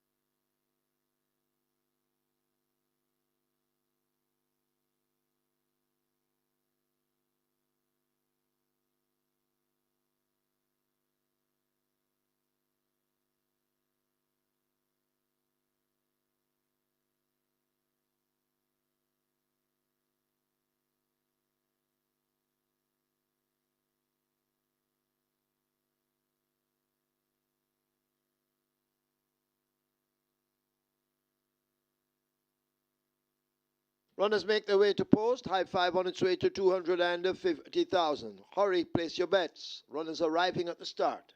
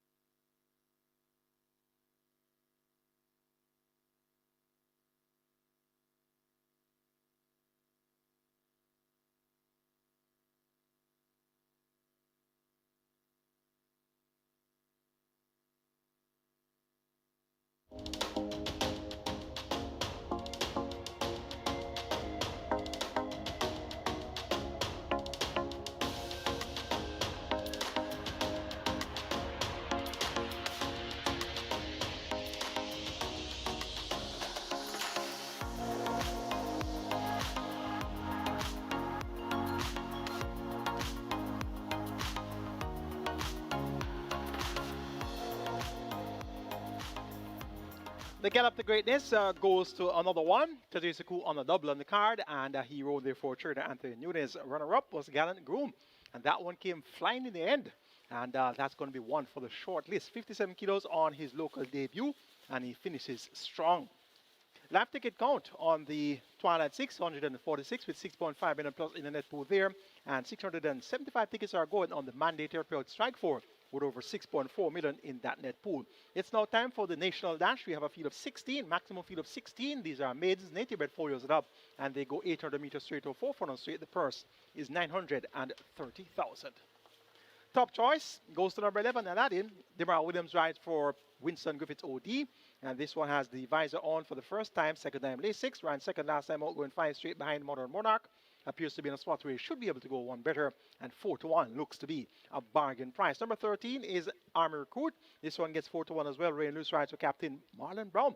And owner Johnny Brown look for Army Recruit, though hiked at the scale to 57 kilos to acquit himself fairly well. Number 10 is Moonlight Song, has speed and pace, but continues to weaken where it matters most. You will pin up rides of Fitzgerald Williams, also known as Features. Figure it now return. Look for Moonlight Song to flash that early speed and be prominent throughout. And number 12 is Enthusiastic. This one has been the talk of the town. Last week, September 2025, second by neck behind Giant Vigorous. 2 starts back in August, was fourth by 4 lengths behind Platinum Princess, and has shown a lot of speed so far in his career. Now reports from a change of bar, now trained by Tyrone Prince. Tajisaku looks for his third win on the card, and this is your 3-2 favorite. Enthusiastic, quite speedy.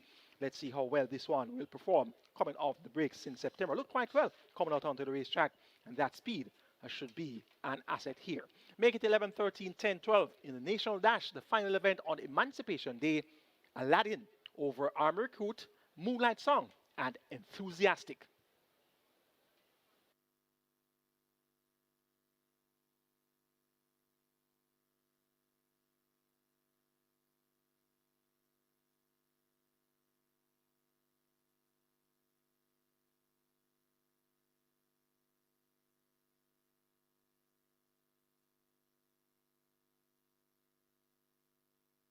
So they've closed up the front of the gate for the 10th and final,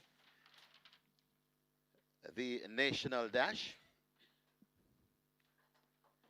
High five pool approaching 350,000, so getting a nice high five pool to close the card, the local card. One left live racing here at Caymanas Park, but be reminded we have simulcasting until 10 o'clock this evening.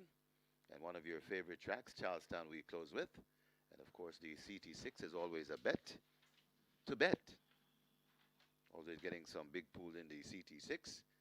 And it starts race number 3 from Charlestown. Races 3 through 8. That's only a fraction of what we have offering at simulcast this evening. Get your wagers on here in the 10th and final. The high five approaching 350,000. They've closed up the front of the gate, so loading up will start any moment now.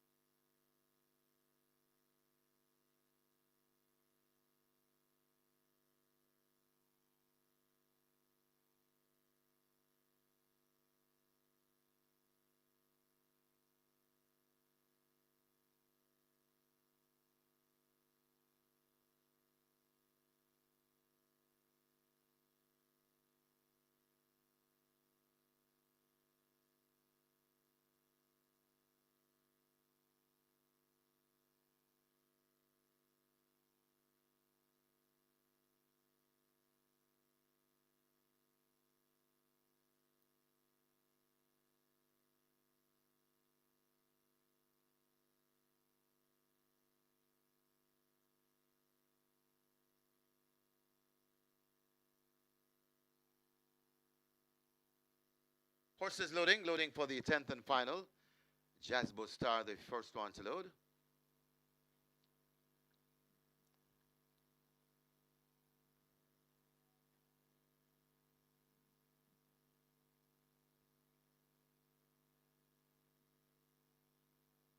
Looks as though they're working on the 8th. Man from Bethany.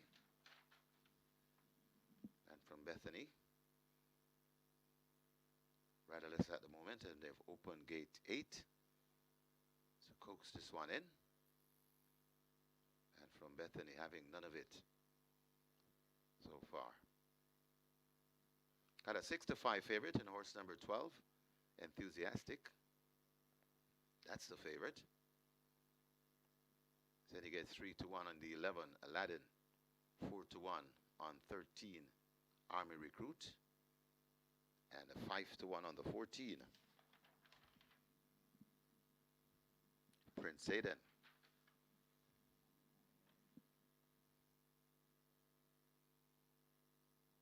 Still working on Man from Bethany with the back to the gate. Going to straighten that one out.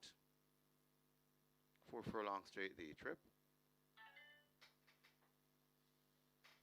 It's the National Dash. Man from Bethany's in.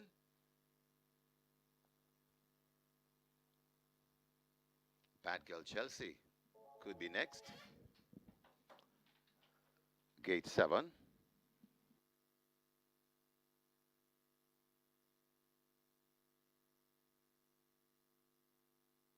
We have a late scratch number 2, Bad Girl Khaleesi, scratched. Faulty gear declared. So Bad Girl Khaleesi is out. Shan Shan loads at 9.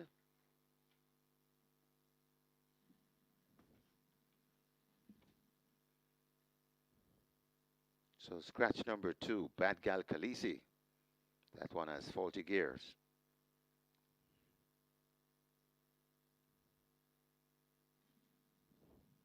Working on the 10, a Moonlight Song. Riders off, Uville Pinnock.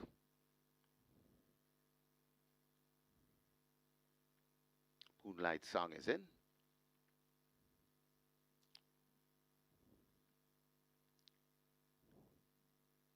So still a chance to get a piece of this high five, now approaching 400,000. Still quite a few to be loaded.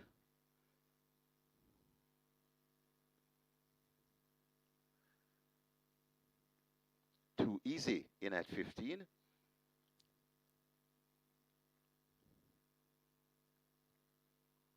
Mashallah, gate 16, that's where that one is heading.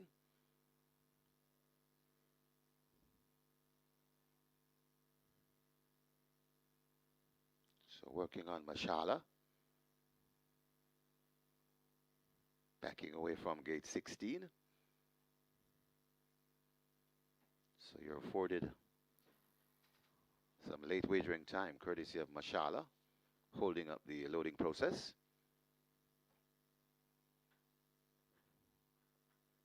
And of course, we remind you of the race day on Thursday, Independence Day.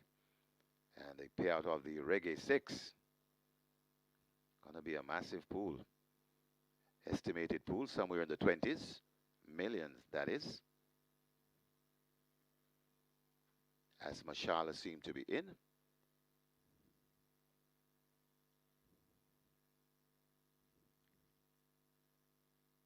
Prince Zayden will be next, gate 14. Prince Zayden is locked away. Enthusiastic comes to gate number 12. 7-5 favorite.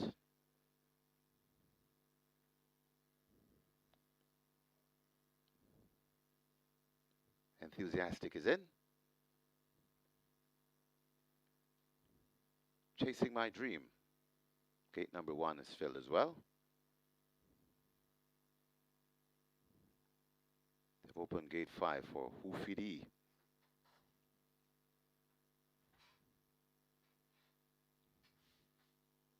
So loading up continues. Still a glimmer of a chance of getting a ticket if you're in line. As the loading process well advanced. Army Recruit has filled gate 13. Aladdin comes to gate number 11. A 2 to load. Hoofidi and Reportable Offense.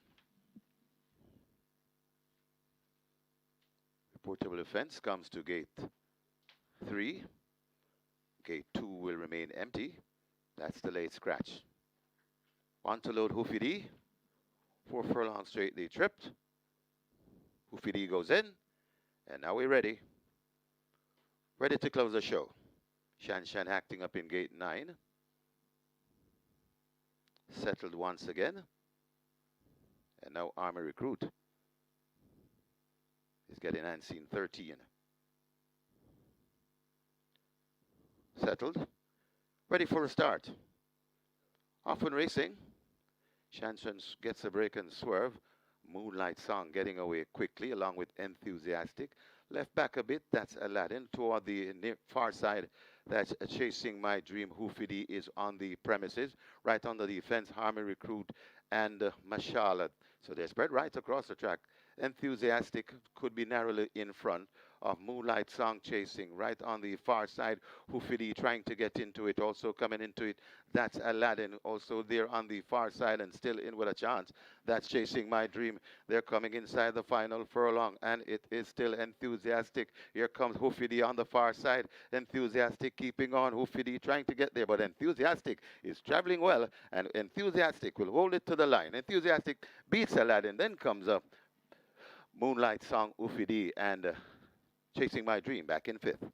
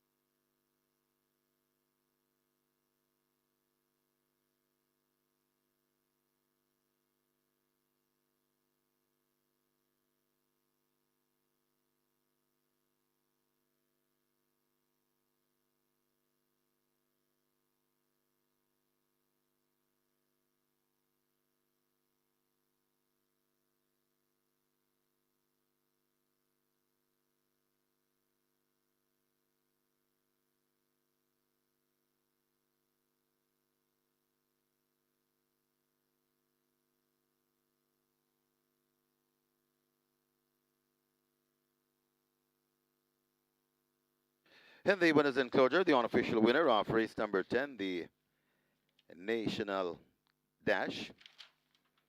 Number 12, Enthusiastic. 4-year-old bay colt by Sunshine Shadow. Casual Flight by Casual Trick. Bred Michael Bernard. Own Micros train Tyrone Prince. Winning rider. Another good day for the Hot Apprentice. Tajay Suku. 3 wins on the day.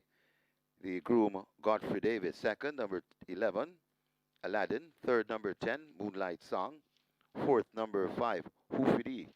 And the fifth, number 1, Chasing My Dream. Final time for 800 meters or 4 furlong straight, 49 flat.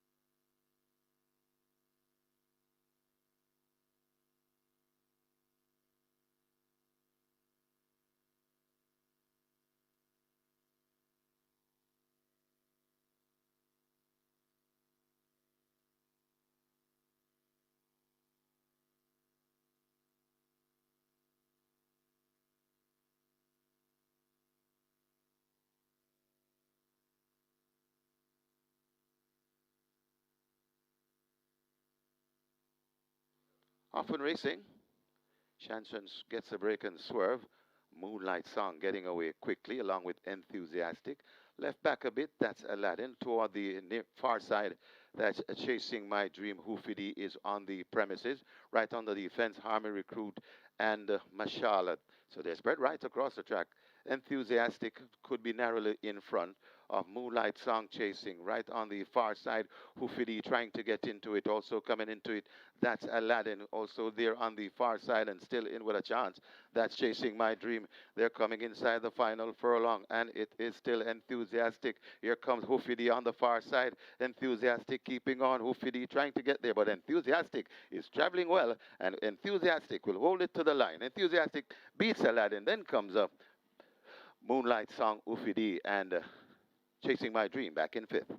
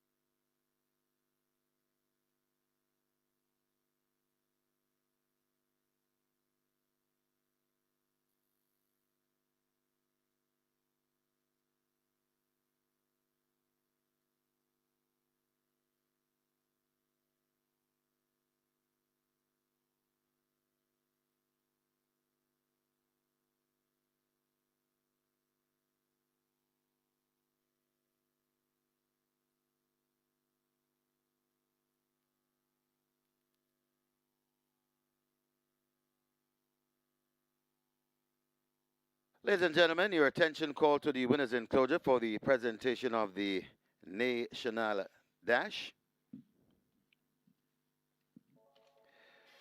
Making the presentation, Mr. Timar Powell, Executive Director, and he makes it to Carlton Cunningham. Also in the presentation party, the winning rider, the Red Hot, Tejay Suku. Congratulations to the winning connection, race number 10, the National Dash.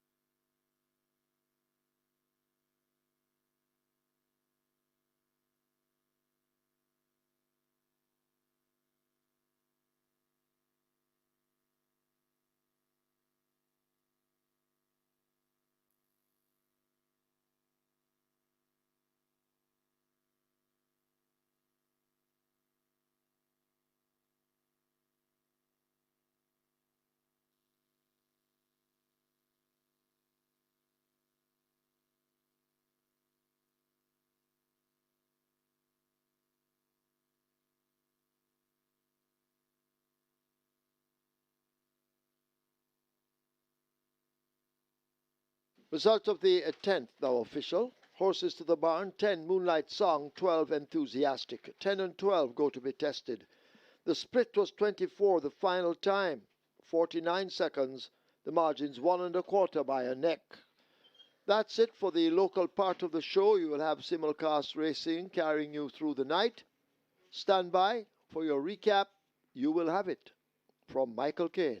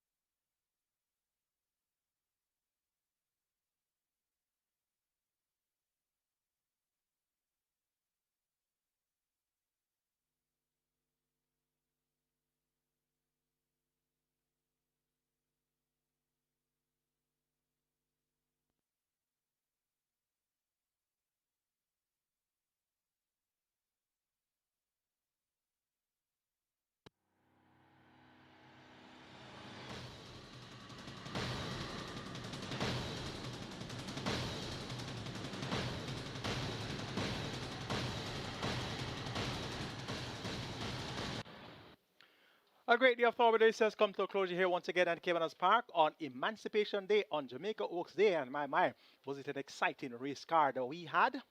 A show put on for us here by Tevin Foster. He had a 4-timer, and Teji Sekou, he had a triple. So those two jocks responsible for 7 of the 10 winners ridden today. And champion trainer Jason Acosta saddled 4 winners on the card, so he started the show in the trainers section. The 87th running of the Jamaica Oaks was a feature, race number 8 on the card. A purse of 3.75 million, native bred through a fortuity event for fillies only. And we had a feed of 9 headed by Dreamcatcher, the winner of the 1,000 guineas, winner of the Portmore, winner of the Thornbird Stakes. Her last 3 races among native bred through fillies only. Stakes races too. Classic winner of the 1,000 guineas, as she has been quite dominant, and she was expected to do just the same today in the 2,000 meter Jamaica Oaks. Coming to the lane with a good-looking advantage. Minnehaha left back in second. On the rail, that's Gulfstream Cat. Toward the outside, Giving Thanks, trying to make late progress, but it is a Dreamcatcher. She's away from them and running toward the final furlong. A Dreamcatcher powering away from this field. It looks as if she will take the Oaks. Giving Thanks is chasing, but further back, Minnehaha looking for a minor share. It is a Dreamcatcher. Jason DaCosta looking for 4. Dreamcatcher with the lead, being eased down in the end, and Dreamcatcher, a cheeky winner of the Oaks, Giving Thanks, is second over Gulfstream Cat, then Minnehaha and Tia Maria. 207 and 450 was second there, gearing down inside the final 25 yards. So absolutely no sign of stamina limitations there. And she finished 5th in the St. Ledger behind the Colts. And she'll be taking on the Colts again on Derby Day. So hopefully she'll be a lot more tuned up for her 2,400 meter assignment on Derby Day. And it's a maximum field of 16 to go postwards on Derby Day. That's going to be on Independence Day next week, Thursday, the 6th of August. And we'll be having mandatory payout in the Regular 6 as well. $12.2 million is in the jackpot, automatically converted to a carryover. So that's going to be a must-bet item on the Independence Day card. That's it from us here at Caymanas Park today. I'm your analyst, Michael Kane. Indeed, this was a pleasure to take you live and direct on Emancipation Day on Jamaica Oaks Day. And we'll do it all over again come Derby Day next week, Thursday, the 6th of August, Independence Day. Have a productive week and see you at the races.